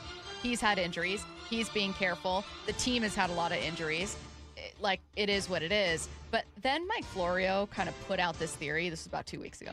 Put out this theory of like, oh, Jahmyr Gibbs got his contract. Bijan Robinson got his contract. Christian McCaffrey's contract isn't fully guaranteed this season. Maybe he's looking for more money. And so people kind of latched onto it. Well, Christian McCaffrey not only returned to practice, but he also pushed back against the narrative that his absence was part of anything other than injury monitoring. He said, sometimes I can probably be my own worst enemy with how much I love being out there. I want to run. I want to go. I want to be in every play. I'm a competitor. I love it. And I think when you have people smarter than you that understand not just what you've been through, but what you need to do, that's what we plan on doing this season. So he says that plan to miss some of practice was part of the plan from the jump with team trainers and with his own medical staff to figure out how to monitor his injuries. It had nothing to do with the contract. It had nothing to do with anything else, that he would love to be out there, but like this was always the plan. He just said, yeah, I guess just the way media is now. People latched onto it and ran with it. Well, it makes sense because Gibbs got paid. Who's the other running back that got paid? Bijan. Bijan got paid. Your guy. And it looked like you were holding in. It's what it looked like. It's a natural progression to you, Christian McCaffrey. But I'm glad that it wasn't that. He's just taking care of his body. As he should. And be ready to go. Because if he's healthy, that 49ers team is a completely different team. If he's not healthy, it changed the game a bit. Every head coach likes to downplay in the media, but Mike Vrabel took it to another level here because he actually sounds pretty beaten down. This was when he was asked about the depth of his Patriots team. How important is it to you for Drake and some of the starters to play in the final preseason game, the field of game, or is the joint practices that you've experienced lessen the need for that? I don't think we have a very deep team, Mike, so I think we have to make sure that we're preparing our football team and that we're doing everything that we can to keep our best players available. Keep it a buck. Man, I don't think we have a very deep team, Mike. Hey, that's a message. That's a chest. message to the players too. Yeah. Like, y'all got to step it up, man. You're not doing what I need you to do at this point. But I like Mike. I as a coach, I think that honesty can go a long way in a locker room, and he's holding guys accountable. Last one here. If Aaron Donald hasn't officially announced a comeback yet, would he want to make his debut across the world in Australia week 1? Daniel Jeremiah told Dan Patrick he doesn't see that happening. Aaron Donald yet to join the Rams. What do you think the holdup is? What's the rush? This is not, you're not bringing in Aaron Donald to see if you can win a game in Australia. He is the rush. Yeah, exactly. Yeah, exactly. He literally is the rush. No question. So, it's, hey, we need you for December and January and beyond. So let's wait. Do you think he goes to Australia? I maybe to do some snorkeling. I don't think he plays in that game. Maybe he signs before then. I don't think so. If it was me, if I'm Les Snead looking at this thing going like don't even think about 17 games. How long is it going to take you to get, I know you've been working out and we've had you in for a couple workouts, but to get yourself in real game shape, like if we brought you in here and you could take a month or 6 weeks, just practice a couple days a week, get yourself ready to go. And then maybe we get to the halfway point of the season, we'll start utilizing you. But you don't need him for 17 games. Like that's why do that? Bump, I feel like this keeps looping back to the same thing. At first it was Aaron Donald could be coming back. Wow, how exciting. Maybe for kind of that, they don't need a playoff push, but a Super Bowl push for this team. And then there was a report, no, if Aaron Donald's coming back, he's all in. Mm-hmm. He's a gamer. It's going to be week 1 he's starting. And we were like, that's a lot to ask of someone. And now it feels like the rumors are, well, no, you don't really need him for the full season. I just wonder kind of what's behind it and what the conversations have been like that people are hearing, because this is where we started. Yeah. This is where everyone started. Here's the great thing about Aaron Donald. He comes back on his own terms. He's in full control of this situation. And the Rams play in Australia week 1? He's probably been in Australia 3 times. He ain't trying to make that long flight. He said, I'm done. He was like, what? Catch me week 3 or 4. I don't think Whatever the case may be, I believe he's coming back, and he's in complete control of the situation. This might be, other than quarterbacks, this might be the only player with this much power I've seen in a long time. It's also one of the biggest NFL talking points of the last several months. So are people talking about the Seahawks repeating as champs enough? I don't know. That's coming up at 1 p.m. Before we get to that, do the Mariners have an accountability problem? That's next. Wyman and Bob at Seahawks training camp. Afternoons 2 to 7. Byron Murphy is with us. There's always room for improvement in your game. No matter how good you think you are, even in the run, I know I'm a dominant player in the run. I know I'm a master at it, but it's still always room for improvement. Room to keep working, keep getting better. That's my biggest thing, man. I'm trying to get double-digit sacks this year, so this offseason I really focus on pass rush. Watch live or later on the Seattle Sports YouTube channel. Are you looking to buy a house, but like everyone, you're priced out of the Bellevue, Kirkland, and Seattle market? Many buyers have the income, the credit, and the desire to own, but simply don't have the down payment, often at least $75,000 just for a starter home. Hi, I'm Scott Rirucka, CEO of Legacy Group Capital in Bellevue, with a great opportunity for home buyers. Introducing our Legacy Opportunity Loan. Legacy Group Capital has a select group of 100 new construction, single-family, and townhomes in the top Western Washington locations. Acquire a new construction home with no down payment, allowable closing costs paid, and a competitive rate. Yes, that's no down payment and some closing costs paid by Legacy. A wise man once said, the hardest part of winning in real estate is just getting in.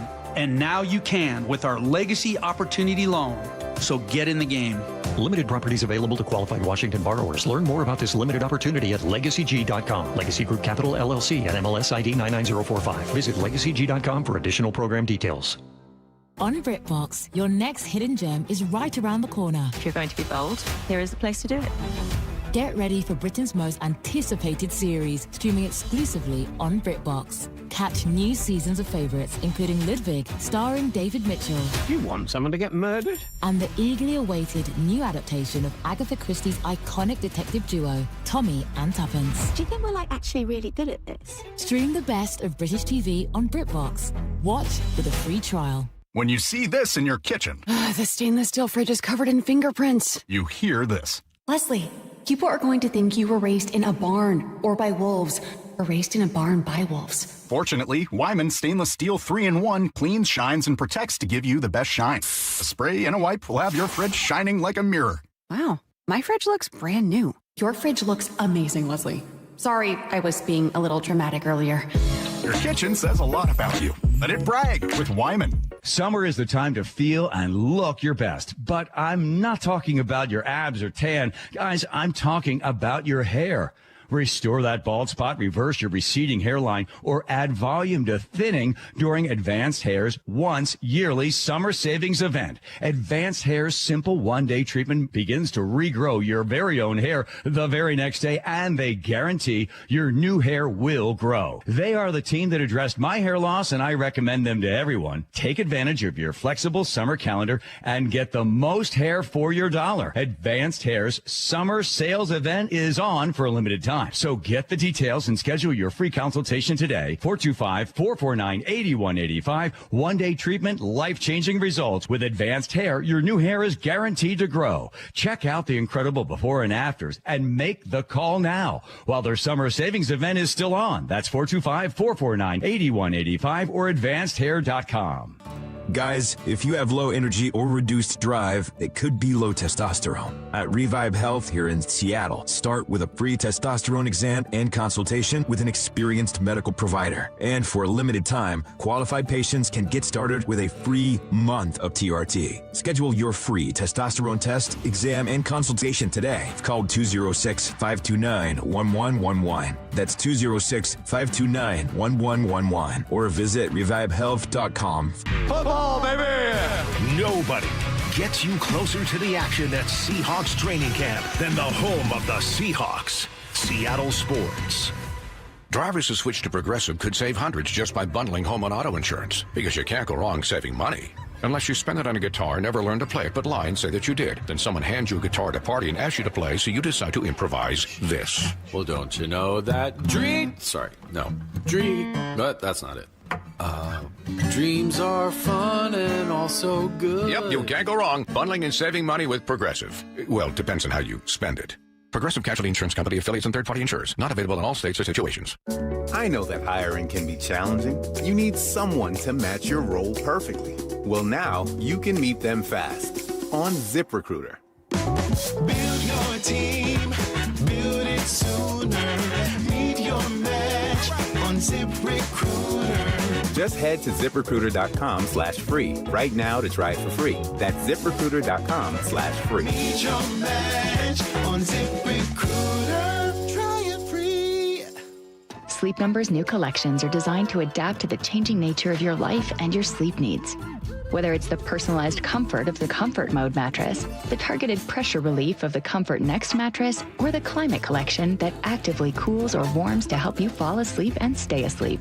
And now, all beds are on sale during our biggest sale of the year. Save 25% on the new Comfort Next Luxe, plus free delivery on any mattress. Ends Monday, only at a Sleep Number store or sleepnumber.com.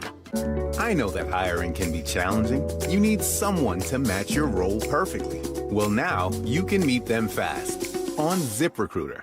Build your team, build it sooner. Meet your match on ZipRecruiter. Just head to ZipRecruiter.com/free right now to try it for free. That's ZipRecruiter.com/free. Meet your match on ZipRecruiter. Try it free. from the Quantum Fiber Studio. This is Bumpin' Stacy. Weekdays 10 to 2 on Seattle Sports and 97.3 FM HD2. Mariners getting ready to open a big series against the Phillies. I want to take a listen to some of what we learned from Ryan Divish this morning on With Brock and Salk Bump, and then we're going to dive in for a very quick series preview. Let's start with what I thought were some really big questions. Great interview, by the way, on the Brock and Salk podcast. They started by asking if he feels there's been just like a general lack of accountability issue with the Mariners. It doesn't seem like we're seeing that, and maybe it's because we should ask more, but at the same time, it's like some of these are physical errors, some of these are mental errors. I did like that Julio came out and said the other day in Milwaukee, hey, look, I messed that up, I got to be better, and then even joked about it. But like, I don't know, the base running mistakes and stuff, and you'll say, yeah, that happens sometimes. Yeah, it does. But like when you're in September or you're in August and September and every game is meaningful and every mistake seems magnified because you don't hit, then it happens isn't really a good answer. Yeah, it's a big problem. Bump, I'm going to combine it with this one, which is about Dan, and then I want to ask you a question about kind of putting yourself in the shoes of a player. Divish says, okay, so there's questions about a lack of accountability. There's frustration that people have watching from the outside. Ryan Divish himself said, look, I'm not a fan, but watching this team is absolutely maddening. And then he said, when you feel all of these things and then you don't hear articulate answers from a manager, or you don't hear about the plan, or you don't hear those answers, it can be frustrating. I think the biggest problem I have, Dan's managerial style and Dan's bullpen decisions and stuff, they are what they are. And you don't have to agree with them. And there are a lot of times where I don't necessarily understand what he's doing. But his inability to articulate what they're trying to do and what they're trying to accomplish on a daily basis, it leads to a level of misunderstanding and distrust. And that's on the part of fans. But Bump, if you were, in that clubhouse, a player or even a coach, how important is it to hear about the plan? I think it's important. I think it's not like an everyday type of thing. It's like a reminder, hey, guys. Here's why we did this. Here's our mission statement. You know what I'm saying? You gotta remind folks from time to time and make them feel like they're involved. When players feel involved, you're more likely to get better performances out of them. At least that's what I think. You are the leader. You don't have to tell them everything, but I think that if they feel like they can see the plan and feel the plan, they go out there and play with a bit more free. And look, the reality of what's going on with the Mariners right now is they are dealing with a lot of injuries, something that Dan is still having maybe not the best time communicating to reporters. Some of the injury stuff, we don't know what's going on. He doesn't tell us really. Maybe he's trying to protect the guy or not. It's like the other night, I asked him after Brendan Donovan comes out, after the game, I said, hey, Dan, how did this happen? Well, and he said, I don't really know all the circumstances. And I'm sorry, but to me, if I'm the manager and my leadoff hitter, who has been very instrumental in this little recent surge of offense, gets hit in the bean with a baseball during pregame and can't play and possibly has a concussion, I want to know how the hell that happened. Whether it was a pitch or he got hit off a ricochet or whatever. That's the thing is I don't think he's trying to hide things from us. He's just not telling us stuff. But it doesn't inspire any sort of confidence in people to believe that they know what's going on. Well, and not only that, given that Dan is new to this and just kind of what we know about Dan, with anyone else, I might go, oh, he's just protecting his guy and he's not saying. There are times with Dan where I go, does he know this? Like, did he check in? Is he protecting someone? And not only that, but what are we owed as members of the media? Are we even owed an explanation? I never really understood why coaches do that, right? It happened. He was injured. If you have the information, just say what happened. Yeah, I never understood that. I think, especially in this situation, I think that fans deserve to know what's going on with the squad. If I were ever to be a head coach of a football team on that level and the media is asking me about something that happened to my player, I think I would answer candidly, just this is what it is. Why is it a big deal? And why are you keeping it a secret? I will say this. I'm not like a daily reporter covering the Mariners, but that would drive me crazy. Just wanting to know, hey, Brandon Donovan, your biggest acquisition in the offseason outside of re-signing Naylor, he was like 5 for 10 against the Brewers, a big part of what you were trying to do in that series. Didn't get a series win, but like he's been arguably outside of Randy your best hitter. Yeah. Did he get hit in the head by a pitcher? Was it a traject machine? Was it a ricochet? Like, what happened? And my maybe, guess is he got hit in the head by another person on the team. Yes. Because they haven't come out. If it was hit in the head by a pitching machine, they would have said it by now. So Dan is protecting the other person on the team that hit him in the head. In which case, you would just say, freak accident. He's going to go on the concussion IL. We think we're going to be able to get him back here, but we want to take care of him. And that's it. And then that can be the end of your answer. I would imagine that part of the frustration is that Dan, when he talks about almost anything, feels directionless. And look, if you want to take it to this level, and again, I don't want to make this personal about Dan the person, who by all accounts, players love him.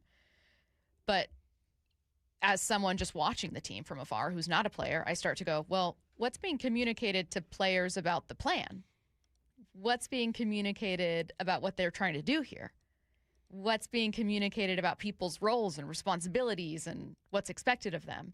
Even after the game, Bryce Miller is asked, hey, do you think you'd ever go to the pen? Has that been something that they've talked about with you? And he goes, oh, no.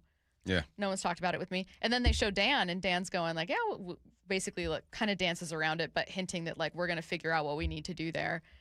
Well, it sounds like you haven't talked about that at all with Bryce. I don't know. I find everyone within this organization, you know, whether it's Dan, whether it's players, to be likable people. So I kind of sometimes hesitant in how harsh I want to be with some of this critique, but like, this is go time. You need to be serious about, and it is hard not to look across the lake at what the Seahawks do and go, look at how much, like, everyone knows the goal. Everyone knows the plan. Everyone knows the approach. Is that what's happening here? Good teams reflect their coaches, right? They're an extension of their coaches. When you hear the Seahawks talk, there's a lot of the same things that they say. They're on the same page. When I hear the Mariners talk, it's things are everywhere. Scattered thoughts. This wall behind us has a whole bunch of words on it. That's what I think of when I think of the Mariners, is random words everywhere. So, yeah, communication has not been a strong point. Well, and look, it wouldn't be frustrating if they were entirely out of it, but shockingly, they're not. They still have like a 40% chance to get the division and get to the playoffs. It's up to 40 now? I think it's hovering around 35 to 40. All right. That's what I'm saying. I'm like, if you were completely out of it, we'd be just here. We'd be talking about the Seahawks 24/7 or other teams, and we'd be like, this guy. They're not. They're very much alive. Very much so. For the division, not just like grasping at a wild card spot. You're 3 games back. Because as gutting as Sunday was, you took 2 of 3 from the National League Cubs. That I wasn't expecting that. That's great. That's fantastic. And you have a chance to get something done against the Phillies here. I didn't actually save us enough time for this preview since I spent most of it just ranting. But I hope that they can do the same and continue to build on that, because as frustrating as it is, they're very much alive. And I hope that they're able to figure it out. Jump into the Seahawks. Are we talking about a potential Seahawks repeat seriously enough? That's next. Are you subscribed to Seattle Sports on YouTube? Then you saw Shannon Drayer's latest digital exclusive first. The perfect time to inject their prize prospect, Cade Anderson, into the rotation. This rotation has been working with the extra day off for a long time, be it the piggyback, be it the 6-man rotation. And if you watch the road trip and the road trip before that, we saw a number of the starters struggle a bit. Subscribe to Seattle Sports on YouTube and know first. Dave Wyman here, brand new member of Harborstone Credit Union, and I got my PNW cashback checking account for free. No fees or minimums, and when I make everyday purchases with my Harborstone PNW cashback debit card, I earn up to $30 each month. Gas, groceries, coffee, travel, lunch, all categories count toward your cashback. Open your free account online like I did. Go to harborstone.com/cash or visit one of their 29 branches across the Northwest. Insured by NCUA. Terms and conditions apply. When your equipment is down, every minute counts. Levitt Machinery has the parts, technicians, and expertise to get you back up and running fast. Because if it's forked, we fix it. LevittMachinery.com. Need a lift? Stack it, reach it, lift it, Levitt. Endless hours of research, seeking referrals, dozens of calls. Hiring the right attorney can be a challenging process during an already difficult time. J.P. Pendergast with Pendergast Law explains. In Washington State, Tom, there are thousands of attorneys to choose from. Referrals and online research can be helpful, but discovering the right attorney requires a conversation. It can be hard to identify integrity and authenticity without that interaction. So, what do you recommend? We encourage anyone looking for personal injury representation to call for a free consultation with our team before making a decision simply based on referrals or online research. Accident victims need an attorney that listens, demonstrates honesty, and is genuinely understanding of their unique circumstances. The care, attention, and preparation that our firm provides throughout the case mirrors the effort involved when taking on the insurance companies. Save time and avoid mistakes after an injury. Contact the caring and compassionate team at Pendergast Law. If you or a loved one has been injured in a car accident, call Pendergast Law.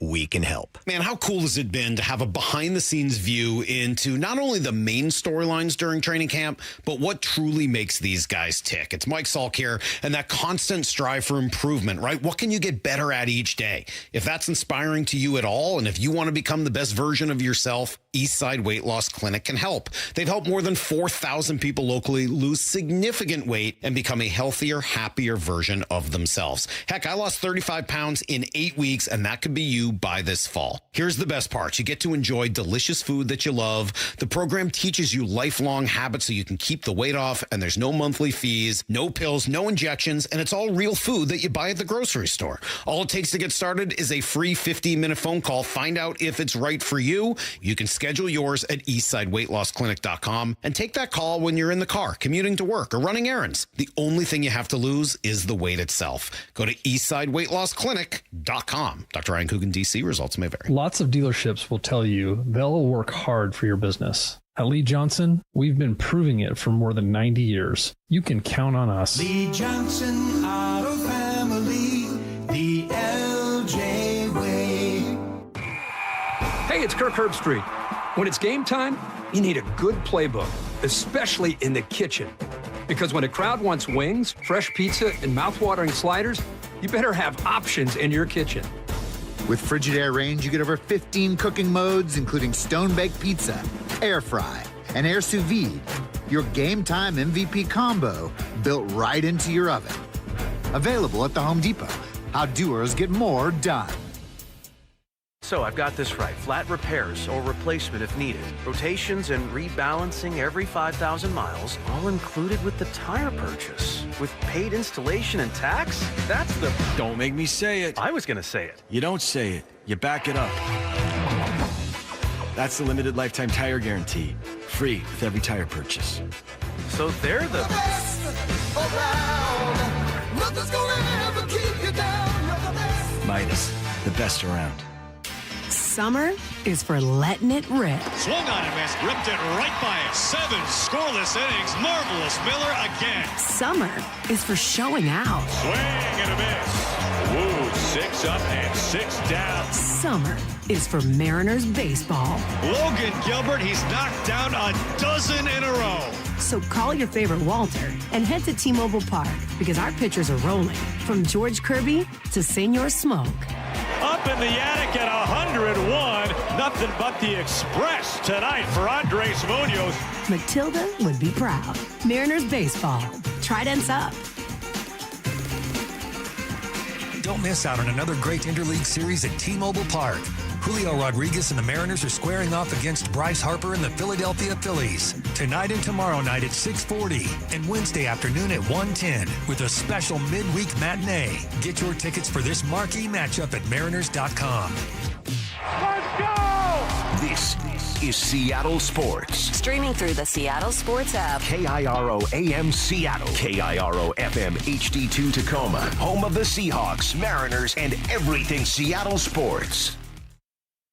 Seattle Sports Snapshot. The Mariners took 2 of 3 from the Cubs over the weekend to narrow Houston's lead in the AL West to 3 games. They had a chance to sweep in that finale. Instead, it was a deflating 19-2 loss. Either way, got to get right tonight. They're going to open another series. This one against another very tough National League team. Kyle Schwarber and the Phillies are in town. Logan Gilbert on the mound for the start. 6:40 p.m. first pitch.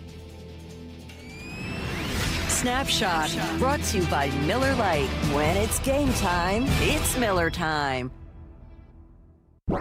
from the Quantum Fiber Studio This is Bump and Stacy.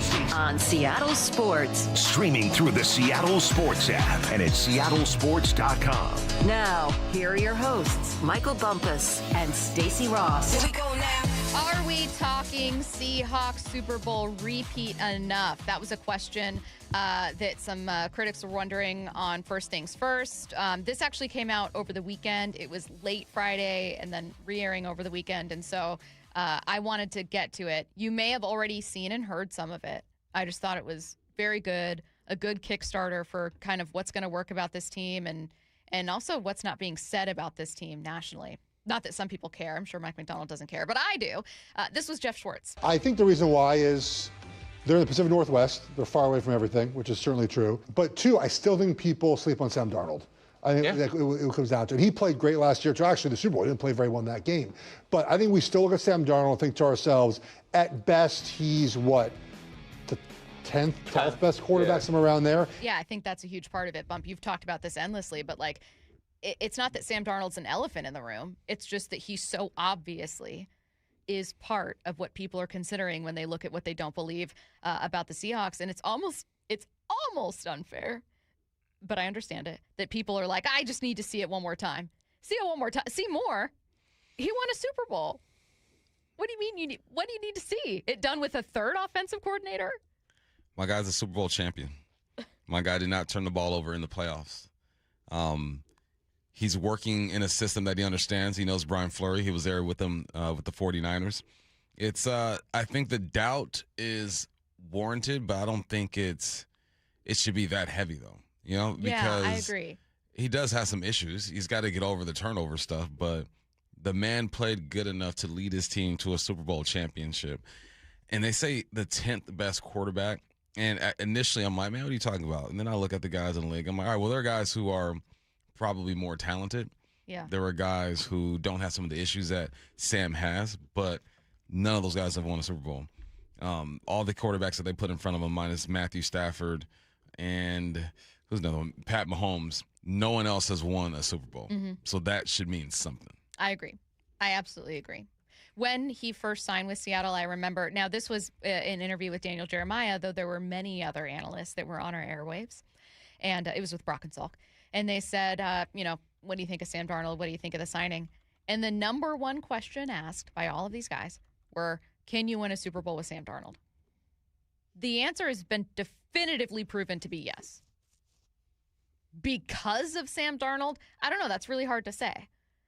But can you win a Super Bowl with Sam Darnold? We know for a fact the answer is yes. I don't know why that gets completely discounted entering into the following year, because the question wasn't, can Sam Darnold be the best quarterback in football and lead you to a Super Bowl? The question was, okay, he's got his flaws, but is there enough good, and are you good enough outside of him to make up for any flaws? And they did. And I'm struggling to see what's drastically different this year. Do I expect if this team gets to the postseason and gets to a Super Bowl, Sam Darnold to not throw a single interception? No. He was also the only quarterback not to. Why would that be a fair bar to have him clear? Am I expecting that Sam Darnold and the Seahawks can win 14 games again? It would be a third consecutive season for Sam Darnold? No, that's a really high bar to clear. Do I think that they can go and win another Super Bowl with Sam Darnold? Absolutely. How many quarterbacks other than Sam Darnold who are active in the league right now do you think have won a Super Bowl? Matthew Stafford, Jalen Hurts, Patrick Mahomes, Aaron Rodgers, that are active right now that have won a Super Bowl. I'm just combing through each division. I think that's it, right? Is that it? If Joe Flacco plays this year, if he's then Joe Flacco, right? So a handful, 5 guys. Yeah. Right? He's one of somebody do the radio math for me. 5 out of 32 quarterbacks in this league that have won a Super Bowl. And I don't 16%. Thank you, sir. And I don't think there's enough emphasis on that. It's like you point out all the flaws, but at the end of the day, you play to win the game. And he won the big game and played great during the playoffs. But I think because of his history, because of where he is wherever he's been and some of the ups and downs of his career, people just keep that stank on him when he should be sprayed with some Febreze right now. My man smells good. And you know what else, too? Can anyone tell me and objectively, certainly in the last, you can find some flaws with teams or quarterbacks, certainly in the 90s and prior, but in the last, let's say, 30 years, 25 years, can anyone tell me an objectively bad roster that got to a Super Bowl and won because they had an elite, amazing number one quarterback? The closest you can get to is there were some Chiefs teams that had weird pass catcher rooms. Basically, like the non-Tyreek Hill wide receiver rooms for the Chiefs. There was also the 2019 Chiefs, which had a defense that allowed a ton of yards, but I think they were top 5 in sacks. But like overall, and they still had Chris Jones, overall, that idea of, oh, you could do it with Sam, but you need an elite roster. Tell me a team that has ever won a Super Bowl that didn't have a great roster, that didn't do something better than anyone else. Yeah. Or most things better than most teams. Like, you are simply not going to have a quarterback that lifts a bad team to be a Super Bowl winner. You can have a quarterback that takes a bad team to the playoffs, and we're all wondering how the heck he's doing it. But, like, the Seahawks are facing the question that every single contender will face this year. Is your team good enough? That's not unique to Seattle just because they have Sam Darnold. That's how it's going to be for every team. You know what? I saw a crazy stat the other day. I forget what year it was. It was the Chargers when they had Phillip Rivers and LT. The number one ranked offense, the number one ranked defense, and lost like at the first round of the play, or didn't make the playoffs. They didn't make the playoffs. The Chargers were. Because I think they have the 32nd ranked special teams. Yes, and a witch put a spell on them. Yeah, That you just made me think of that for some reason. But no, you have to be elite at something. And what was this team elite in last year? It was defense. Yep. Right. JSN. Elite. And you had the best receiver in the game. Yep. If you have Healthy. a good roster, great culture, good coaching, all you need is the right quarterback, not the best quarterback. And Sam was the right quarterback for this team. I still, I'm having a hard time finding if the things are, God, they have to be healthy. Super Bowl teams are typically healthy. True. You can't control for that. I can't predict that they won't be, just like I can't predict that they will be. How much was Clint Kubiak a factor? I think that's a fair question that some people are asking. I do think if you're going, well, Sam can't succeed without Kevin O'Connell, and then he succeeds without Kevin O'Connell. Well, he can't succeed without Clint Kubiak. Like, there's a certain point where you got to give Sam a little bit of credit here. Mm-hmm. J.J. McCarthy didn't succeed with Kevin O'Connell the following year. Right. Clint Kubiak's quarterbacks, he's had a couple, obviously, between Minnesota, New Orleans, and elsewhere. They didn't succeed and win a Super Bowl just with him. Granted, only 2 of those stints were OC, but still, you had to have a lot here that was working for Sam as well. But I think the Kubiak question is fair. Mm-hmm. OC questions are fair. Health questions are fair. I'm just having a hard time seeing the big red flag with this team. I'm having a hard time figuring out why so few people think that they stand a pretty good chance to repeat. Other than it's hard to do. There have only been 6 quarterbacks to win the MVP and the Super Bowl in the same year. Right? So it's rare that the best player in the league wins a Super Bowl. I think that there's doubt with this team because of some of the losses, right? And I think Kobe has something to do with it. Reek has something to do with it. The change at offensive coordinator. All those concerns are real, but I don't think it's enough just to kind of push these guys to the side. And I think people are just looking at the neighborhood and saying, well, you still got to go through the Rams. You still got to go through the 49ers, which is legit, good ball club. But someone has to knock them off the top of the mountain. And last time I checked, the season hasn't started yet. And I'm glad you mentioned the neighborhood they're in, because that is figuratively true for being in the NFC West. It may also be literally true when you're talking about geography. And I know that we kind of tease ourselves about this in terms of East Coast bias, being like, guys, we can't always complain about being in Washington and everyone overlooking us. You won a Super Bowl, you get plenty of attention, it's fine. But Danny Parkins pointing out this could be a factor here. If the Eagles or the Chiefs had played last season, they'd be the favorite. This is true. Like the Seahawks had played it. Hey, you're going to be 14-3. You're going to be the 1 seed, and you're going to blow out the opponent in the Super Bowl, and you're going to return 20 of 22 starters and your head coach and your quarterback. They'd be the odds-on favorite, and they'd be in the A block every day. True. There is something to the geography of it. He's right. You don't have to pick the Seahawks to repeat. in order to be like a ball knower. Mhm. But the fact that they don't even, I mean, they're not talked about often on SportsCenter. They're not talked about often. This is, in this case, it was First Things First, but like NFL programming, like it's for being a Super Bowl winner. Perfectly fair to have questions about how they can repeat and whether they can do it, considering how rare that is. But to not really be talked about much at all, he's right. Yeah, Sam Darnold's a factor, but so too is the name and the location. Seattle Seahawks, tucked away in Washington. We're not talking about the Eagles. Mm-mm. We're not talking about the Cowboys. The Blue Bloods. They're not a blue blood, They're not one of the storied franchises in the NFL. And because of that, people are going to doubt. You have your contenders every year. No matter what the Cowboys do, they're going to be considered contenders to start every single year. You know who gets more love than the Seahawks right now? And they haven't done diddly squat in a while. The Chicago Bears. Why? Because they're the Chicago Bears, right? There's a history there. But it's fine. The Hawks have been creating their own history, right, and writing their own story. And if they are able just to be relevant, I think in a 3 to 5 year span, you're gonna have to start putting some respect on this name. Now, you should already, because they've won 2 Super Bowls in the last 10, 11 years. But yeah, it's there's something about nostalgia. Yep. People love that stuff. And I was just looking at the Bears, and I'm like, the Bears get more love than the Seahawks. Well, it's crazy. What's crazy is, like, I actually also, like, get irked a little bit when it's comparing what the Patriots did and what the Seahawks did. The Patriots had the easiest schedule, not just last year, but in, like, decades in the NFL. But also, it takes away from how dominant the Seahawks were. Mm-hmm. The Patriots were a number 2 seed. They fought. They didn't have, like, a beautiful path through the postseason, dominated the Texans, but like it was an ugly game in a blizzard against the Broncos, who lost Bo Nix. Maybe it's Denver going to a Super Bowl as the number 1 seed. Who knows? Either way, the Seahawks let on almost no one get in their way. And the closest a team got with the Rams, they took 2 out of 3. And not only did they take 2 out of 3, but in the NFC Championship game, which like no one focuses on the Rams having yet another shot to get to a Super Bowl and failing. They make it seem as though Seattle eliminated them by virtue of a lucky 2-point conversion, which isn't the case. But like that was Sam's best game, arguably as a Seahawk, but certainly that year. It was like that and the Commanders game were Sam's best 2 games of the season. And one of them, the NFC Championship game, was in the single biggest moment. He outdueled Matthew Stafford.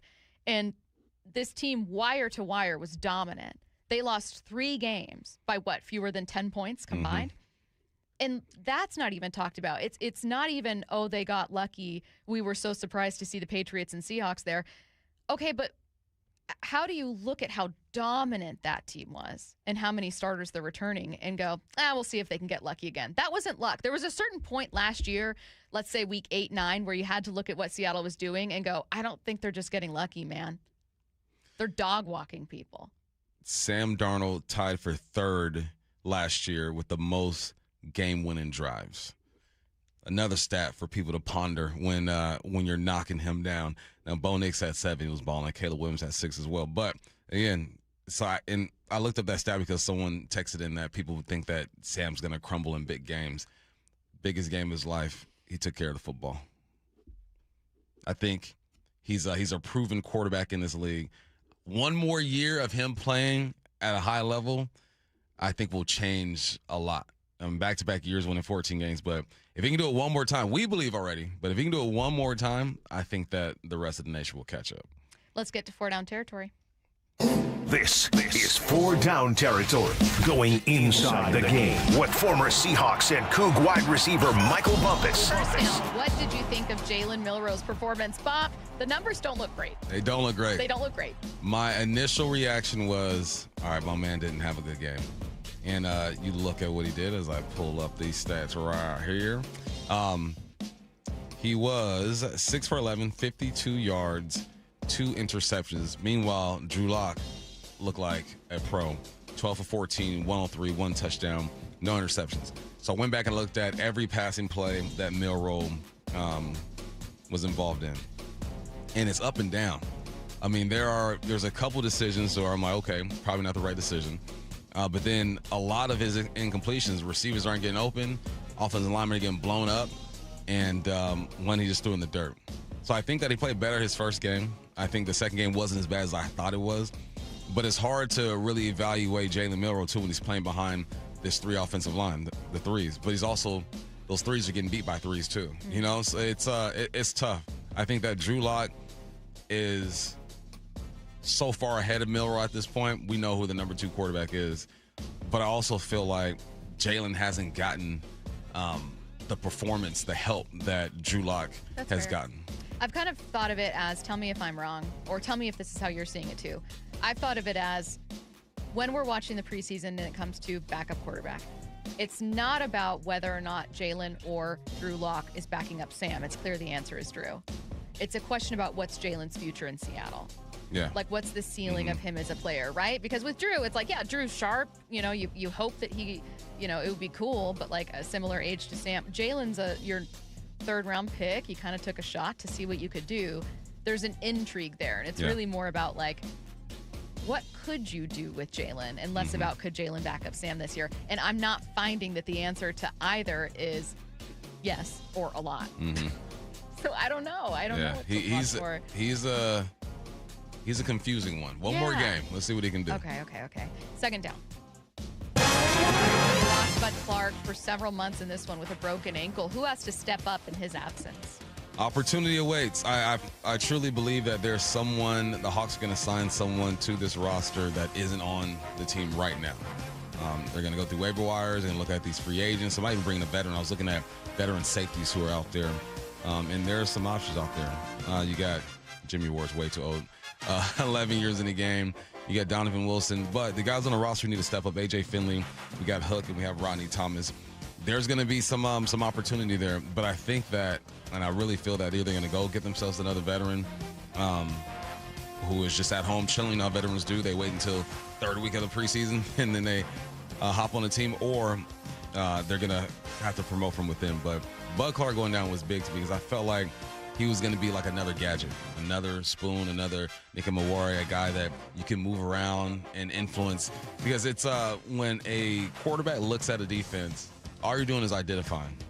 There's the Mike, there's a Will, there's nickel, there's safeties. With the personnel of this defense, you're like, is Nick Mawari going to be the nickel? Or is he the safety? Is Spoon the nickel? You know? And I think Bud fit right into that. Like, oh, where are you gonna qualify him? What are you gonna qualify him as? So it's disappointing, man, but this is football. Next guy up, they're gonna bring in a vet, and one of these guys gotta step up. 3rd down. What do you like about the run game so far?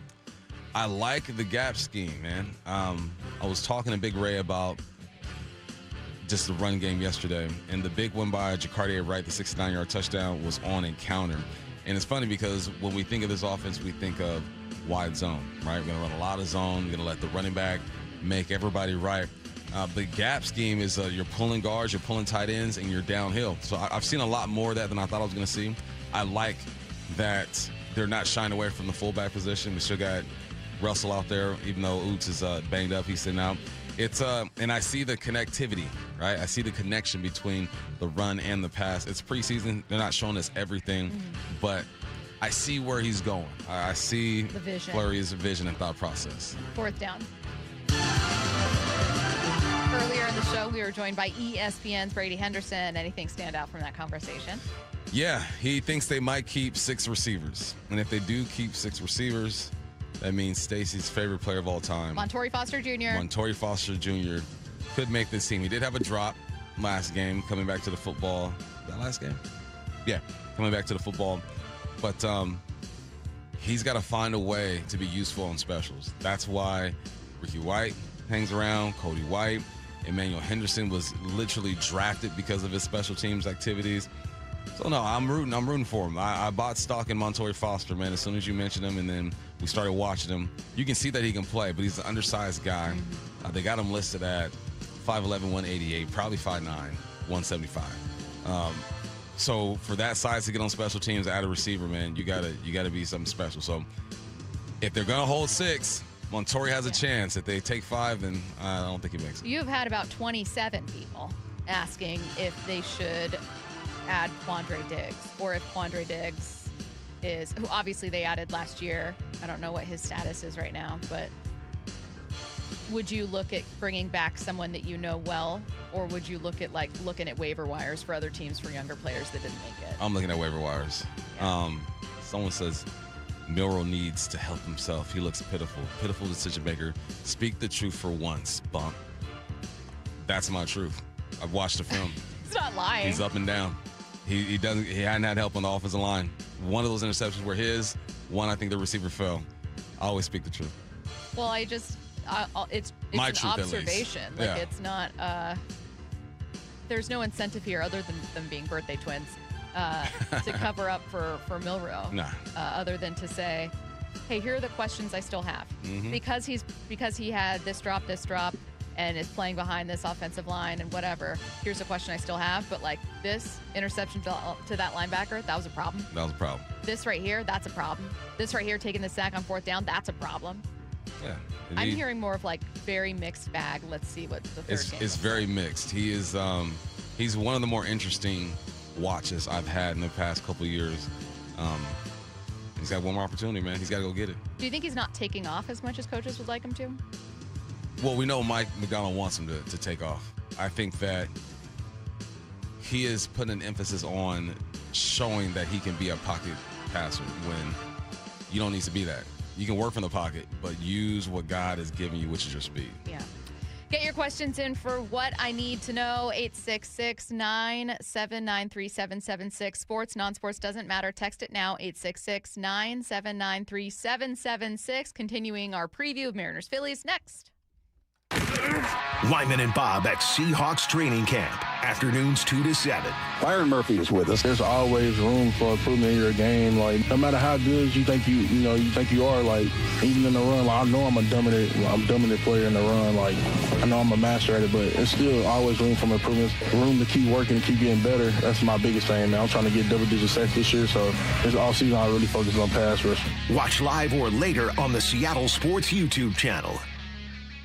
This hour is brought to you by Mazda of Everett. This is for all you guys on Viagra. ED pills are no longer needed. The brutal side effects like 4-hour headaches, blurred vision, and that flush feeling can all be put behind you with our treatment. Here at West Coast Men's Health, we have a better approach to ED. Acoustic wave therapy creates blood flow circulation by safely removing the plaque in your arteries and restoring function naturally. Guys, let me be clear. Pills will never fix your problem. Our equipment is the latest technology, and our medical staff is the best in the industry. So give West Coast Men's Health a call today. Speak with our clinic manager. Ask him any question you like, how it works, the science behind it, and even the cost. If you suffer from ED or Peyronie's disease, give West Coast Men's Health a call today. In addition to treating ED and Peyronie's disease, we now offer testosterone replacement therapy. With clinics in Redmond and Tacoma, call 206-519-6541. 206-519-6541.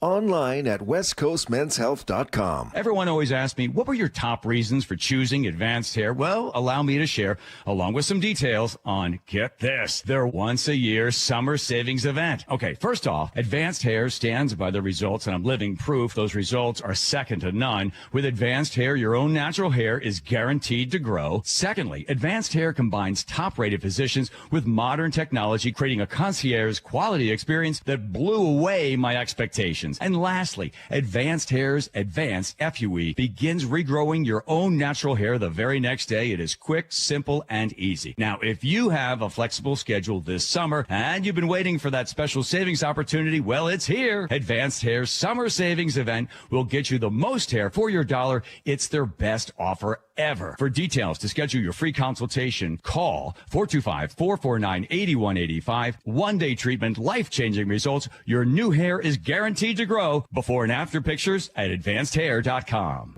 Nearly 1 in 4 people killed on the road in Washington weren't driving. Pedestrians on our roads are incredibly vulnerable, whether they're facing drunk, drugged, drowsy, or distracted drivers. Pedestrians are defenseless on our streets. That's why Davis Law Group fights for pedestrian accident victims and their loved ones after a crash. Davis Law Group delivers. So if you or a loved one have been injured, call Davis Law Group today at 206-888-8888 or visit davislawgroupseattle.com. This This is a special alert to all Americans who own a vehicle with less than 200,000 miles with an auto warranty about to expire or with no warranty coverage at all. Due to a decline in the economy, CarShield is announcing a low-cost month-to-month vehicle protection plan that is now available to the public to save any driver out-of-pocket expenses on future auto repairs. Call now to find out how you can pay almost nothing for covered auto repairs. Yes, you heard that correctly. Pay almost nothing for covered auto repairs. An open phone line has been established for all drivers to call for a free quick quote. Call 800-330-8323 now. Drivers who are covered will not have to pay for covered repairs again. This protection plan is at an all-time low. Additionally, drivers who activate this vehicle protection today will also receive free roadside assistance, free towing, and car rental options at no additional cost. Call us for your free quick quote today.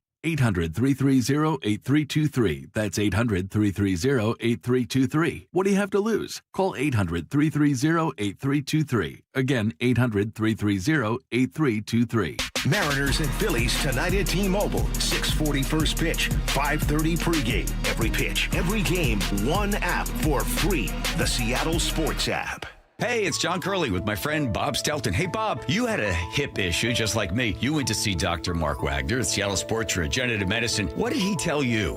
You got a torn labrum, you got a frayed ligament, you've got arthritis developing. He said, this isn't going to fix everything, but it will go a long way. I was walking around at about an 8 pain level. I couldn't walk that far before the pain would kick in, and it was impacting my workouts and just really impacting my day-to-day stuff beyond jiu-jitsu. So, just like me, Dr. Wagner does stem cell on your hip. How you feeling now?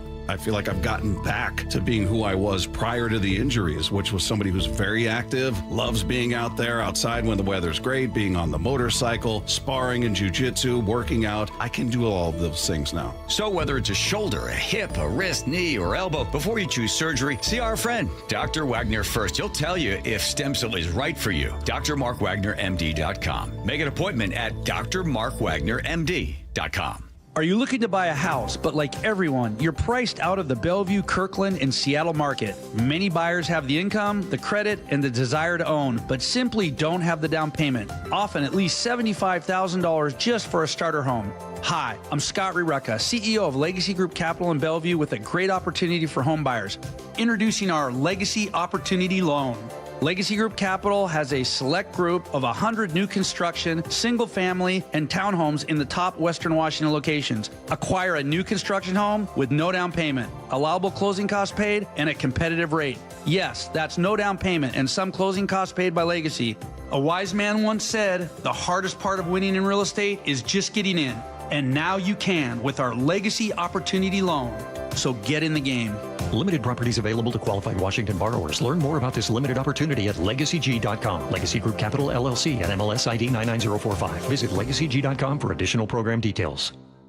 From the Quantum Fiber Studio. This is Bumpin' Stacy. Weekdays 10 to 2. On Seattle Sports and 97.3 FM HD2. Very quickly before we get to this series preview between the Mariners and Phillies, which starts tonight at 6:40, Bump, a question for you. So Curtis and I were openly wondering during the break. So Anthony Henderson, who's a former running back from Oregon State, was waived by the Seattle Seahawks. We were wondering if he, Wright from the Cleveland Browns, who's going back to LSU, will return to Oregon State. So after signing an NFL contract, being waived by that NFL team, are you going to go back to college? And I would guess that, yes, the case is going to be for Anthony instead. So we were both wondering, we were talking about this during the break, and we were like, what happens if a guy gets waived in, like, October? Middle of the season, yeah. So then I wanted to ask you, obviously you've played college football, would that be something that would be incredibly difficult? Because you have to be on a class schedule. You have to be enrolled. Is that something that would be like, I don't see that ever happening? See what? Like a guy getting waived. Because right now, mid-season, like Anthony is being waived right now. It's August 24th. He can go to an NFL team. Week 0 is like this coming weekend or next week or whatever. But like, if you're an NFL player who's waived in October, yes, or let's say September. The college season's underway.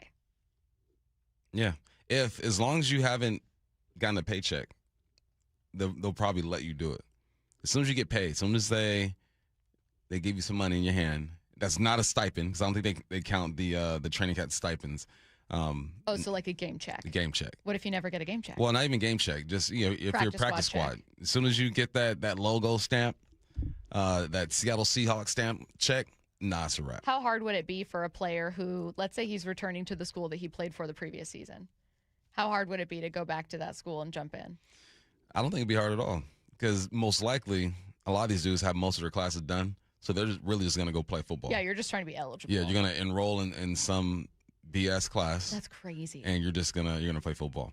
It's the floodgates are gonna be open. They're gonna have to do something about this. This is gonna become a normal thing. I tried finding, is there a rule for a deadline on when it can happen? I couldn't find it during the break. If anyone listening is like, oh, actually, I read the ruling and.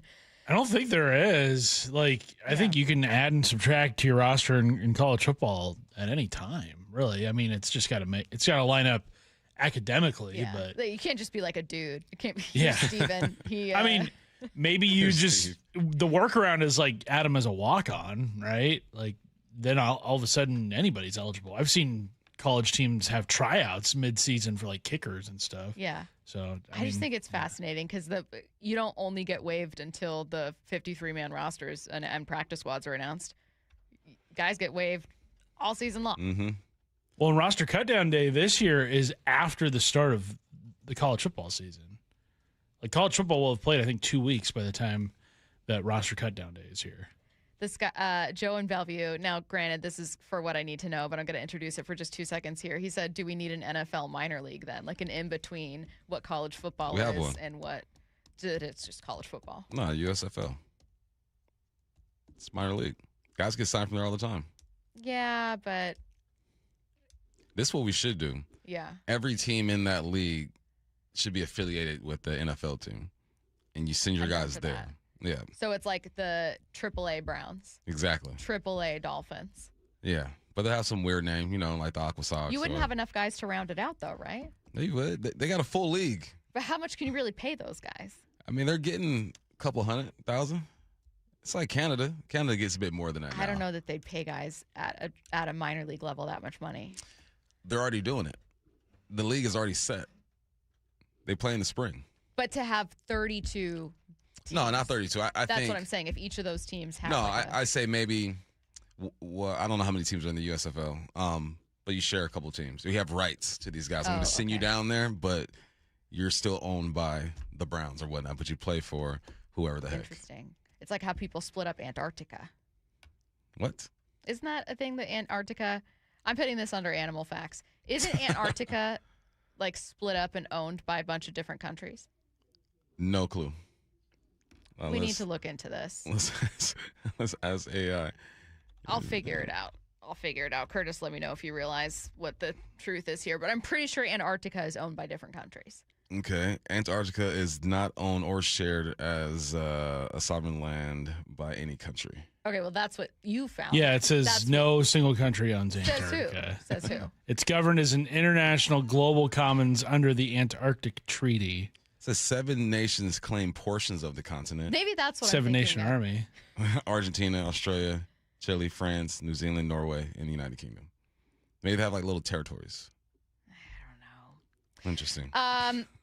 Mariners open up a series against the Phillies tonight. Logan Gilbert gets the start for Game 1, 6:40 p.m. first pitch. He's going to go against Zach Wheeler. George Kirby on the mound tomorrow. He's going against Aaron Nola. And then TBD, because is Brian Wu going to play or not? We have no idea. No one announced Wednesday against Jesus Luzardo for that matinee series finale. Important to note about the Phillies, a red-hot team who's won 9 in a row. Yikes. Okay. That's then. And what? This is now, yeah. Guess who just walked off the Cubs twice? Who cares? Who cares if the Cubs got 19 runs yesterday? It was all in one game. That does nothing for you. You don't get to split it up. You just got you. That's on you for getting all those runs in one game. 9 in a row against 28 other teams. Okay. Exactly. And not this one. The buck stops here. You know what I mean? Right. Because this is starting tonight where the Mariners give them their first loss in 9 games. It's going down. I feel like you guys don't buy that. I feel like you don't believe. I feel like you don't think this is going to happen. I'm just tired of all these series where it's like, man, if we could just take one. If we could take one, Okay. then we're in a good spot. I will agree with you on that one. We are about to see the Mariners take on baseball's easiest schedule in a month, and it won't matter at all if they bury themselves here. And it has been suffocating. You're right, Curtis. Every single series they get into, you just go, here we go. It's like that GTA. It feels like again. every win they get, they have to go like max effort. Yes. Like down to the final out. Yeah, yes. I'm looking at their second half wins this season. August 15th, you beat the Astros 10-5. You beat the Reds 8-0 July 20th.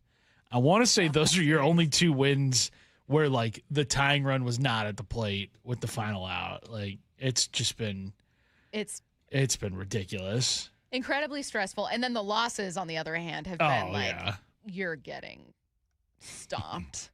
It's funny because the 19-2 and 22-0 losses have completely distracted us from the fact that they've lost 11-0, 8-0. They've lost 7-0. They have lost 10-5. And if you ask me, 19-2 is an improvement. Sure. Yeah. From 22. That's a 5-run differential off 4 better. Runs on Yeah. other side. Yeah. That's not too bad. Not that bad. No, it's gutting. I think again, it's just an brutal stretch of games. Absolutely brutal. But the Astros, not dead yet, with a chance to gain ground on you and bury you. Let's go. Decided to drop their series to the Angels and A's. I'd rather face the Angels and A's. Yes. I don't know. I mean, I fear that the Mariners actually fared better in 2 series between the Brewers and Cubs as opposed to the Astros facing the Angels and A's. They did. Now, that stretch included 2 mortifying losses, but it also included 3 big wins. Don't make sense. How you lose 22-0, 19-2? I mean, look, we can't keep rolling Leo Rivas out there. That's how you lose 22-0. Hey, Leo, you can't. Leo needs a couple more pitches. I just think Leo can't. We can't be a serious playoff team and bring him out of the pen. You just can't. Could you imagine someone watching baseball for the first time seeing Leo out there on the mound?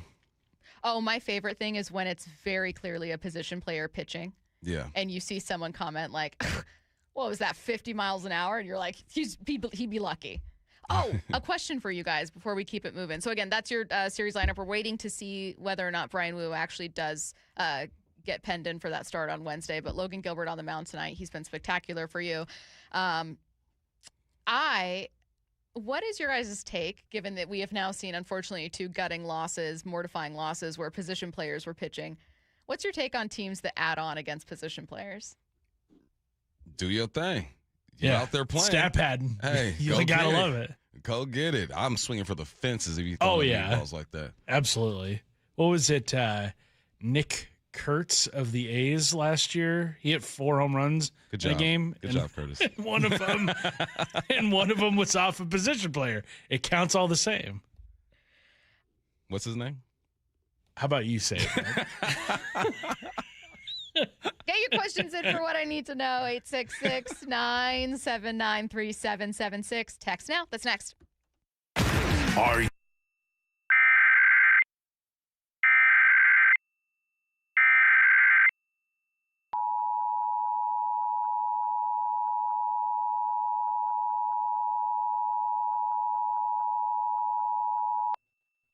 The civil authorities have issued a child abduction emergency for all of Washington beginning at 1:38 p.m. and ending at 2:38 p.m.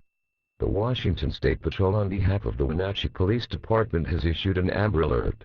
Victim is a 1-year-old male named Eric Sayama. Victim is 2 foot 6 inches tall, weighs 21 pounds and has brown hair. He was last seen on August 21, 2026. He is in the company of Stephanie Gifford, a 41-year-old female, who is 5 foot 7 inches, weighing 225 pounds with brown hair, blue eyes. They may be traveling in a dark gray 2006 Acura TSX. Washington license BYJ 5752. If you have information, please call 911.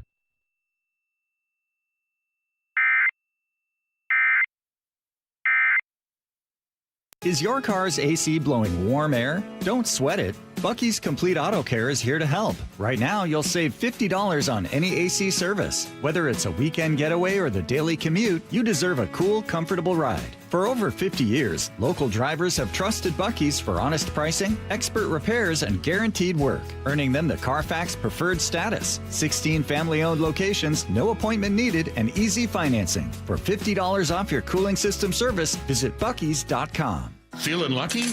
Don't miss the Lucky Fall Classic Collector Car Truck and Boat Auction, Saturday, August 29th at Tacoma's LeMay Marymount Event Center. Up to 200 collector, vintage, and classic vehicles, many going to the highest lucky bidder with absolutely no reserve. Get lucky, get local, and get in line. Visit luckyoldcar.com for a list and pictures of auction vehicles. Or call 206-467-6531 for bidding and consignment details. From whiplash to herniated discs, there are a few car accident injuries we've all heard of. J.P. Pendergast with Pendergast Law explains that even the most common injuries differ from one another. Pre-existing conditions, health history, beginning of treatment. There are hundreds of factors that make every person and every injury unique. While these variables aid medical treatment, the strongest case recoveries must also take them into account. Could you explain a little bit more? Our team at Pendergast Law is obsessed with turning over every stone to differentiate each case. This requires thorough investigation, diligent listening, and relentless research. We never pursue cases with a one-size-fits-all approach. We built our success by treating every injury and every case with the individualized attention our clients need and deserve. Pendergast Law's individualized approach to even the most common injuries makes the difference in case outcomes. It's another reason why I can't recommend them enough. If you or a loved one has been injured in a car accident, call Pendergast Law. We can help. Guys, if your energy is down, your workouts feel harder, and your drive isn't what it used to be, it may not be aging. It could be low testosterone. At Revive Health here in Seattle, the first step is simple: a free testosterone exam and consultation with an experienced medical provider. We'll review your labs, symptoms, and overall health to determine if testosterone therapy could help improve your energy, strength, and performance. And for a limited time, qualified patients can get started with a free month of TRT. Revive has helped over 120,000 men since 2011 improve energy, sleep, mood, and confidence. If something feels off, don't ignore it. Get answers and take control of your health. Call 206-529-1111. That's 206-529-1111. Or visit revivehealth.com. Revive Health. Elevate your vibe. Must medically qualify. Terms apply. Contact Revive for full details. Mike Rowe here with another fun fact. If your concrete is cracked or uneven, you can actually lift it back up. Whether it's a sinking driveway, a patio, or a sidewalk, do yourself a favor. Call Groundworks. I spent some time working with these guys. They're the real deal. Their people are trained and certified to lift your concrete slabs. Schedule a free inspection with Groundworks, the foundation and waterproofing experts. Licensed in all states where work is performed. See website for details. Nobody gets you closer to the action at Seahawks training camp than the home of the Seahawks. I see you, boy! Seattle Sports. What if you could have the most reliable fiber-powered Wi-Fi? And get this, what if you could keep it at the same price for 5 years guaranteed? Now through August 24th, new Xfinity customers can get our best price on gig Wi-Fi this summer before it disappears. Just $50 a month for 5 years. No annual contracts, no hidden fees, and our best equipment included. Plus, get online in minutes with same-day Wi-Fi. It's Wi-Fi that finds and fixes problems before you even notice them. Like super intelligent Wi-Fi with a sixth sense. Plus, it keeps you protected from online threats. And get Peacock Premium included for 2 years. Lock in your price and unlock the possibilities. Get it now at Xfinity.com. Xfinity. Imagine that. Restrictions apply. Requires paperless billing and autopay with stored bank account. Taxes and fees extra. Speeds vary. Use of fiber coaxial cable. Learn more at Xfinity.com/same-day Wi-Fi. Summer is the time to feel and look your best, but I'm not talking about your abs or tan. Guys, I'm talking about your hair. Restore that bald spot, reverse your receding hairline, or add volume to thinning during Advanced Hair's once yearly summer savings event. Advanced Hair's simple one-day treatment begins to regrow your very own hair the very next day, and they guarantee your new hair will grow. They are the team that addressed my hair loss, and I recommend them to everyone. Take advantage of your flexible summer calendar and get the most hair for your dollar. Advanced Hair's summer sales event is on for a limited time. So get the details and schedule your free consultation today. 425-449-8185. One-day treatment, life-changing results. With Advanced Hair, your new hair is guaranteed to grow. Check out the incredible before and afters and make the call now while their summer savings event is still on. That's 425-449-8185 or advancedhair.com. This hour is brought to you by Mazda of Everett. From the Quantum Fiber Studio, This is Bumpin' Stacy. weekdays 10 to 2. On Seattle Sports and 97.3 FM HD2. Get your questions in for What I Need to Know, 866-979-3776. What I need to know, if you were in the news for an arrest, a.k.a. being Jed Yorked, what's the most probable thing they'd have you for? Being They gave arrested? a couple choices. They said parking in a handicap spot, going 10 over the speed limit, That's something Stacy. else. Me probably speeding. Yeah. Speeding. I'd be dipping. You handicap spot, for sure. That was one time. That was one time I did that. I don't know. I don't do anything bad. Oh, I'm Stacy. I don't. I don't do anything. Look It would at be this. doing a crime on accident. What I need to know. Do you ever pay attention to those health department signs at restaurant? Because even if it says fair, I still go in if it's getting good reviews. I probably don't. I don't think I do. No. It would have to be like a neon sign where they're like, we'll call the police if you hear it so bad. If it's good, which is the light green, and the like healthy, which is I think the dark green, I'll go in. If it's the fair, which I think is what, orange? Have you guys ever even seen those? I'm not though? going there. Yeah. Yeah, and you'll still go? Yeah. Listen, if I go in, I'm going to know within 10 seconds if I want to eat there or not, just by walking in that piece. I don't think I've ever seen the worst rating you can possibly get. I think fair is the worst I've ever seen. Down. Like if you get one that's like you failed, I don't even think they let you just like operate. I think you gotta like, you're closed, you need to fix this, and then you open. But I don't know for sure. I don't know. Shut her down.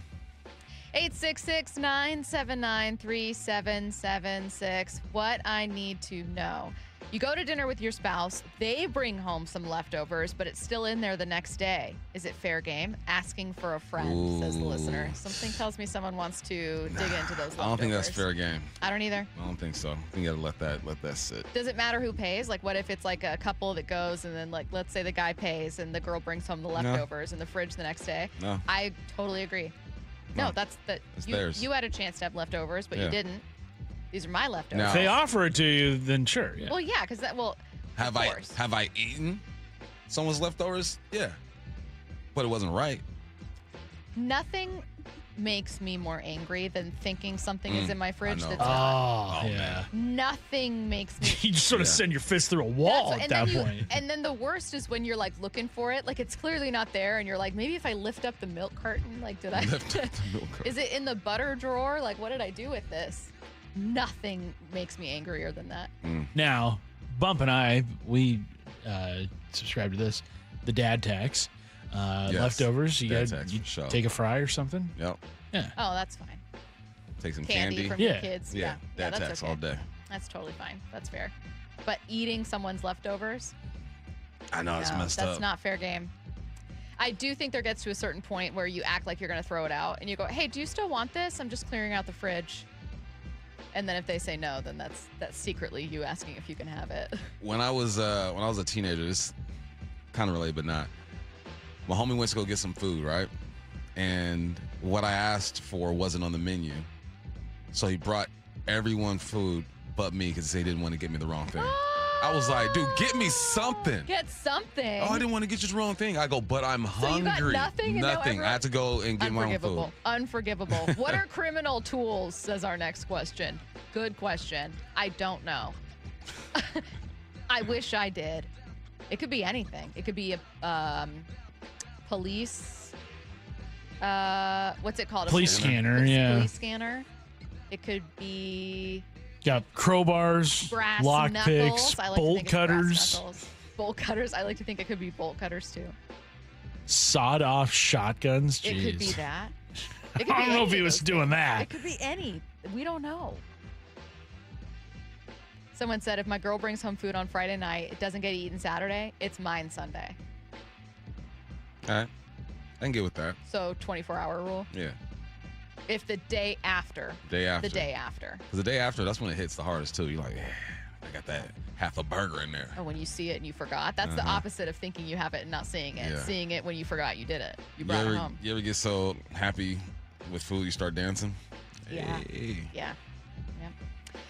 866-979-3776. Is it a coincidence that a lot of the star players who participated in the WBC are either playing hurt, or not their usual self this season? That doesn't just mean Cal. Aaron Judge, Will Smith, Vladdy, Julio, etc. I think it's a coincidence.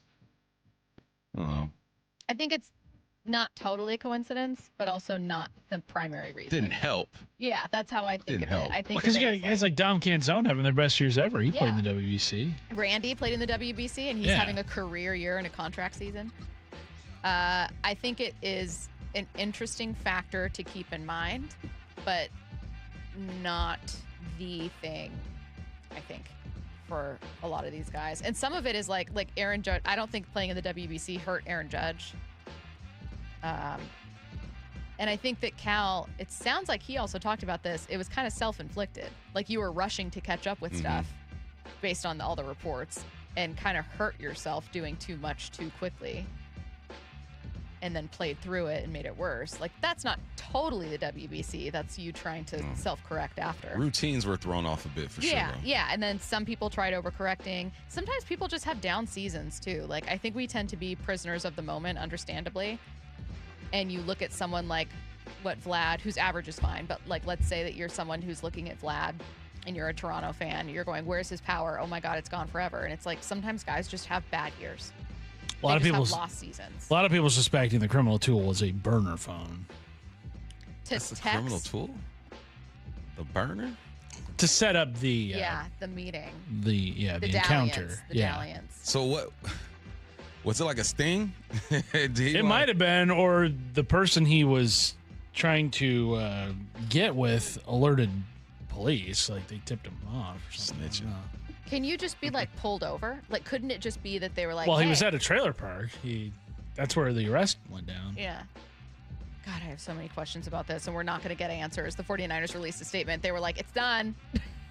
Nothing to see here. Nothing to see here. They got as close as possible to releasing a nothing to see here statement. We're going to find out more about the substation before we find out about this. I think so, too. He just shows up to work tomorrow. Hey, guys. This is walking through the building like nothing happened. Can you imagine? He's whistling to himself. Oh, God. Thank you again to our guests today, ESPN's Jesse Rogers and ESPN's Brady Henderson. Wyman and Bob coming up next.